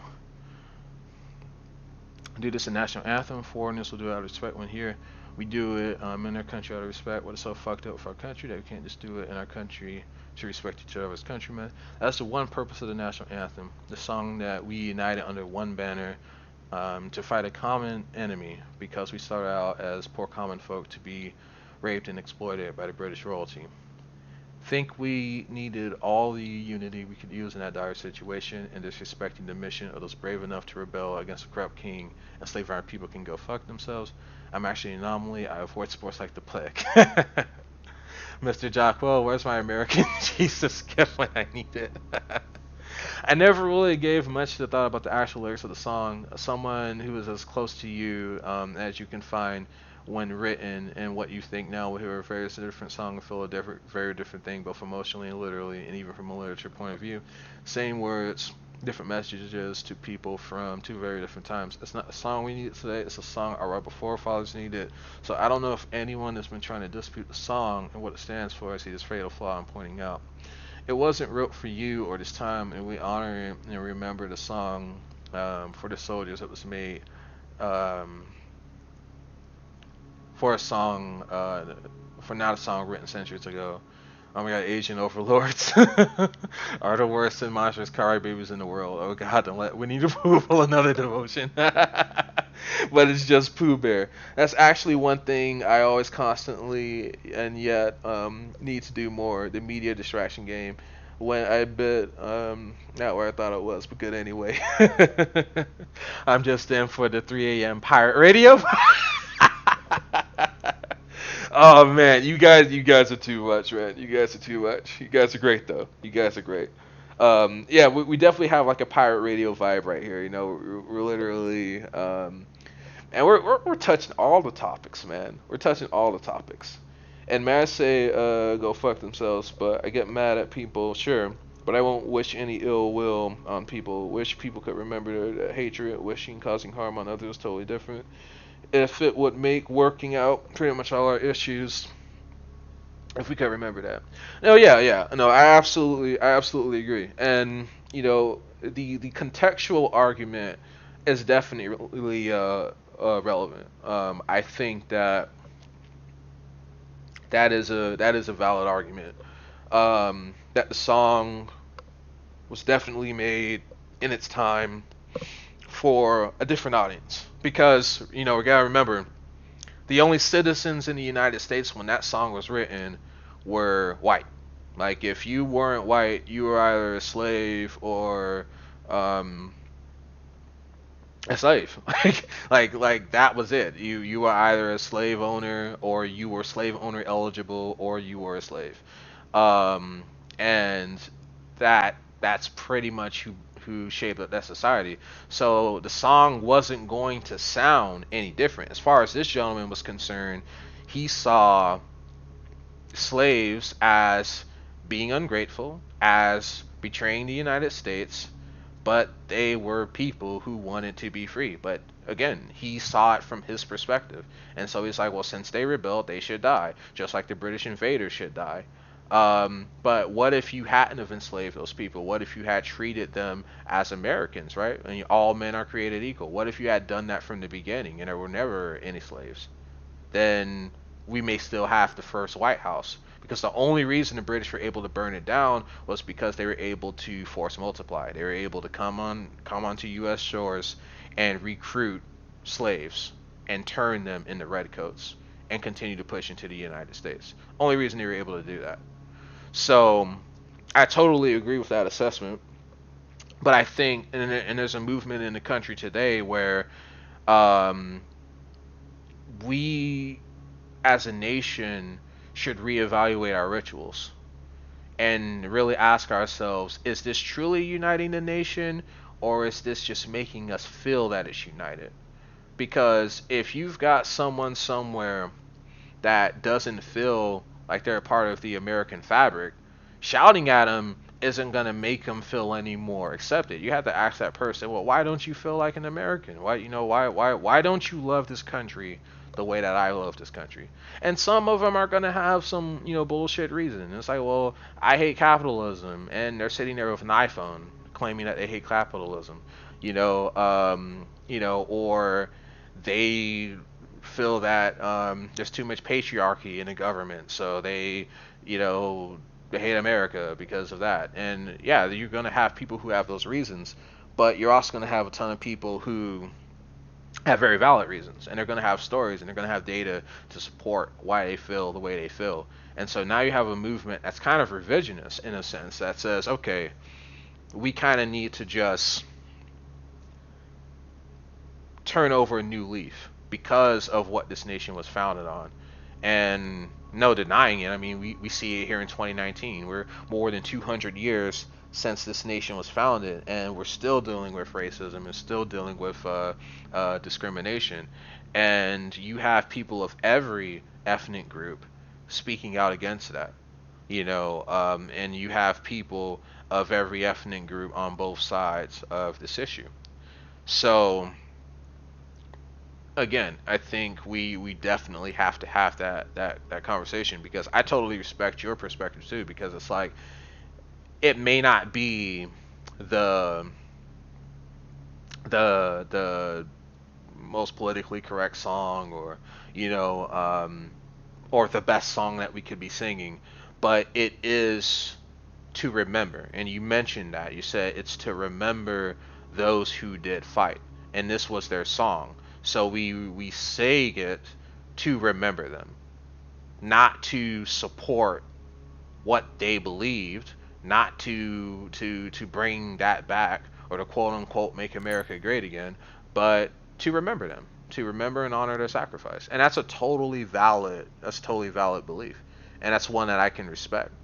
And again, that's something that we have to do, as a country. We have to understand where each other are coming from. This hyper polarization that the media has definitely contributed to, social media has definitely contributed to, is hurting us. And to quote Jesus Christ, a house divided is a house destroyed. So we're in a real battle with our geopolitical rivals in the East. China is coming for the number one spot. Russia wants to help China get the number one spot. We've got bad blood, and again, we deserve that too. China's first contact with Europeans was not a very pleasant one. China's first experience with the United States was not a very pleasant one. With Europe, again, in the early 1900s, that's where the Boxer Rebellion came from. And the thing about Eastern cultures, Arabs, Asians, they have long memories. They don't forget.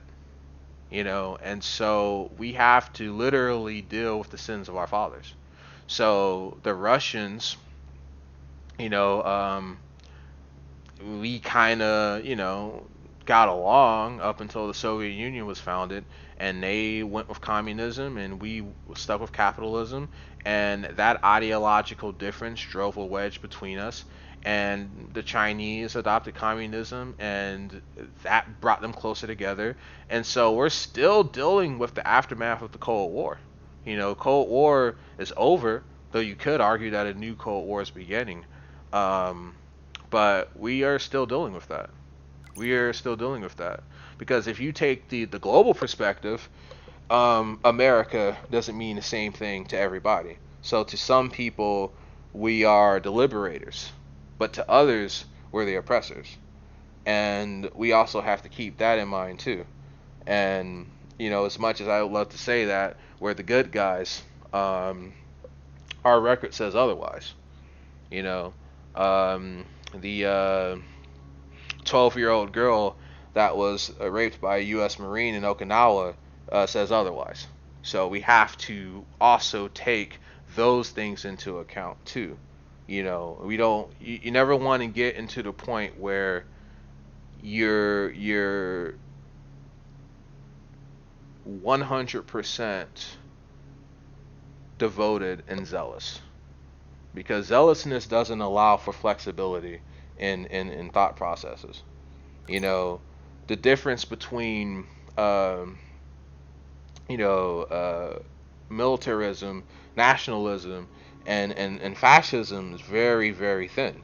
That's why you have a lot of people um, on the right in the United States today who are fascists, and they're open fascists, but they're registered Republicans and they still vote for conservatives, but their true political ideology is fascism, and they're the ones that are also angry with people protesting the national anthem, and they're the ones also angry um, with this with questioning the role or the image of America in the world, or questioning its morality, because for them they believe in absolutes. You know, either something's all good or all bad. There's no room for shades of gray, and that's a very dangerous line of thinking, and that's why one Chinese dissident most recently was assassinated by the Chinese government, because he was one that spoke out against that all white, all black groupthink mentality that's fomenting in Chinese society, being reinforced by an all present artificial intelligence, right? They're implementing the Chinese um, social credit system, which essentially tells you whether or not you're a good citizen by their standards. If you play too many video games, you lose points. If you utter the word vote, you lose points. If you question the Communist Party of China, you lose points. They've literally mapped out everything you could possibly do in society, and they've added a point scale to it. It's like living in a really bad video game. And so I totally respect people's anger, especially when it comes to protests.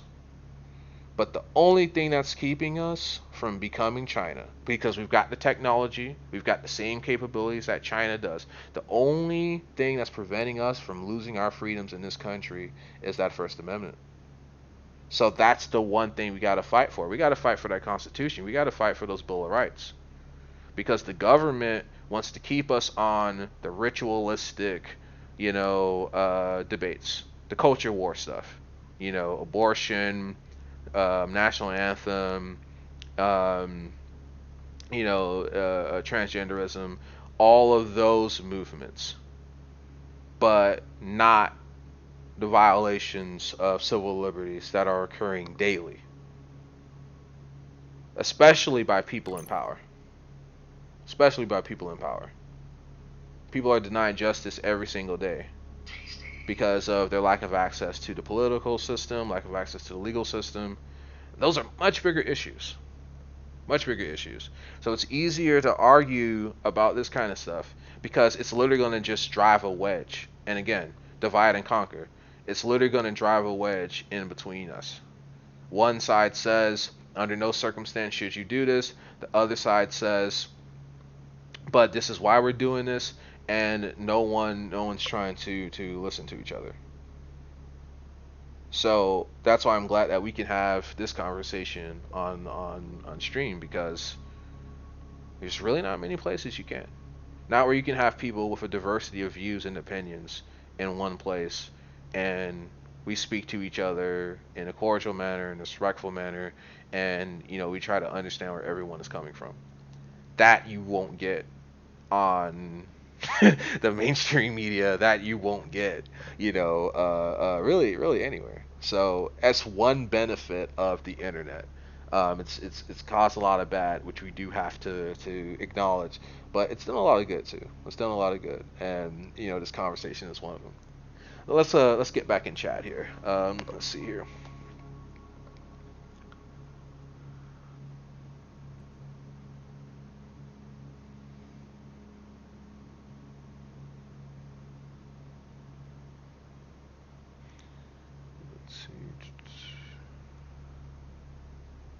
But then everyone would be dead. Wait, what?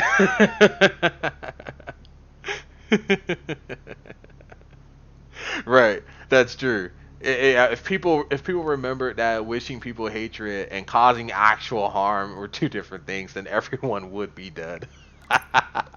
It's because people think that wishing someone harm is as good as doing physical harm. That sates their bloodlust. It sates their appetite.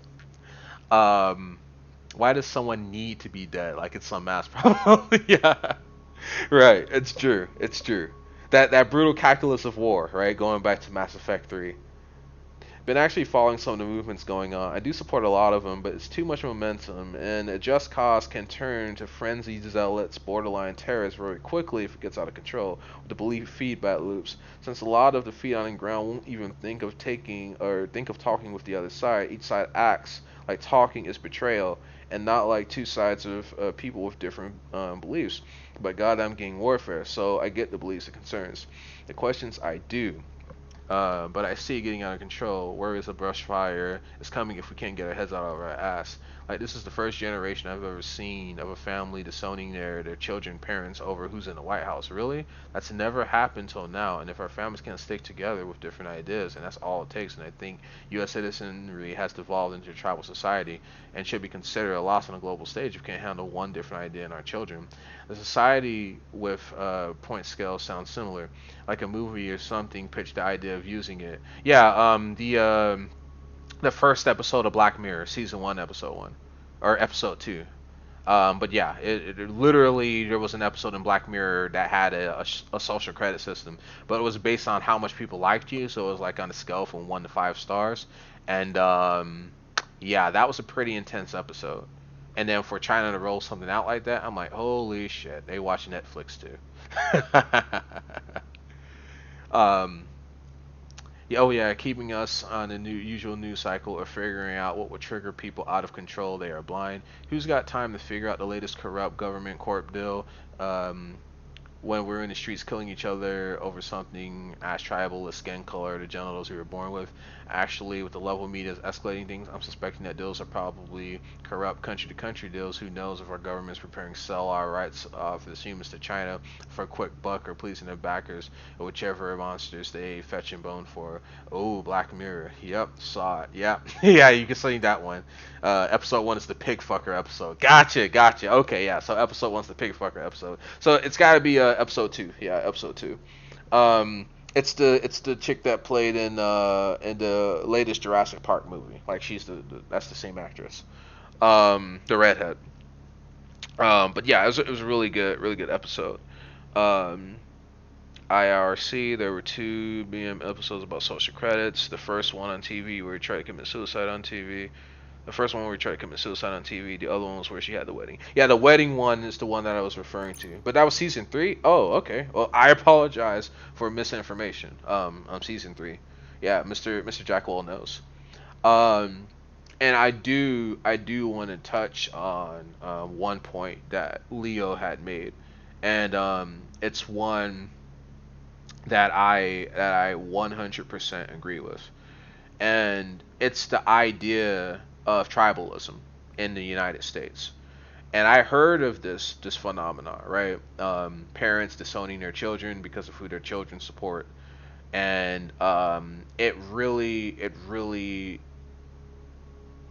has gotten out of hand. And when you had mentioned how if how both sides view talking to the other side as like a form of, betrayal. And that is the most salient point. And the reason why that one resonated with me so much is because I actually had a conversation on Quora, in which we were talking about this issue. And that was my perspective. That sports is the perfect analogy for our political system, and that terrifies me. You get a New York Yankees fan and a Boston Red Sox fan in the same room, see what happens, right? That's what our political system has become. You're a Democrat, you're a Crip, you're a Republican, you're a Blood. You come in contact with the other side, you shoot them repeatedly. That's what we're taught. That's what we're told to do. And if you and God forbid you try to be the voice of reason, you try to be the moderate, both sides will eschew you away and they will condemn you for being weak-willed, closet something, or just feckless and spineless. So bipartisanship can't work in this kind of environment when your base is literally saying, hey, you know, you need to be saying more negative things about the other side. I don't like how you want to compromise. I don't like how you want to work with the other side. Um, and then you have situations where the other side just off principle refuses to work with you because they don't want you to get the points because you were the one who initiated the relationship and they were the ones who came around. No, they want to do everything on their terms. So it's like, well, since you didn't approach us first, fuck it, we're not going to work with you. And politics destroying the families and destroying American homes is the most important point I think that we can get out of this entire conversation, because the Russians are unified. They're unified not under Putin, because you have a lot of dissidents who don't like Putin, who disagree with Putin, and they all are either poisoned with plutonium or they just disappear. But as a people, they're united. As a people, they're united, and they have their reservations about Russia, sure. They have their reservations about Putin, sure. But all of the Russians who really, really hate the Kremlin, they're in the United States. They're in the United States because they had to leave. Not because they chose to. They had to. So those that are still there, they have a pretty strong sense of unity. And in China, that sense of unity has always been there, especially for the largest ethnic group in China.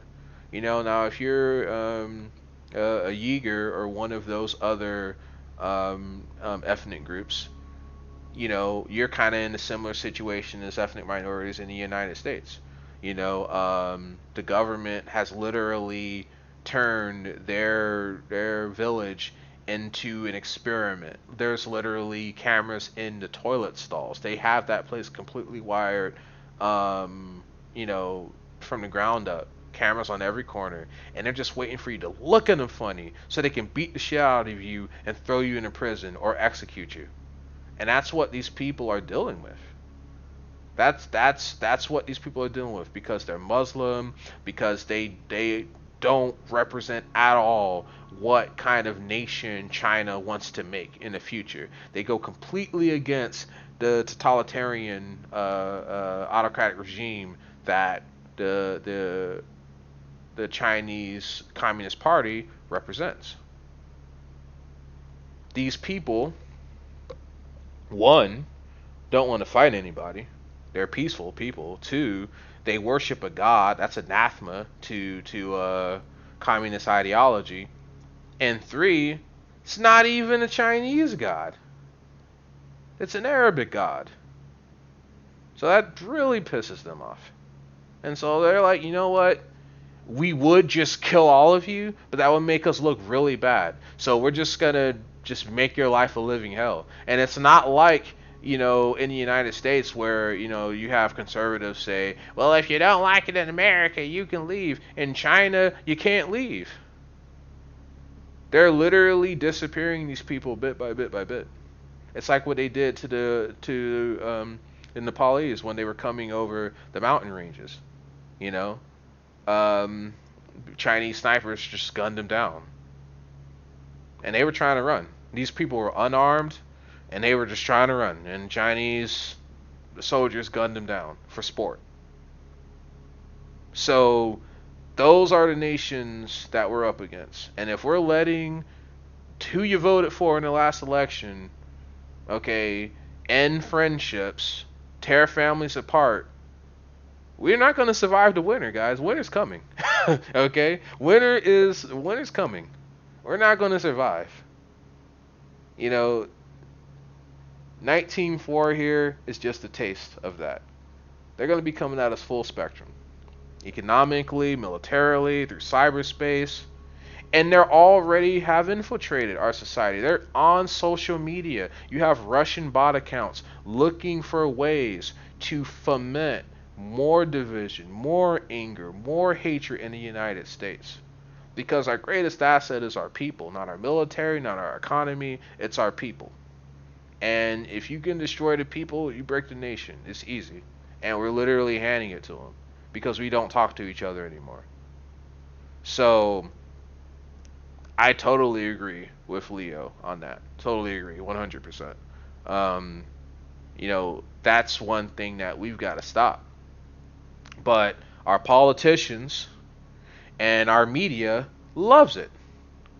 Like he was saying, there's a lot of dirty stuff that gets buried if everyone's angry about culture war. Culture war works every time. I remember when the IDF, the Israeli Defense Force, were massacring Palestinians, and the media was covering it, and public opinion turned against Israel overnight. When you saw the stories that were coming out of the West Bank, I mean, even white evangelicals, the last group in the United States that would ever say anything bad about Israel, even they were like, now wait a minute, this is going too far. And then Michael Brown was shot. And it was almost as if the media sighed a sigh of relief. They were like, "Oh, God, thank God, we don't have to cover this anymore. Let's focus on police brutality and yet another African American male being shot by police." And they ran that story for like a month. And then by the time that ended, what was going on in Israel had also ended. And then they could just go back to talking about politics. So whenever we have these kinds of debates, we've got to also pay attention to what's falling through the cracks, not necessarily just what's in front of us, the big burning elephant, if you will, that's in the room. You also got to pay attention to the little ants that's crawling around your ankles, because that's usually the thing you need to pay attention to. And Russia and China are laser focused. And if you think for a second this exploit, okay, this 0 day that Microsoft had to patch didn't affect some defense contractors, didn't affect some members in the DoD, in the White House, you got another thing coming. Anytime the media tells you something, it's already too late. So that's something that we got to think about. And while we're sitting here literally killing each other over these in the grand scheme of things, minor issues, we have major powers positioning themselves to knock us off. And I know this sounds alarmist, and some may even accuse me of just blowing things out of proportion, but no empire in human history has stood the test of time. And only one empire ever truly existed at one time. You had like one hegemonistic power at a time. So before us, it was England. And then when England fell, we rose up. And we also helped cause that to happen because we rebelled against the English. That was what the Revolutionary War was about. The Boston Massacre. U.S. citizens killed by British soldiers. Sounds real familiar.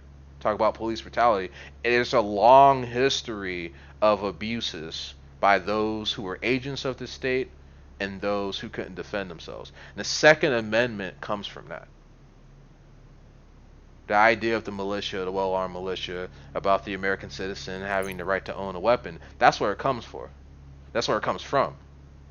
But no one would entertain the idea of communities that have been historically oppressed by police using firearms on police. No one would support that.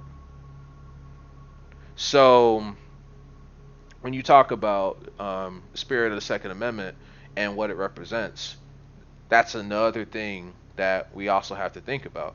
Because if you take it for what it is, it's basically for the U.S. citizen to fight against an oppressive government. And so if the government is oppressing a very particular group of people, and those people decide to fight back, no one's going to say, oh, it's their Second Amendment right. The government was oppressing them, so they fought back. No one's going to say that. So that's why, again, protest, nonviolent protest, is always the way to go about it. Because there is a double standard there. But we really do have to kind of get it together because we're going the same way as every empire that's come before us. The same thing as Rome, Greece, Babylon, Egypt, Persia, all of them. Spain. Spain was an empire at one point in time, and they fell too. It's because you're on top for so long, you just feel that you're unbeatable. You just feel that you're unbeatable. What's sad about us is that we have all of the data from all of the empires that have come before us. We know how they fell. We know how they fell apart, and we are still doing it. That's the best part. Like you say, well, like that old saying goes, history is doomed to repeat itself. It's like, yeah, yeah, I guess it is. I guess it is. Because even with our technology, even with our computers, even with our knowledge, we are still doing the exact same thing that has doomed so many of those who've come before us. And that's the most heartbreaking thing. Let's hop back in the chat.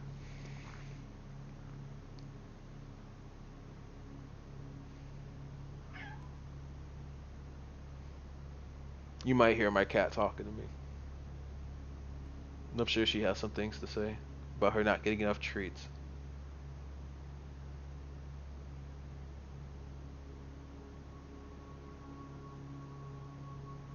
Sorry, episode 2 is like my favorite episode. Did someone say misinformation? That's a sin in my book. Oh, JK. Dude, it's psychotic for some people. Like, they both say they're proud of everything they just did because they kicked their underage daughter on the street. Yeah, man, that's...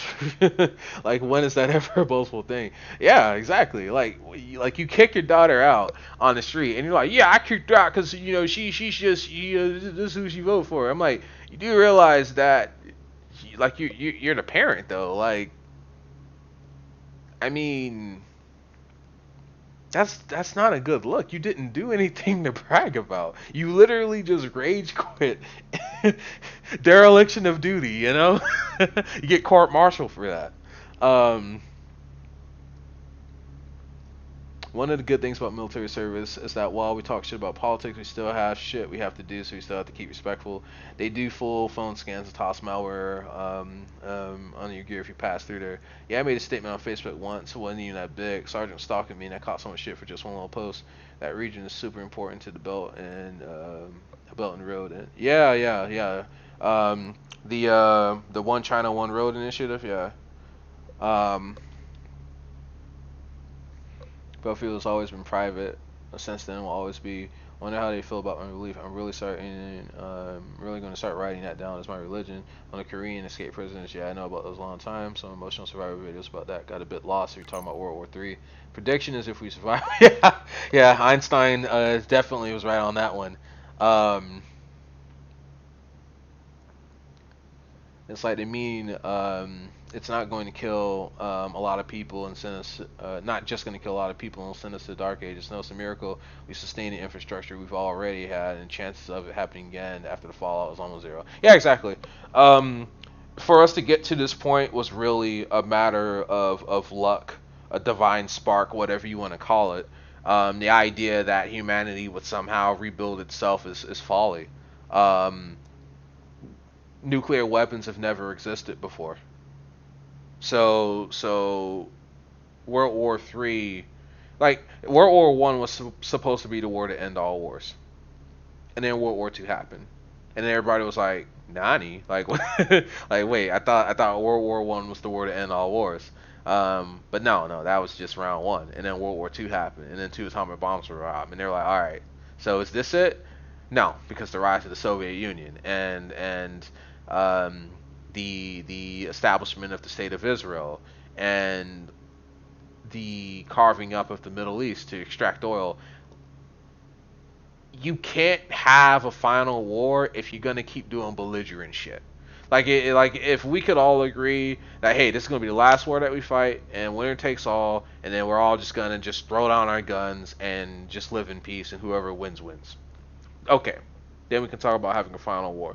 But as long as somebody is leaving that battle licking their wounds, there's gonna be another fight. And so again, Leo's right on the money. We're not coming back from World War III. If World War III breaks out, that is it for the human race. Hang it up, shut it down, and learn some prayers, because we're not coming back from that. One thermonuclear weapon has 20,000 times the explosive power of the bombs that dropped on Hiroshima and Nagasaki. One has that much destructive power. The Russian SS-18 Sarmat missile, NATO designation SS-18 Satan, that missile can wipe out one missile can wipe out Texas. One can wipe out Texas. Just to put that in perspective, because each warhead comes stacked with 6 smaller warheads, and each one of those warheads have a hella powerful payload. So think about 5, 6, 7. That's it. Not only for the United States, but for the world. Because we're going to retaliate against them, and then you're going to have clouds of radioactive fallout going around the world, killing people in other countries that had nothing to do with World War III, and it's just going to be a nightmare. It really is. It's going to be worse than any cyberpunk universe you can come up with. Fallout New Vegas, anyone? Like, well, let's not do that. Not even Fallout New Vegas, because you're not gonna mutate from radiation. You're just gonna die. It's not going to be no mutation. Your DNA will break down. You will hemorrhage from the inside out. You will die a slow, painful death, and that goes for every animal on the planet. Only thing that's going to survive are insects and microorganisms. That's it. That's it. So I naturally shy away from hawkish candidates and hawkish politicians, because their kids aren't going to fight. They're never going to send their kids to fight. And if missiles start flying, they've got bunkers. They've got bunkers. Do you have a bunker? I don't have a bunker. So the fuck I look like supporting their wars, But that's just me. Let's see else. And sorry, sometimes just giving up, figuring out where letters are. Give one pump spell check. Yeah. Spell check is the fucking worst, man. It's blowing things out of proportion. I don't really think so. A lot of these movements are made for a reason. Someone or a group was dealt injustice, and it was a normal part of life to them. So blowing things out of proportion depends on your definition. But someone is stepping up for oppressed people when they can't. That's what America's about. I'm just worried about movements being hijacked and believe that there are people out there causing all this oppression. They are fighting when it's the men. Yeah, and that's also a very important point that you touch on. I also appreciate the fact that you don't think that I'm blowing things out of proportion. I would certainly like to not think that I am, but I have been criticized by other people on the internet for doing that. Now, of course, I call them idiots and move on. I don't like using dismissive language, but I think that at a certain point, if you can't understand the gravity of the situation, even with the data in front of you, then you're someone whose opinion I just can't respect. Now, luckily, we have nothing but intelligent people in this chat, which is rare for Twitch chat. I mean, you guys are like the fucking Ivy League of Twitch, okay? I'm actually having a real life adult conversation and with Twitch chat. This is not supposed to be possible. I'm probably dreaming right now. I'm gonna wake up in like 5 minutes, and the sun's gonna be out. But yeah, and the movement's being hijacked. So let's talk about the left for a second, right? Because a lot of what I've talked about has been more so a critique of the right. Let's talk about the left. So when you talk about movements being hijacked, let's take the big two: feminism and civil rights. And feminism kind of fits under civil rights, but usually when we talk about civil rights in the United States, we're talking about ethnic equality, racial equality. So both of those movements have provided great gains for their respective groups.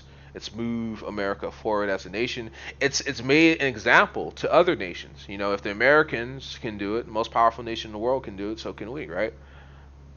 But there are subversive elements in both groups that are using the gains of those who've come before them to push their own subversive agendas. So you've got the Democratic Socialist Party that's forming, and they want to ride the coattails of Bernie Sanders and Alexandria Ocasio-Cortez, but they are not representative of those two politicians. I actually like Sanders and AOC. These guys are fucking cultists. All right, you know, I sat and listened to one of their meetings, and it was,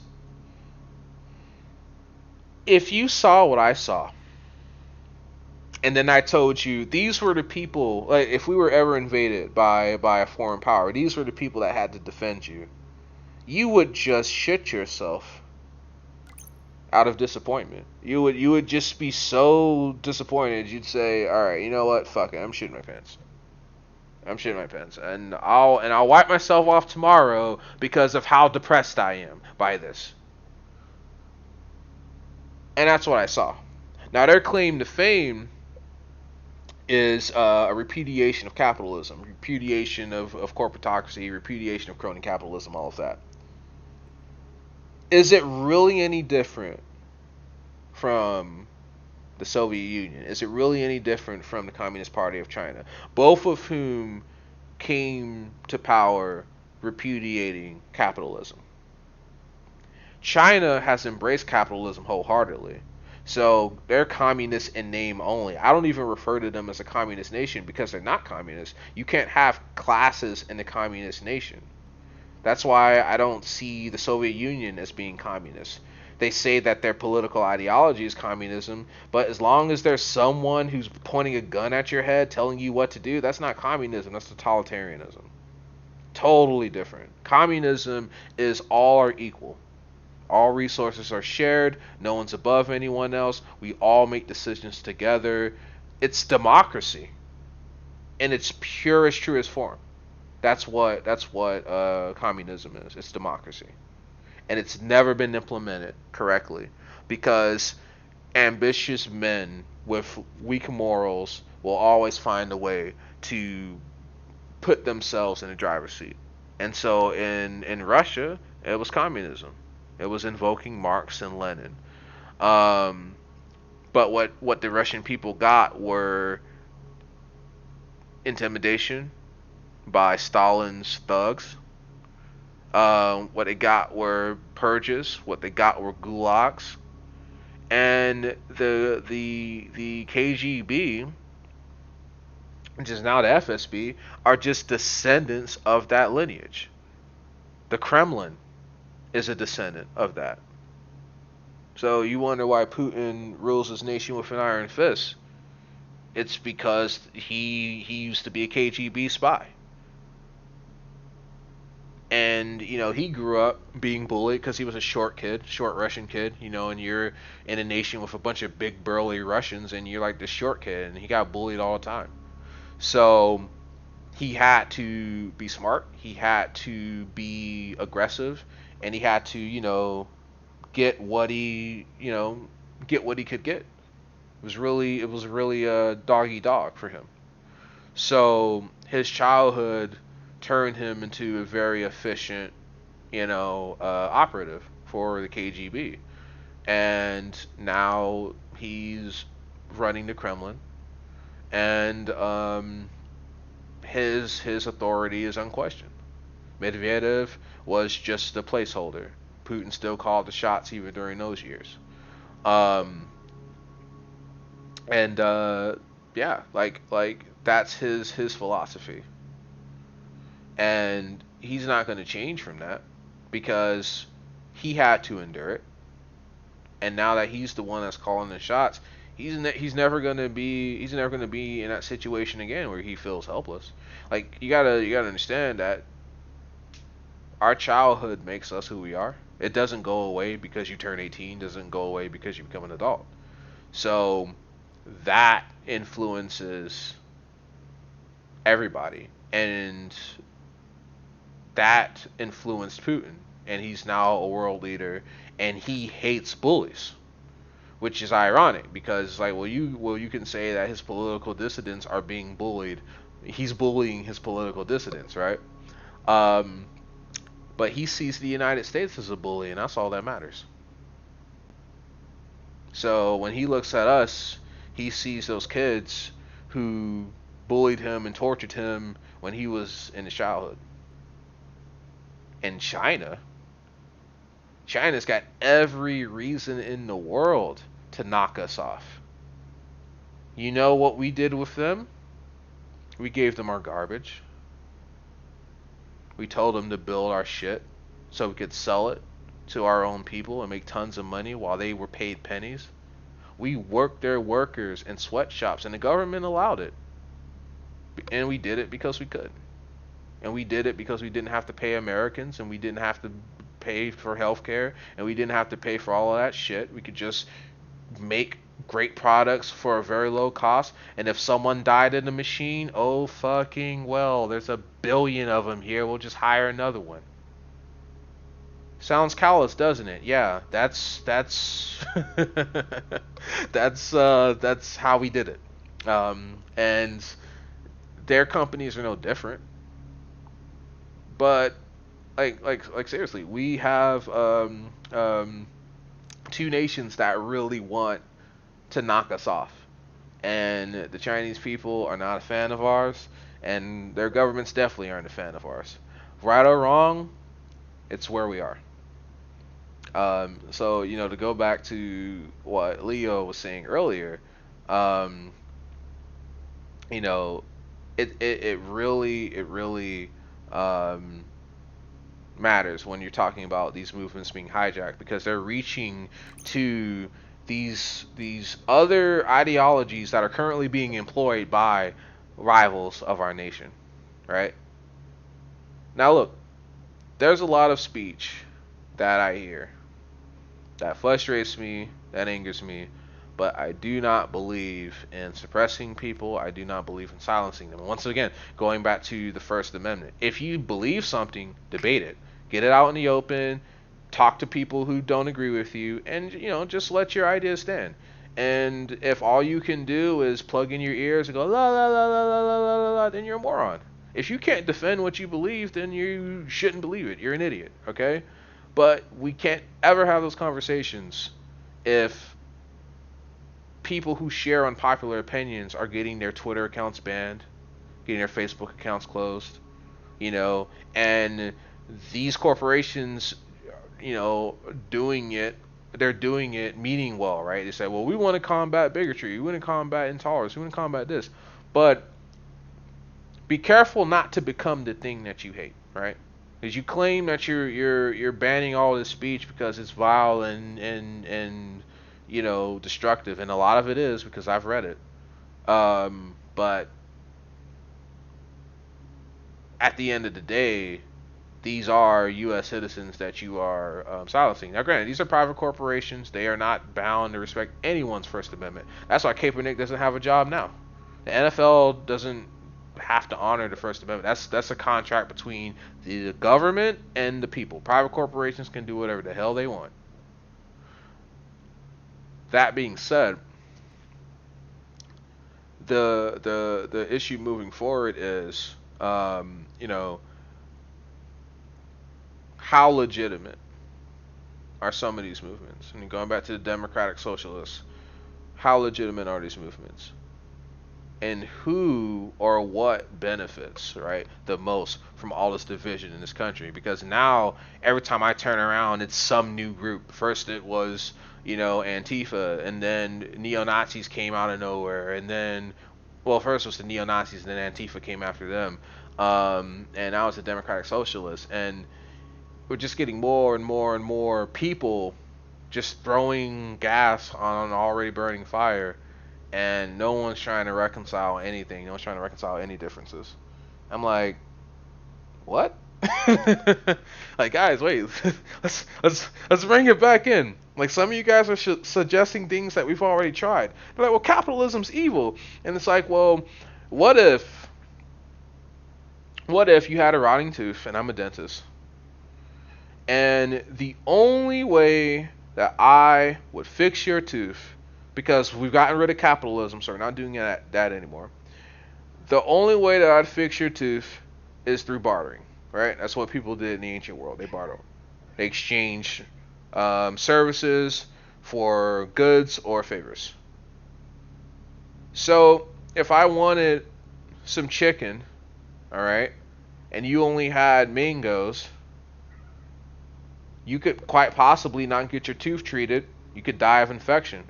Let's ratchet it up a bit more. Let's say, you know what? I don't want any food. I want to sleep with your wife. And it's like, well, no, I'm going to let you sleep with my wife. It's like, well, that's fine. You'll die of infection anyway, and then I'll sleep with her then. Right? Dark example, but that's the problem with a bartering system. There's no legal tender. So, yes, there's a lot of freaking, issues with capitalism. I'll be the first to admit that. But, guys, I mean, come on, like, some of these so-called progressives are literally trying to take us into directions that we've already gone and didn't work. Like anything that looks like Russia, anything that looks like the Soviet Union, you shouldn't try to emulate. We're still here, okay? They fell. They had to rebuild. We're still here. Russia is capitalist today. All right? Like freaking Lady Liberty didn't collapse, okay? We didn't crumble under the weight of capitalism. All right? That's not to say we won't in the future. We just haven't yet. We've lived longer than communism has. So we probably shouldn't try being communists. We probably shouldn't try being, fascist, because Hitler tried that, and Emperor Hirohito tried that, and Mussolini tried that, and they're all dead. So, it's the only form of government that we need to fear in the United States is authoritarian, because authoritarian regimes can happen just like that. Patriot Act got us real close to that, and they kept telling us, "Oh, it's to protect against terrorism." It was Franklin who said it best. It's like, those who would give up their freedom for safety deserves neither. And we were literally asked by the Bush administration to give up our freedom, our right to privacy, to give up our rights to due process, because we had U.S. citizens basically on terror watch lists for no explicable reason. And they were all brown, every single one of them. Every single one of them. I should have made at least 10 lists, but I wasn't on any list. I never had my travel restricted. I never had to answer any additional questions about, my faith, my religion, or any of that. But they did. And that was during the 9/11 years, right? So we came really close. And Snowden, Edward Snowden, that was when he was forced, okay, to participate in the illegal espionage of U.S. citizens. So that's what led him to essentially blow the whistle on the NSA and defect. And if he had to run, that should tell you something. If he had to run, that should tell you something, right? So, look, I mean, you keep taking our freedoms for granted. You keep saying that, what happened in China could never happen in the United States. We love freedom. We love freedom. We don't really. Because the first time someone says something that we don't agree with, we want to ban them. We want to punch them in the face. We want to do all this shit to them. And it's no, freedom doesn't go one way. That's literally what totalitarianism is. China's government can do whatever the fuck it wants. Z can do whatever the fuck he wants. He can fuck everyone's wife if he wants. What are you gonna do? What are you gonna do? Because if you look at him the wrong way, guess what? You're in a prison, or you're dead in a labor camp somewhere. So that's how totalitarianism works. It's one-way freedom. Democracy, liberal democracy, is a two-way freedom. It's government being able to do whatever it wants within a parameter set by its populace. Very different from totalitarianism. Very different. And people in the United States wants the government to destroy the other side. They want the government to destroy the other side. It's like, guys, like, no, we can't. It's like, you ever had that member in your family that you just really wish was not a part of your family, but they're your family, so you just deal with them anyway? At least that's like the bare minimum of civility we need to have. Dealing with each other. That's the bare minimum level of respect. That resented family member that you still invite to your wedding because they're family. That's the bare minimum. Because we're treating each other like hostiles in a war zone. Like, if you wear a MAGA hat today, you can get swung on. Like, it's it's that bad. It's that bad. A guy got punched wearing a Triumph hat, the motorcycle company, because people thought it said Trump. So they punched him, And I don't want to get on President Trump, because that would be another 5 hours added to the stream, and I'm going to bed soon, so I'm not going to talk about that. What I will say is, regardless of how you feel about the president, you should not punch people because of the hat that they're wearing, because people voted for him for a lot of different reasons. Not everyone who voted for Trump is a racist or a misogynist, or a xenophobe. People voted for him for different reasons. And I'm saying that as someone who does not like the president, did not like the president.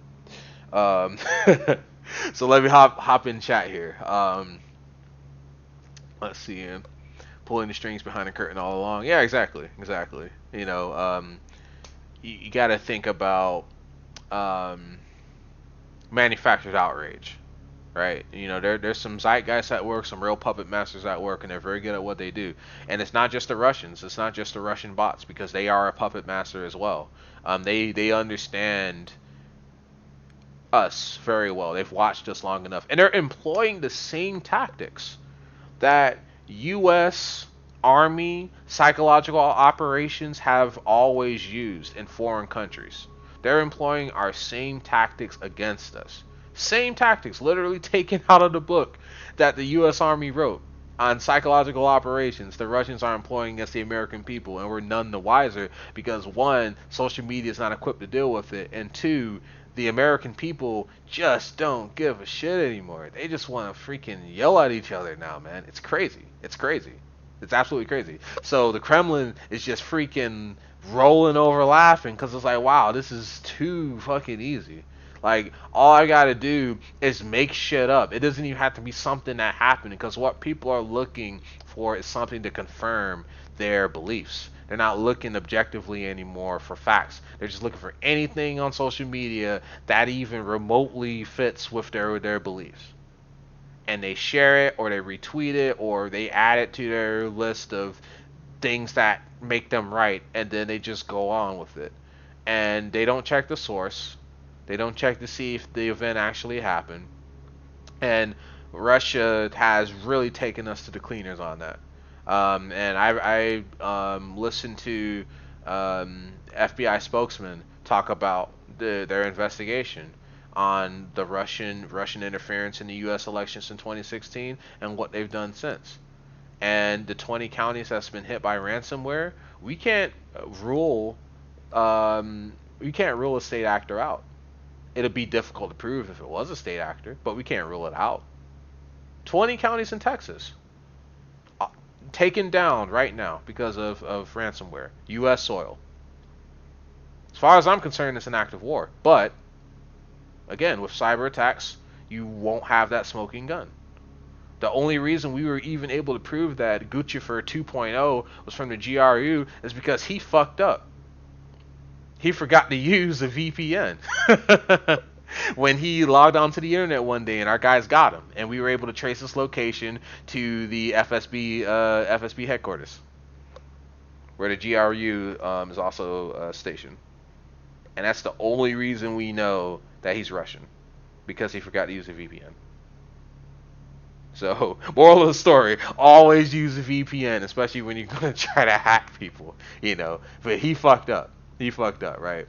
Um, but, you know, as Leo and Mr. Jackwell says, like, you know, their firms require them to take precautions before they even get started with anything. You know, so, yeah, you do need a proper SOP, you know, to prevent those things from happening. But you know, you get cocky, you get arrogant. You know, he called himself Gucci for 2.0. He named himself after, you know, one of the most famous hackers in the history of hacking. So of course he was feeling himself. You know, he's like, yeah, you know, I got America shook right now, and he forgot to use the VPN, so we were able to trace his ass, and now we know where he comes from. And that's why there's another reason why Gucci kind of went off the grid, because if Guccifer 2.0 did anything, we would be looking right at the Kremlin, because we had proof that we have proof that he's a GRU agent. So explain that one.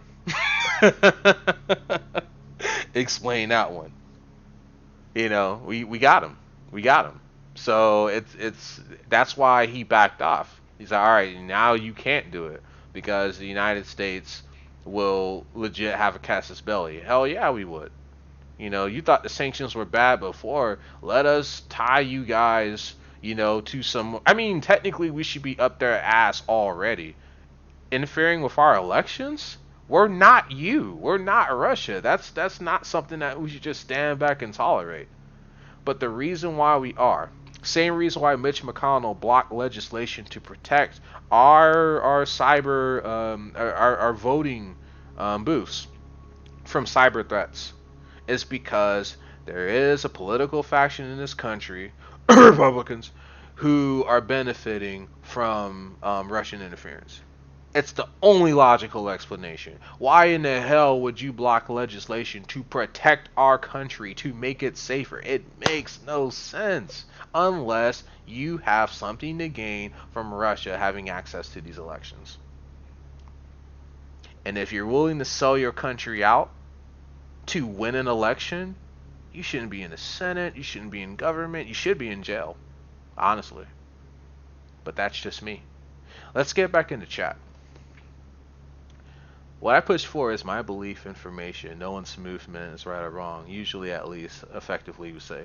Just disregard the information people need, and misinformation and brainwash billions is unforgivable to me. And that's not a group's belief. That's the root cause. I see it as greed, uncontrollable greed, gouging on everything they can possibly get, whether it be wealth, power, or their information. They can twist the world to their will with those who are the real devils, the people. Yeah, that comment I really resonate with, Leo, because what you're speaking about is the zeitgeist, and it was first coined by Friedrich Nietzsche, and the zeitgeist is basically a god of sorts, but not an actual divine god. A zeitgeist is essentially an individual with so much power that they have approached divinity, and in the age of information, anyone with the right algorithm can become a zeitgeist, right? And you have people like the president himself, you know, and you start looking into that Cambridge Analytica scandal with artificial intelligence and Facebook, definitely looking at that. Highly recommend the Guardian article that was written on that. But it goes deep. It goes deep. And the president would be the last guy on earth you would think that would use artificial intelligence. Like, what, he's 70? You know? Can he even spell artificial intelligence? But no, he used it. He used it. And the Democrats also used algorithmic manipulations as far as search engines were concerned to kind of skew favor towards Clinton. This was done during the primaries against Bernie Sanders and done against Donald Trump. Of course, Cambridge Analytica was a more superior artificial intelligence program than just simple, you know, search result algorithms in Silicon Valley. But it's the thought that counts. It's the thought that counts. But too little, too late. So yeah, there's definitely the real devils at play here. The zeitgeist, the people who control the media, the people who control the message, the people who control who gets heard and who gets ignored. Those are the people with the real power in the 21st century. Back in the day, you had to have an army, you had to have a bunch of money. Now, all you really need is just control of what people see, algorithmically speaking.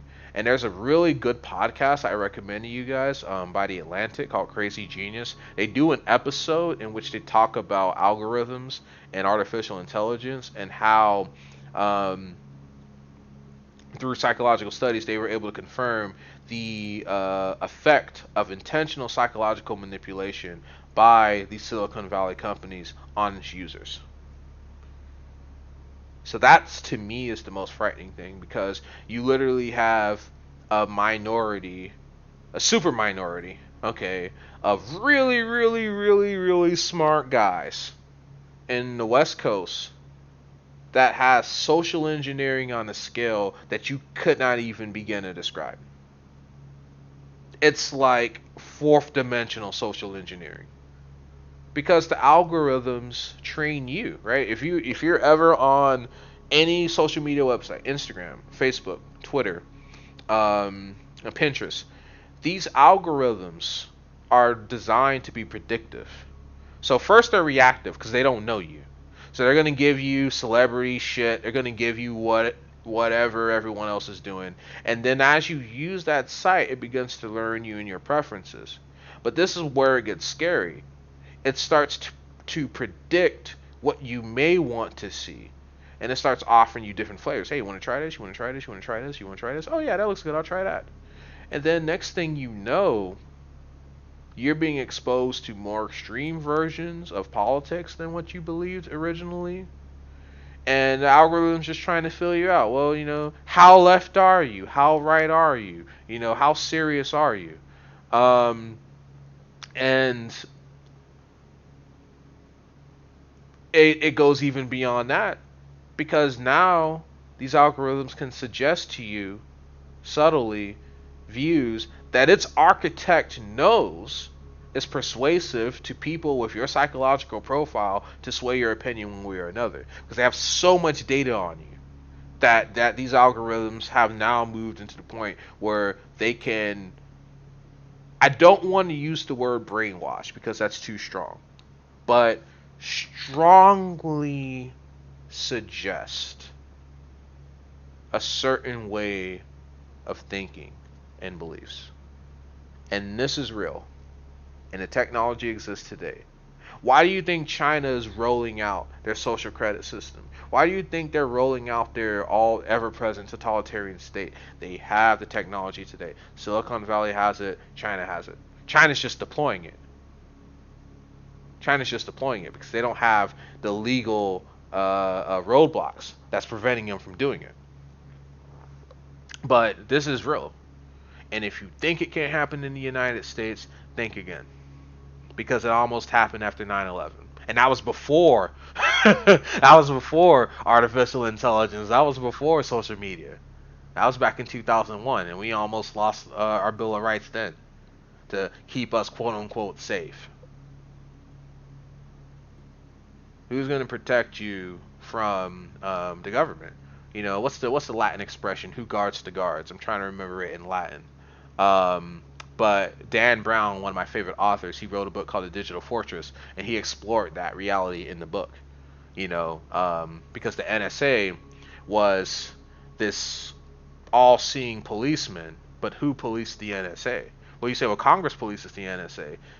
Congress is, if Congress is a policeman, then then we're in trouble. Congress is the last entity that should be doing anything, because they are literally beholden to their special interests. Police are supposed to be independent, and they're supposed to uphold the law, and they're supposed to just stick to that. They're not supposed to be able to be bribed. They're not supposed to be able to be swayed or persuaded. That's why they are what they are. So if Congress is who polices the intelligence community, then that's really not saying anything, right? So, good point, Leo. Really like that. Should hate. I mean, we can't figure out how we got here. Scientists literally have means. The possibility is aliens, and you think we can recover from blessed dark age? Ha! No, our society has one life just like us. That's it for technological human race. Reverse that. Drop Texas on it. Who wins? Everything's bigger in Texas. Duh. Even the explosions. Merc.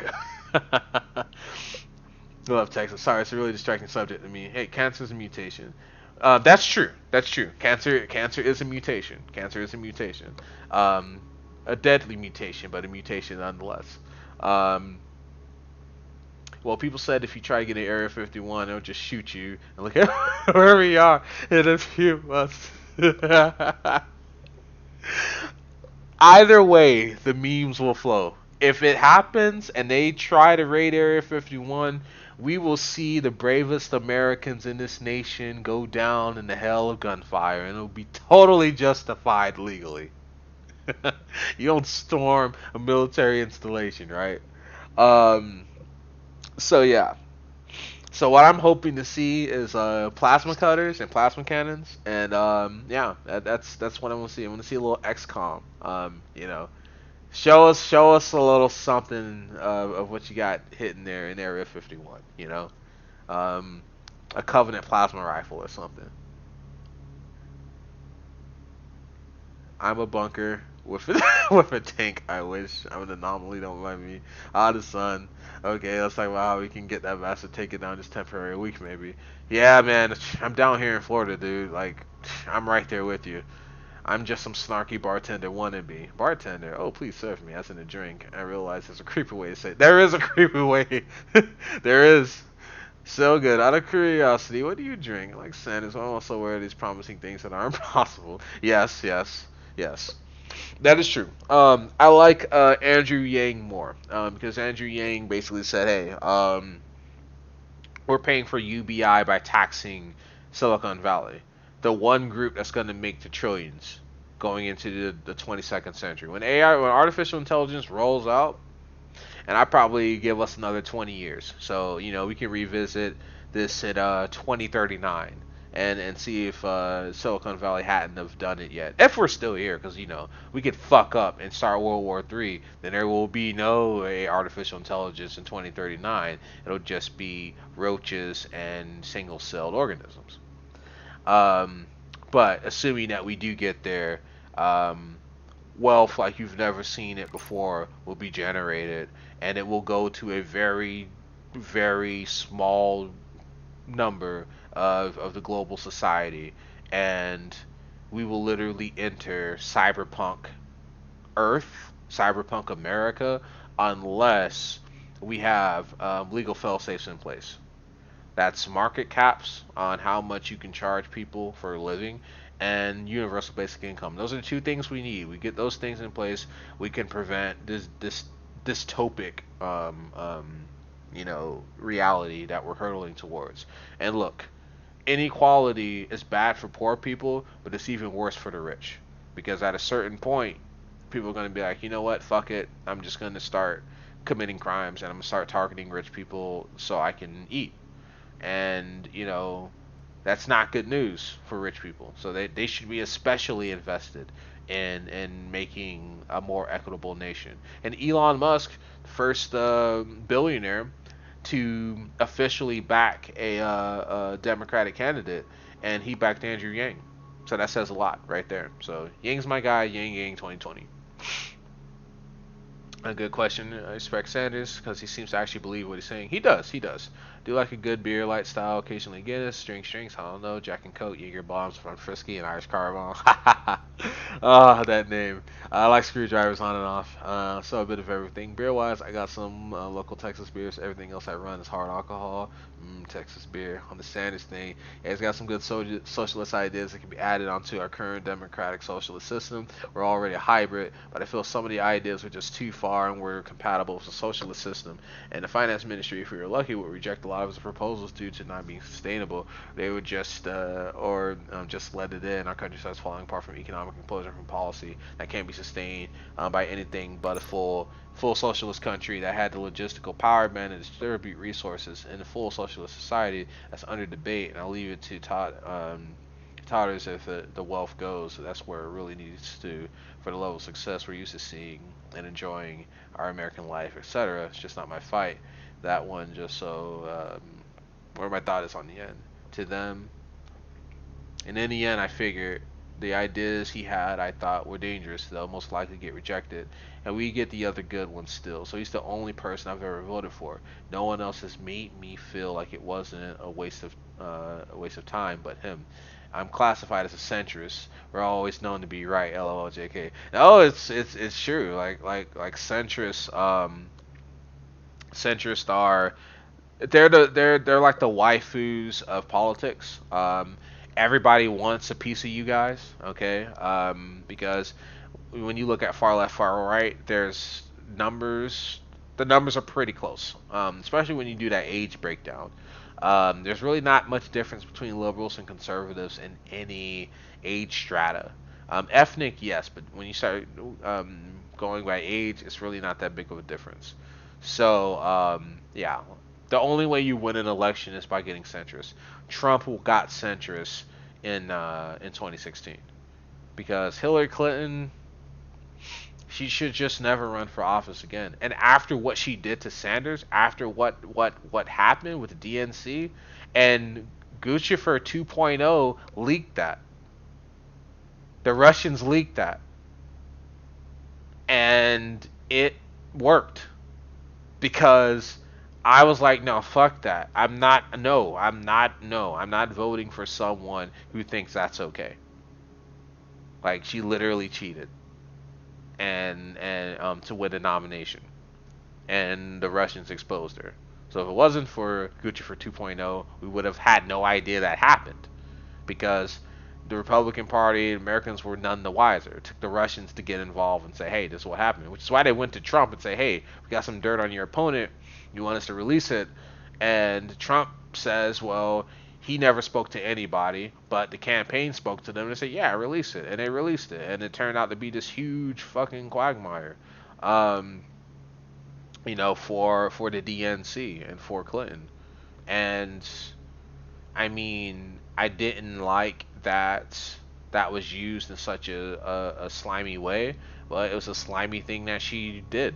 And, the Democrats want to accuse the Republicans of being a party of big money, but here they were taking Clinton's donations, and then in exchange, we're going to give her the nomination, which they did, and she lost. And here we are. So, moral of the story, kids, don't fucking cheat in elections. Don't fucking cheat in elections, okay? Because you'll get exposed by Russians, and then it all just goes downhill from there. Cybersecurity, man. It comes full circle. In the end, I figured the ideas they had I thought were dangerous, most likely get rejected. Only get ones who voted for, classified, yep. And at some point, you want to point out that hell yeah, he's better than Hillary Trump together, like combined. Oh my god, I just had a disgusting thought. I had a redaction in my head. Oh yeah, I've been getting inserted in Russian media lately. I feel like an American again. Sometimes watching them. Yeah. Yeah, and yeah, it's really interesting. Because I've watched some Russian media in the past as well, just kind of see how people perceive, different things, just get different opinions, and you know, it's interesting. It's interesting. Like outside of, oh, Putin is awesome. It's not as hostile as you would think. It's not as hostile. And I'm just gonna go on record and say I love Russian women. I do. So I really don't want war with. I don't want war anywhere because, like, think about the waifus, right? Like, think about the waifus. They're gonna get blown up. Okay, if we start shooting missiles at each other. Think about the waifus. If for no other reason you can stop yourself from hitting the red button. Think about the waifus. And if you're too old to get it up, there's a blue pill for that. And then think about the waifus. Just always think about the waifus. If you don't care about the kids, think about the waifus.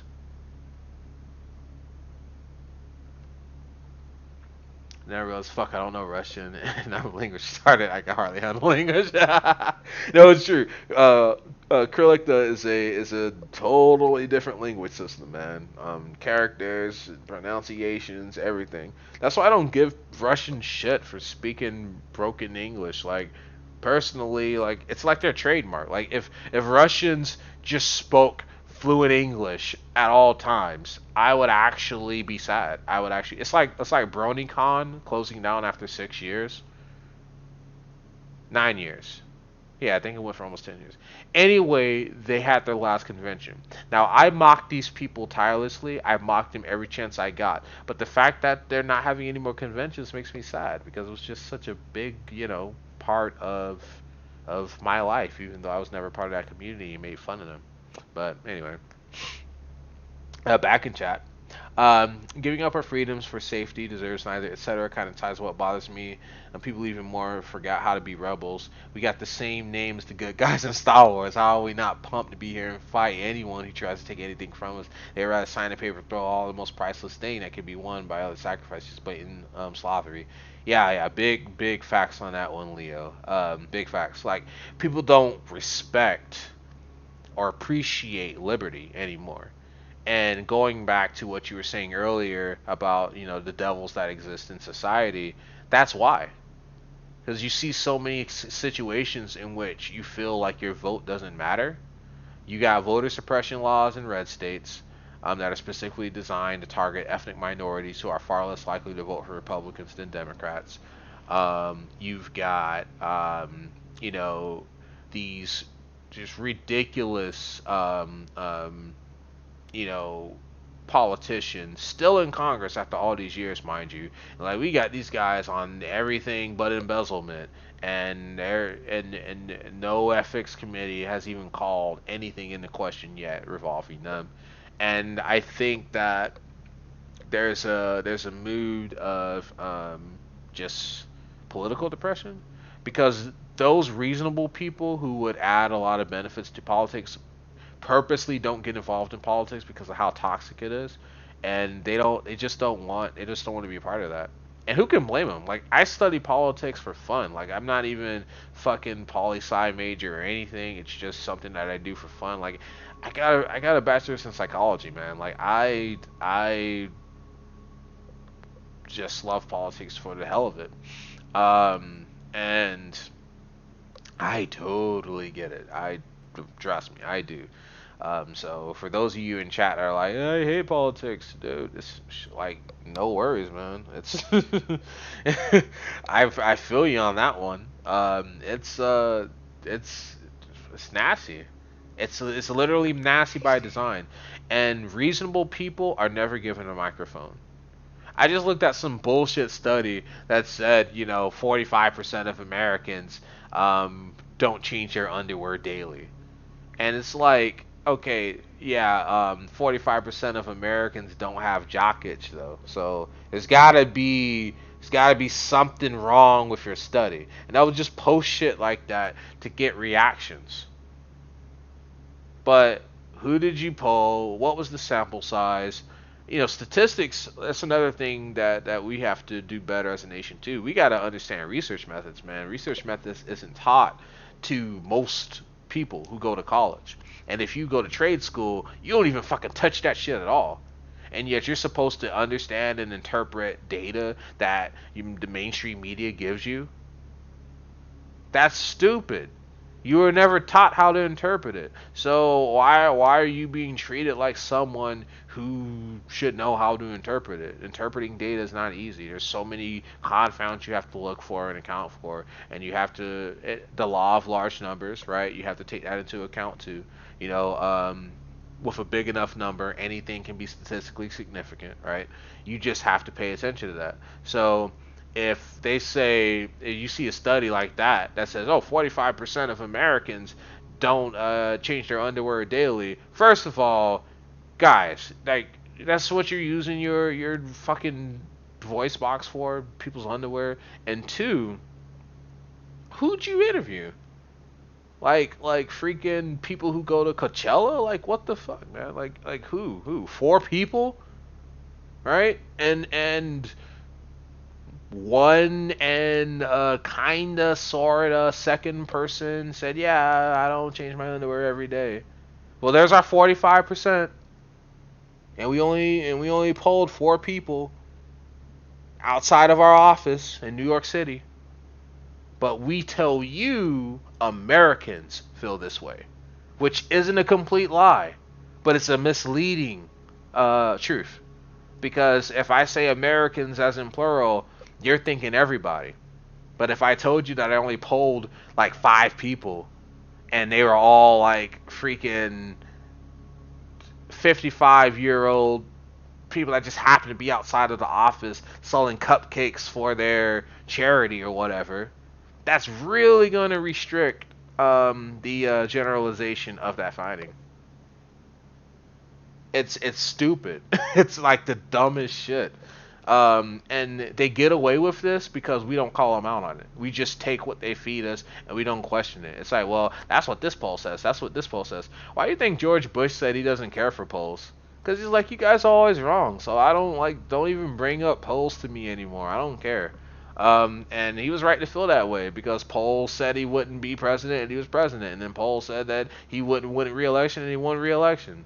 So it's like, all right, why are you holding this poll like it's truth? It's a reflection of some truth, but it's not the truth. That's one problem I see with people on my side of the political spectrum, you know. I'm progressive, I'm liberal, I own that. But, you know, I'm not afraid to call out bullshit that's, on my side of the political spectrum too. And there's too much of a reliance on data while there's no questioning of the data. Like, if I'm a conservative and I come out with a statistic that supports, some anti-gun control agenda, doesn't fucking matter how legitimate the data is. I know that the people that are going to be retweeting my study doesn't give a shit about the validity of the data. They simply want to be able to make the argument. But progressives are the ones that tout data. They're the ones that tout, science and empiricism and all of that. So, I hold my own to a higher standard. It's like, okay, if you're going to talk about, the gender pay gap, you can't just fucking say, hey, women get paid less than men, sexism, because a lot of women choose to not pursue certain career paths that would give them more money so that they can raise families. And you don't account for that at all in your studies because you just want to start some shit. Because shit sells. If you're in the media, no one gives a fuck about anything positive anymore.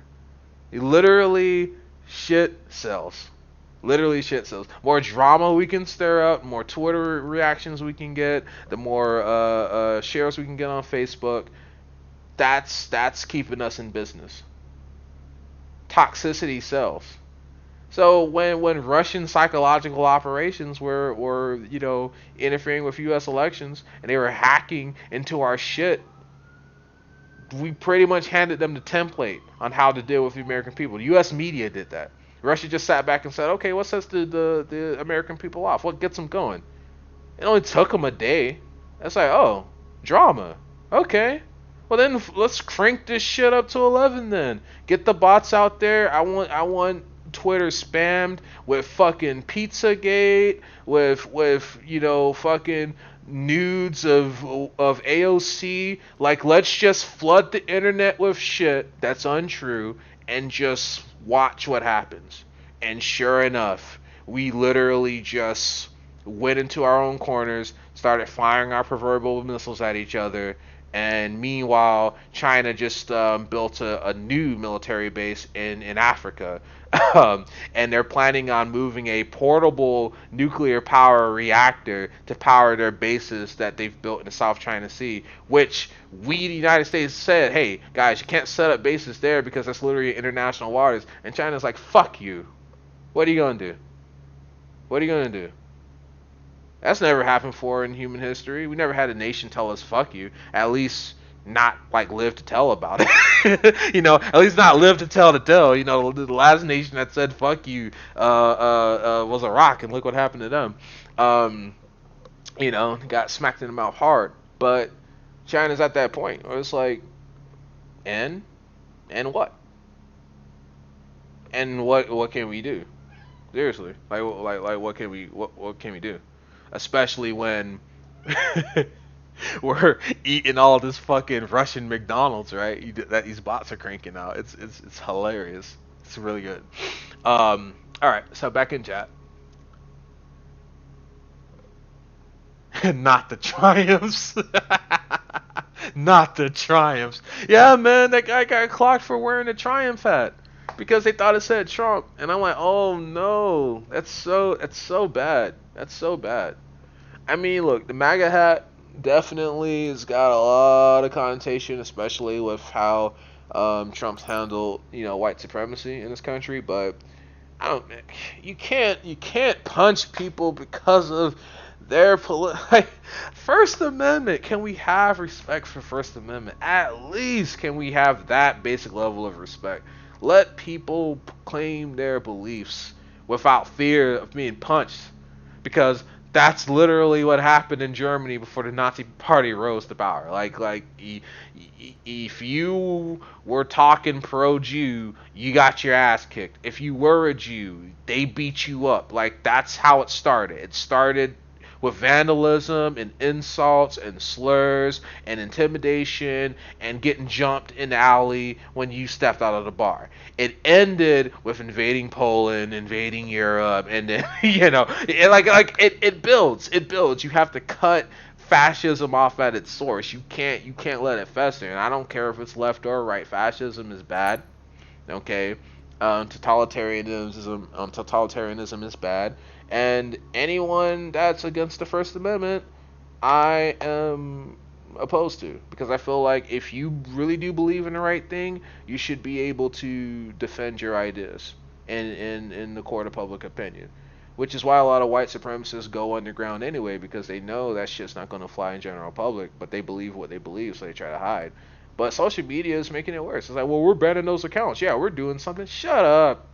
You're not doing anything. You're making it worse. They're literally on Discord now. They're using Discord to coordinate their shit. Those Discord's basically a private room, so it's not the same thing.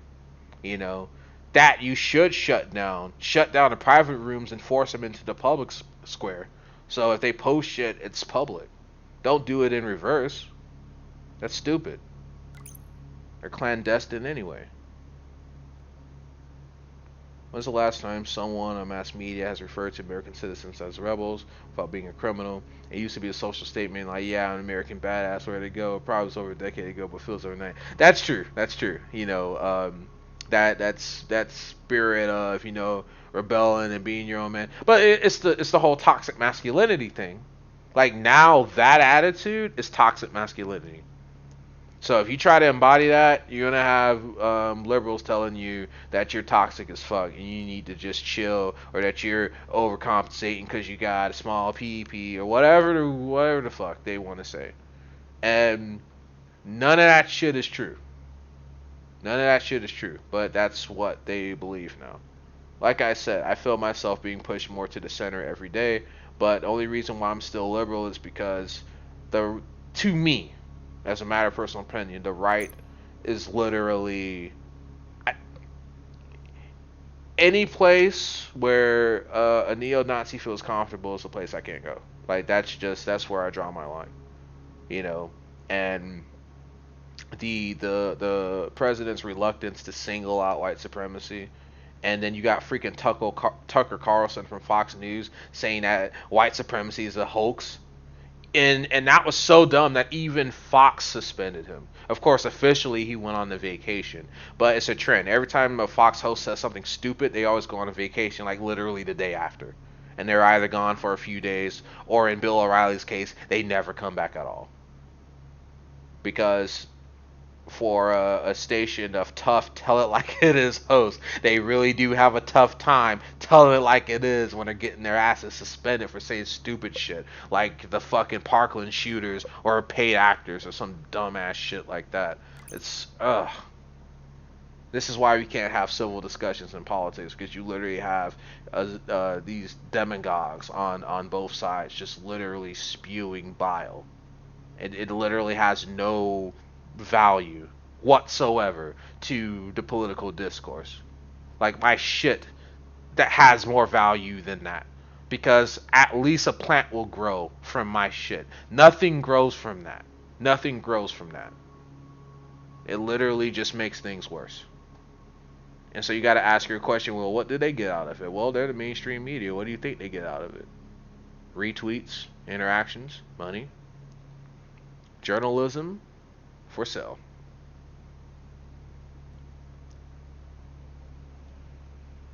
Mr. Jockwell, fucking hell. Can I punch my meat?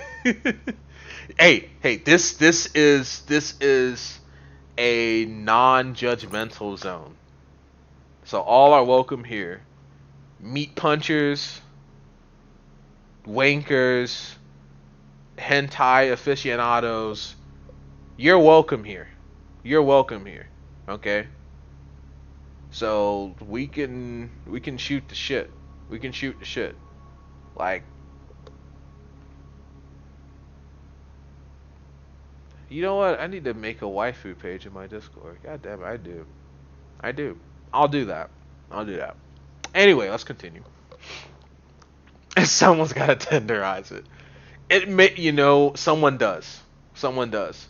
So if no one's biting on Tinder, just fucking do it, man. Just fucking do it. You know, we can freaking fox acid us some ass right now. You know. It's like, hey, how'd you get in my DMs? I have my ways. So that's a different way of sliding into the DMs. That's literally burning your way into the DMs. Get those cool knuckle duster tenderizers. Oh yeah, knuckle tenderizers. Wait, really? Wow. America's most wanted, most feared sound. We got him. By the way, anyone notice we just fell into some chat cycle way of doing things with no communication? LOL. Kind of like Twitch, but just taking the time to digest the data and getting your thoughts out before getting to the game. That's neat. And it's just become the night. LOL. It's true. It's true. Yeah, we literally like. I meant to go to sleep like freaking an hour and a half ago, dude. It's hilarious, but again, I'm taking advantage of this time. When can you have these kind of conversations with Twitch chat? Never. Not Twitch chat. No.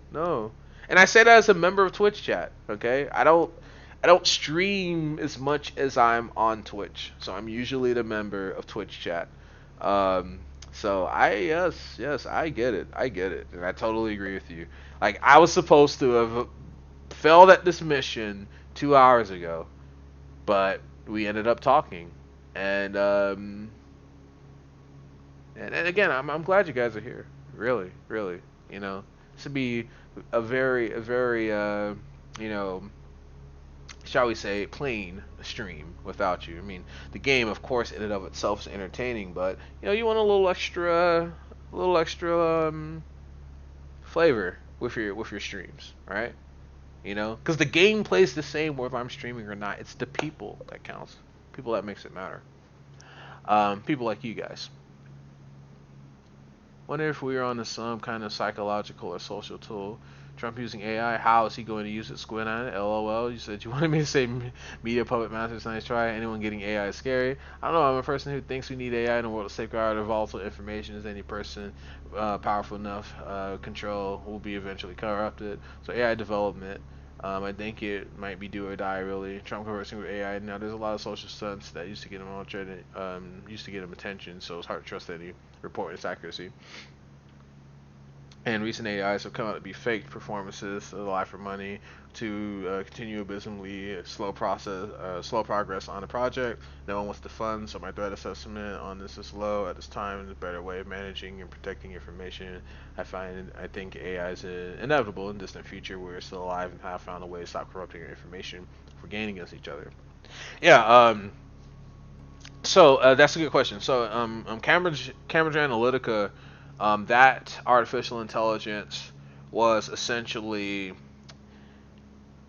it wasn't voice activated, but it was programmed to read the media reports, and it could interpret the data that was coming in for the president and use that to target centrists who ultimately ended up voting for Trump, and targeting conservatives who were kind of on the edges, not sure if they would support Trump or not. So Cambridge Analytica responded to keywords, and that's why Trump would say like a lot of his words over and over and over again, like say the same phrases over and over and over again. Now, it's easy for him because he does that naturally. That's kind of like how he persuades people. He wrote about that in his book Art of the Deal. Um, but he was essentially setting up that algorithm to do its work, because like with any artificial intelligence, big data, you need to give it data. So if all of the media articles have like the same language in it, because Trump keeps saying the same stuff over and over and over again, it was easier for it to pick up on and do what it was programmed to do. So yeah, I definitely recommend looking into it. And I think Robert Mercer is the designer of it. He's a billionaire, former IBM engineer, really really smart guy, and that's like his baby. Like he was pretty much lead architect on that program. Really interesting, and really fascinating too. Let's see here. Area 51 is going to show us where taxpayer money goes real quick. AI is tricky and volatile thought experiments, so I give people as well as myself a total pass for any opinion, even if it's smashed them all. LOL, just for this one. Because trying to have an opinion about AI is like trying to claim knowing the secrets of the universe, quite literally. Maybe to copy machines. Pencils, definitely not. The glowing metal in the back. Who's got time to kill rich people when the rich people are too busy publishing news stories about police violence? On Sanders, the entire DNC was screaming at her. If she took it from Bernie, she would lose to Trump. He's the only one in the polls with actually a good chance. He is. Even the most recent polls that were done, as far as he was concerned, he's the only one that leads Trump. Every other Democratic candidate was behind. So if anyone can beat Trump, it's Sanders, and it's because Sanders offers a true alternative. One and two, he's been on message from day one. Since I first heard about Bernie Sanders, he was talking about Medicare for all. Like that was his thing. And the other politicians adopted it because they realized that that's what the voters wanted. But Bernie didn't have to guess; he already knew, and that's why I want Yang and Sanders on a ticket. Like that would be the dream team right there. Because Yang understands where we're going, and Sanders understands what we need right now, and they would just mesh really well. On Sanders, the entire DLC, we got that. So let's see. Bernie is the president America wanted and voted for, and Trump is the rock. We shoved up Hillary's ass for a revenge ass fucking. This is true. This is true. Cause I know that was my attitude. I had people saying, hey, this is a really important election. We got to vote against Trump, yada yada yada. And I'm like, I'm sorry, I can't vote for Hillary, cause Trump, at least I know what he is. Hillary, I don't trust at all. Like Trump, at least is honest. He's like, look, I'm big money. I'm gonna make the country great again. And he's making all of these, racist comments and sexist comments and things like that. And he was just upfront about it. Like he didn't try to hide it. Clinton, on the other hand, was like all in the public about how she's going to do all this great stuff, but at the same time, she's like, yeah, I want to maintain a no-fly zone in Syria. And I'm like, no, let's not do that, because the no-fly zone is the one thing the Russians said they would not tolerate. So for those of you who don't know, which that's probably nobody in this chat, because I know um, Leo and Mr. Jackwell are both ex-military, but a no-fly zone is essentially you flying your planes and shooting anything in the sky that is not your planes. That's what a no-fly zone is. So that would have basically led to World War III, because Russia wasn't going to stop flying their planes. So Hillary was going to put a no-fly zone in Syria. Putin was going to be like, fuck you. The U.S. was going to shoot down a Russian jet. And then, boom, wow, okay, here we are, World War III. So that was another big strike against Hillary. Her cheating in the DNC was already enough, but then when she said during the elections that she was going to maintain a no-fly zone in Syria, I'm like, no, fuck that. That's the very last thing we need to do. Like, we need to work with the Russians in Syria, not shoot at them. So Trump definitely made the right call by not implementing the no-fly zone in Russia. That would have been a fucking nightmare. On the Russia acting like Americans acceptable, we love Putin part liking your leader.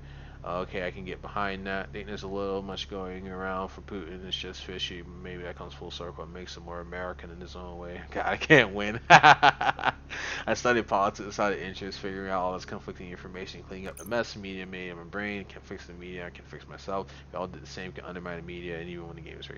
You know, you're absolutely right. I think it starts at home, and I think it starts with the self. You know, and you gotta, you know, it's like a bad diet. You're trying to lose weight, trying to be a little healthier. Easiest thing you can do is make the right dietary choices. A little less sugar, a little less fat, a little less processed foods, more natural stuff, fruits, vegetables, things like that. And information is the same way. You want to know what you're consuming. You want to know what your sources are, and you want to know, like, again, what are they getting out of it? Is it your anger that they want, or do they just want you informed? Because there's a difference. And sometimes information brings about anger, but usually how you tell the difference is solutions. If a source offers no solution and they're just telling you bad stuff, it's probably a source you should shy away from. It's one reason why I hate Fox News so much, and I do watch Fox News because I just want to see what the other side thinks. And it's literally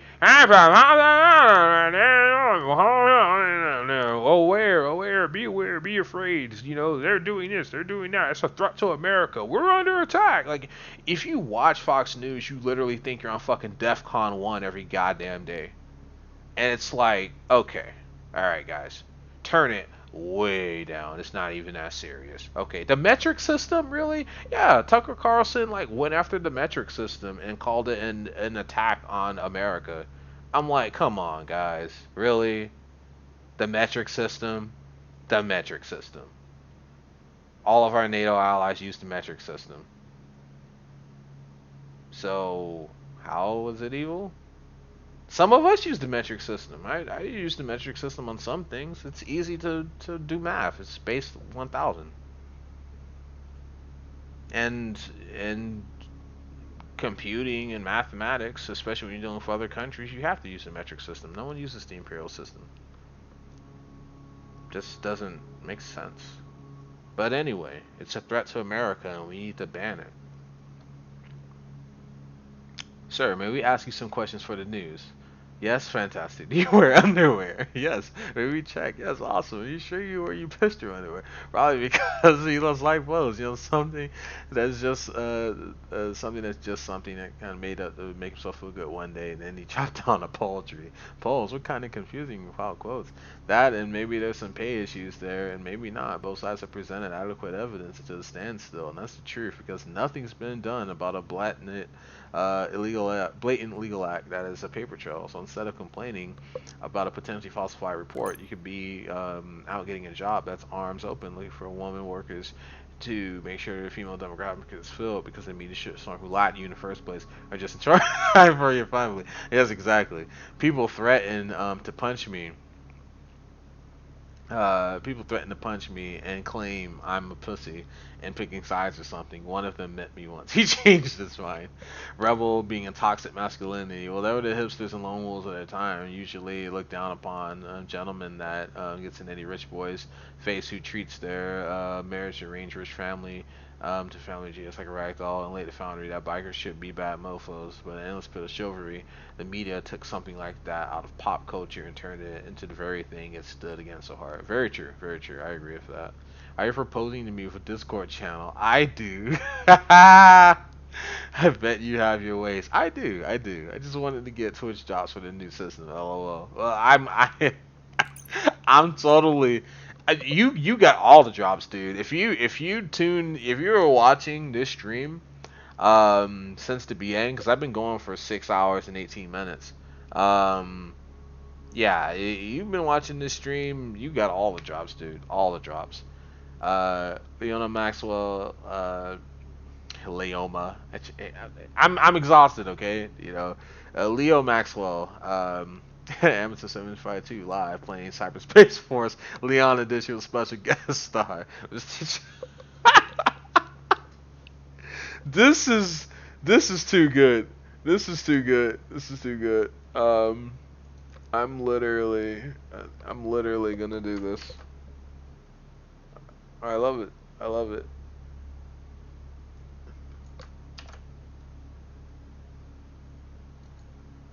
Alright, so change the title. Updated your game for you. Yes, you did. I mean, I still left 19.4 in the tab, but, how many orbits of the Earth have we seen by this point? I voted third party because I couldn't vote for either in good faith. I'm actually current, LOL. Actually, yeah. That's definitely a big up. That's definitely a big up. A lot of liberals get angry, at third party candidates because it's like, yeah, you're just splitting the votes, and the progressive, I mean, the conservative always wins, but realistically speaking,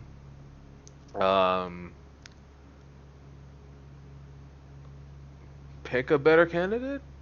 Like people don't vote third party because they want to lose. They vote third party because you're not offering a better alternative. It's that simple. So don't complain about people voting third party. Just pick better candidates. Stop picking garbage to represent you, and then you don't have to worry about it.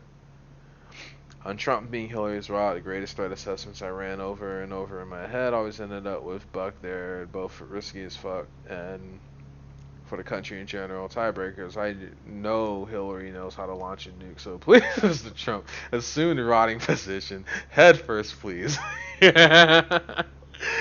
My enemy's goal is to misinform me. If you consider information like it's a belief, it makes sense. It's the only thing that defines the enemy, and we know who to look for now. Very true.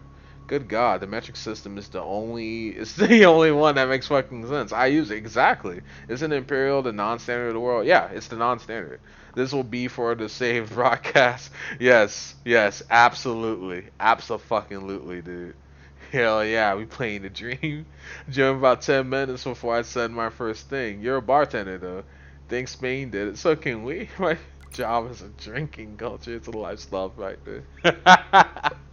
Oh man, it's too good. It's too good. Oh, I also noticed that you just followed me too, Mr. Jockwell. So thank you for the follow. I totally will promise that there will be more gameplay in the future. This is the longest I've ever streamed, and this is the first stream that I have done the least gameplay. So, thank you guys. We made history together.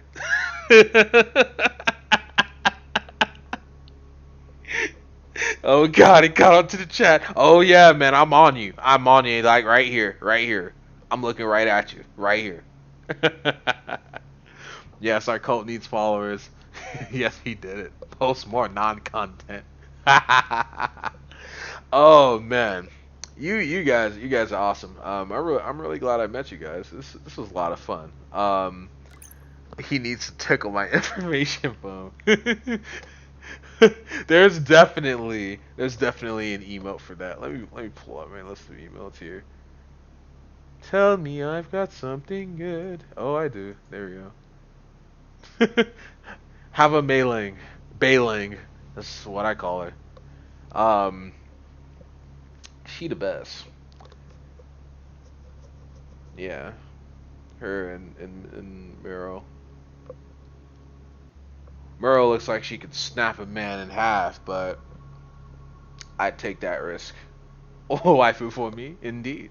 I dropped in while y'all were talking about state hacking and exploits. Oh yeah. That was a good conversation too. Um, and there's definitely gonna be more of that. Because I've got a lot of podcasts to watch, and next time I play Nite Team 4, I will have more shit to say, and I certainly hope that you guys will be able to join as well. No pressure. It's just that um, we've got a good chemistry going, and Leo here um, can literally explain shit in detail. So I see shit happens, and then I can ask Leo and say, "Yo, like, what happened specifically? How did this shit work?" 19 tends to lend to those conversations. It did, indeed, indeed. Fuck it, just upload this as a podcast. I really like that idea. I really like that idea. I don't know if Twitch will let me download the VOD. Um, but I mean, technically I could, because I've read all of your comments, and I've gone on several campaign speeches. So yes, technically, technically this is a podcast with 19.4 in the background as music. I'm just an anomaly and an observer. Actually, that was my job in the army, forward observer. Oh, interesting, interesting. Okay, so you were pretty much like, hey, this building needs fucking, and then you told the other tanks to fuck it, and you guys shot your 120 millimeter smoothbore cannon shells into that building and watched it turn to dust. Record a Discord voice chat. Ooh, okay. Record a Discord voice chat. Okay, I have to learn how to do that. But yeah, that would actually that would actually be pretty interesting. Yeah, that would be. I was trained to observe the battlefield and rain down death, not observe society and rain down information. Equally lethal. Equally lethal. Honestly. More men have died because of the truth than because of tank shells, that's for sure. 120 millimeter death cock. That's what it should be called. Okay, no, don't call it a smoothbore cannon. Call it a death cock. Cause if I was like in charge of military procurement and someone says our new battle tank comes with a 120 millimeter death cock, I'm like, I'll take 20 death cocks, please. In theaters this fall, Cyberspace Force.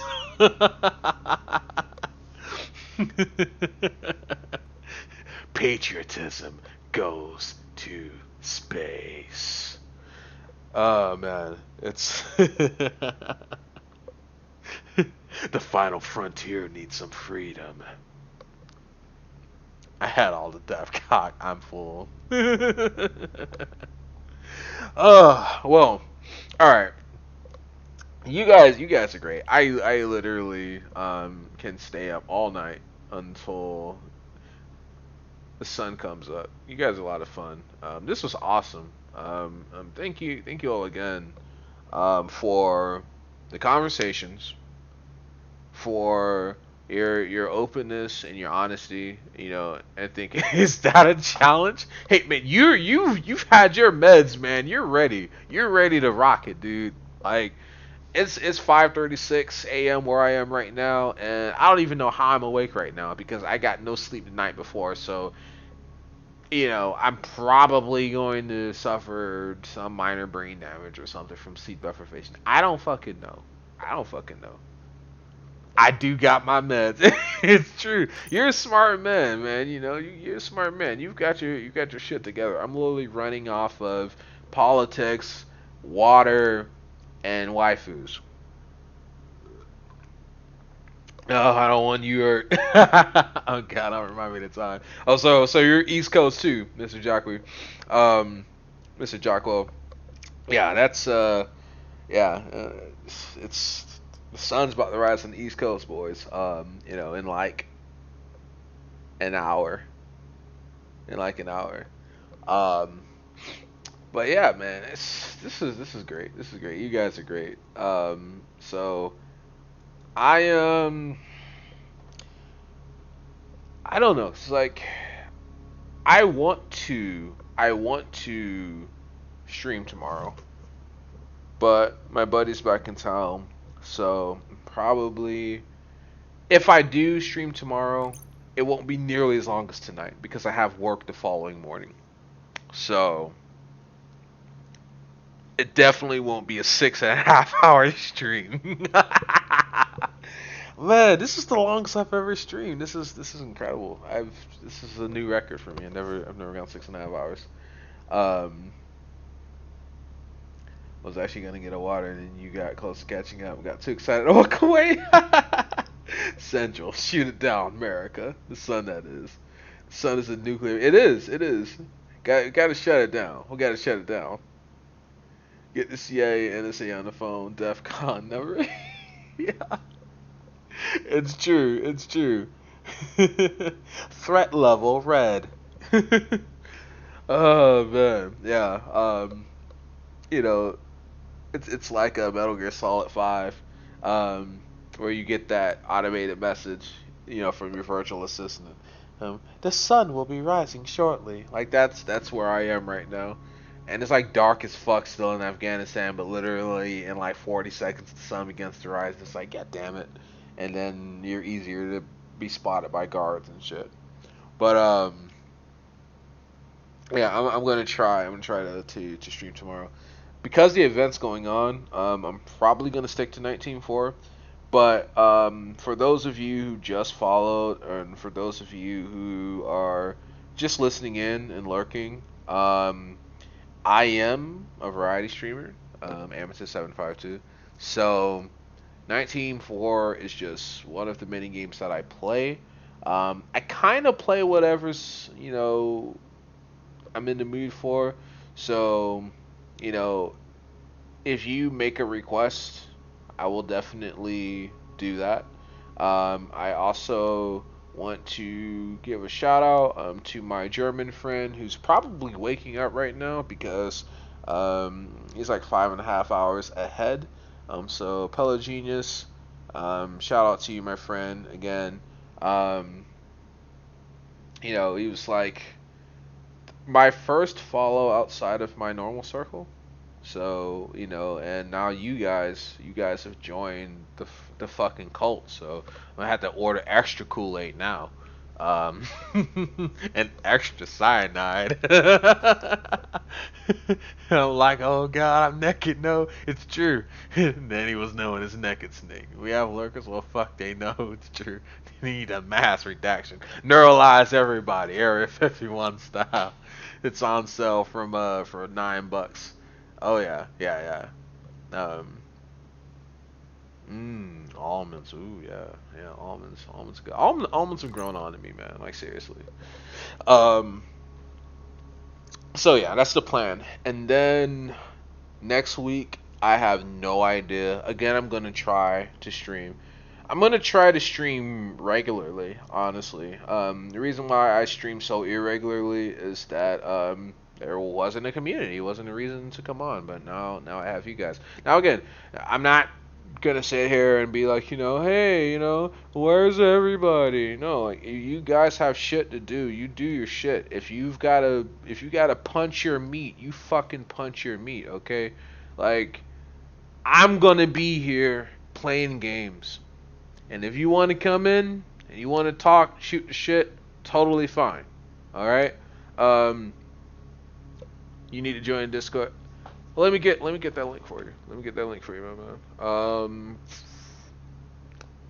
Because I don't want you to have to type it in. Because as Leo has explained to me, it's pain in the ass. Which it is a pain in the ass. Which it's not. It's not what I want. Definitely not what I want. Let's see here. Boom, boom, boom. Yeah.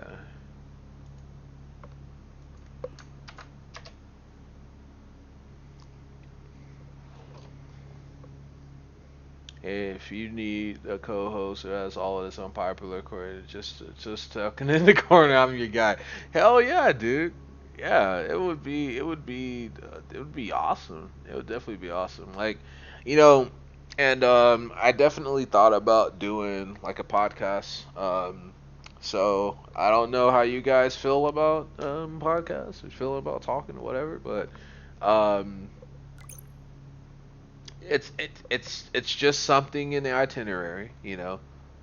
Right now, I'm just going to be gaming, trying to get some of my,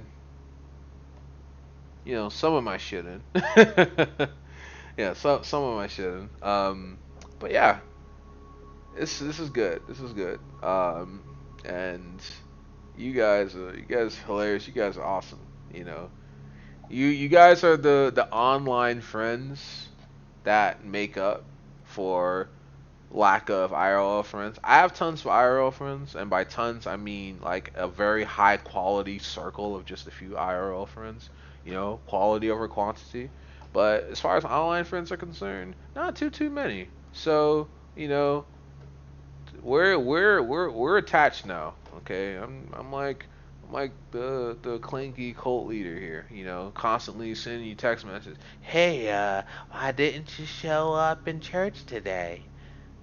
And then you gotta make up some bullshit excuse as to why you didn't. Like, this is your third week in a row why that you had the runs.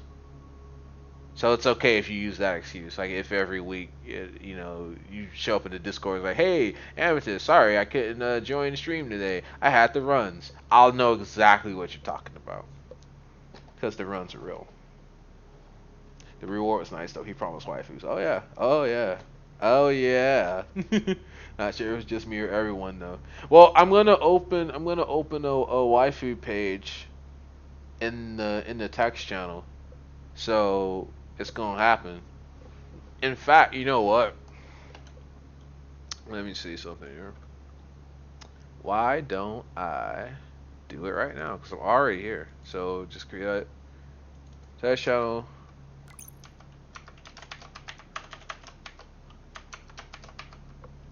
Huh. Okay. Guess I just let's see. Waifus for us. Okay. Done. And then I gotta like come up with rules and shit. Let's see. Channel topic. Topic.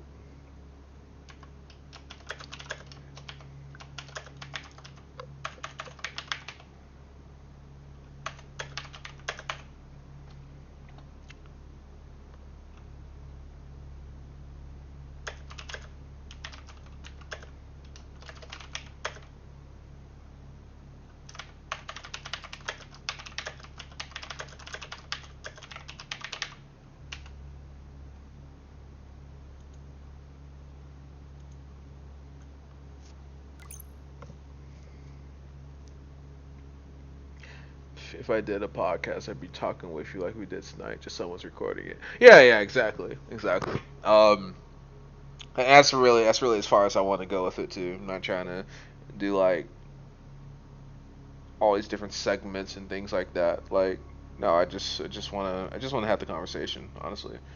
Um, I got a functioning closet to talk in. Watching, yeah, I usually can't keep my attention on one URL watching or reading too long. Yeah, yeah, it's true. Most of mine are back home. That's a 10-hour drive.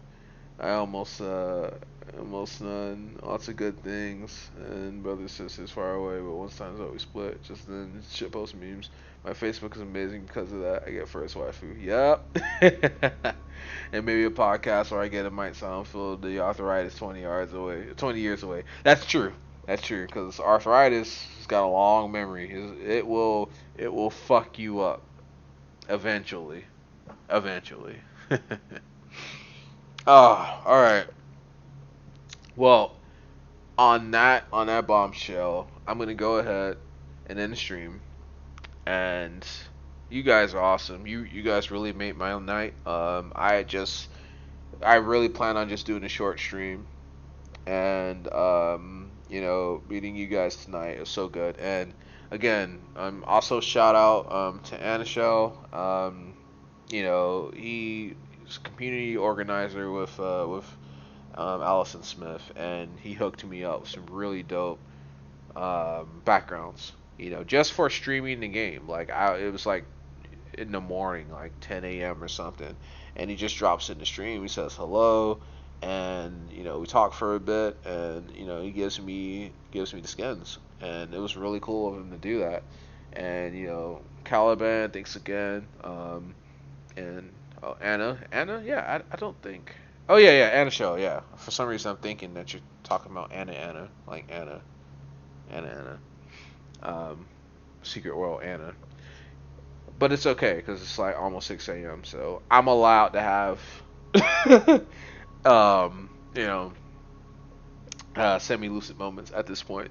But yeah, Anna's amazing. He's awesome. He's awesome.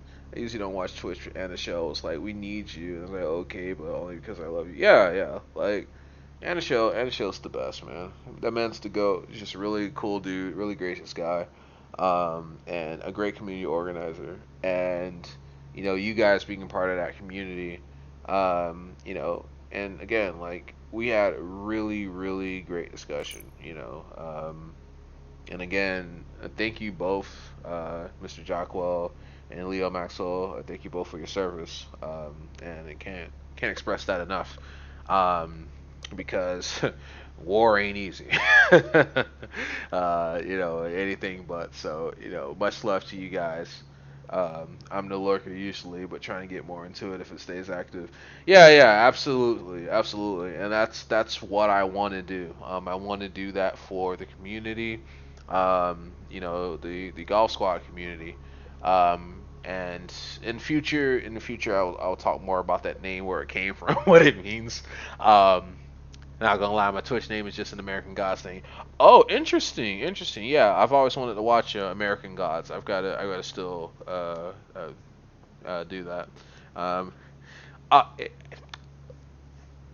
you're making me tear up, Leo Maxwell. Thank you for being someone we're sorry for. That means so much. It does. It means so much. And again, I definitely try to be, not complete trash. You know, just weeb trash. That's all. You know, just me and my anime titties, and I try not to rock the boat. Screwed too many people over because of that. You know, the book's honestly one of my favorites. Yes, my name in 1947 is Goldfish Span 10. That is dope. Goldfish Span 10. I used to make you people laugh. Crying is not my usual MO. I like it. Happy tears. Whole happy tears. Pepe hands. Oh man. But yeah, you guys rock, and we're definitely going to have a lot more fun streams together for sure. It's gonna be great, and I'm just gonna look more into the collection. Like, I got plenty of content here, plenty of content. I used to have my name on ANS Discord, be a nickname given to me during Dawn Blue. Oh, waiting to NT. Let's ask me where I got it. GFSP1 is a joke crafted from the game's memory dump. Oh, really? That's funny. GFSP1. Ah, interesting. I like it. Oh man, GFSP1. GFSP1. Ooh, I got a better idea. Why don't we go with that? Cause I like it. Like it sounds very military. And when people see it, they're gonna be like, "What does that mean?" And it's yeah. You can find in the code leftover from ogres. Ah, okay, interesting. So yeah, GFSP1.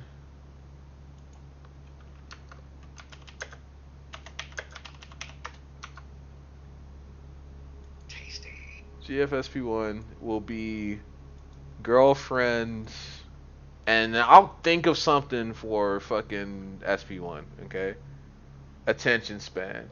Yes, yes. Interesting. That's true. That's true. GFSP1. Yeah. Goldfish. Yes. Goldfish attention span 1. Goldfish attention span 1. It's appropriate though. Because, I mean, once we start filling that chat, you're not going to be able to pay attention to any one story or picture of a waifu, okay? It's not going to happen. It's literally, you're going to be like, boom, boom, boom, boom, boom, boom, boom, boom, boom. And, like, I could freaking upload my personal waifu pick collection and fill that motherfucker up. But I'm not going to do that. I want it to grow naturally, organically, you know? Pruning and shit. Well, I can't use the whole phrase and don't want to be too obvious. That's fair. That's fair. You know, a little mystery. A little mystery is nice. A little mystery is nice. Keeps things very interesting. Um. So, with that being said, tomorrow I'm gonna try to stream. I'm gonna try to do mission 2 because I gotta finish all the missions because that's what Caliban said. You want to do the missions so you learn the extra tools and shit. And I'm going to go to get some sleep. Well, first I gotta take a piss, and then I'm gonna get some sleep. And you guys also get some sleep, okay? Especially you, Leo, with the meds, you know. Unless they're like fucking caffeine pills, then I guess punch your meat.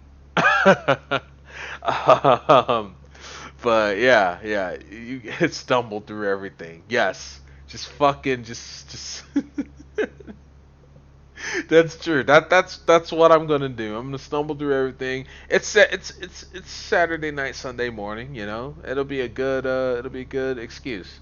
He's like, oh, you must have had a lot of fun at the club. And yeah, you know me. You know, they have no idea that I literally just sat and talked about hacking and politics with Twitch chat. And I'm not gonna tell them. I'm not gonna tell them what really happened because then they're gonna look at me like, you know, I'm some weirdo or something. You know, because they don't get Twitch. They don't get us. They don't get us. I'm not going to explain myself to them, okay? I'm just going to lie to them. My special espresso. That espresso shot. Caffeine tap. Crushed and snorted. Hell yes. Alright, guys. I love you. I love you guys. You guys are awesome. Even though we just met, I love you guys. Have a good night, and definitely talk to you soon. Again, if you are not following in Discord and you are interested in either talking to me or any of the interesting gentlemen you may have heard tonight, I'm going to post the link one more time in chat. And I did promise someone I'd sleep, so I'm going to try. Yes, man, absolutely. Like, dude, you did a tour in the Middle East. Sleep's nothing. Sleep's nothing. You got this. Even if you got to punch yourself in the face, it can happen. Put yourself in a blood choke, and you will go to sleep. Just don't fall asleep on your arm, because then, yeah. But, you know, sleep is liability. You never lie, dude. You never lie. Why sleep when you can look up waifus? But the brain has to defragment itself, unfortunately. Don't make me get to forget. I need that. I need that, Mr. Jungle. I need to fucking forget me brick. That's what I need. Just drop that shit on my head, and I get an 8-hour night of sleep. I really don't. LOL. Yeah. No, I'm right there with you, dude. I'm right there with you. On really rough nights, Benadryl all the way.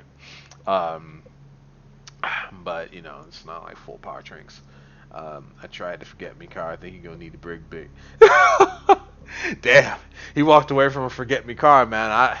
I think he's beyond blunt help. You know, he's gonna need a little chemical assistance. Ooh, no, I have an idea. Waifu treatment. Waifu treatment. You know, um, she gets her espresso shot, and you fall asleep. Win-win. Treatment. Oh yeah. Oh yeah. Oh yeah. The special treatment. The special treatment. Where's my email at? Where's my email at? Email. Yeah, there it is. God, I love that email. Mailing is just great. I know. All right. I'm ending the stream. Okay, I'm ending the stream right now. In 3, 2, 1. Good night. Go to sleep, and think about a waifu before you go to sleep, because that's kind of important. All right. Good night.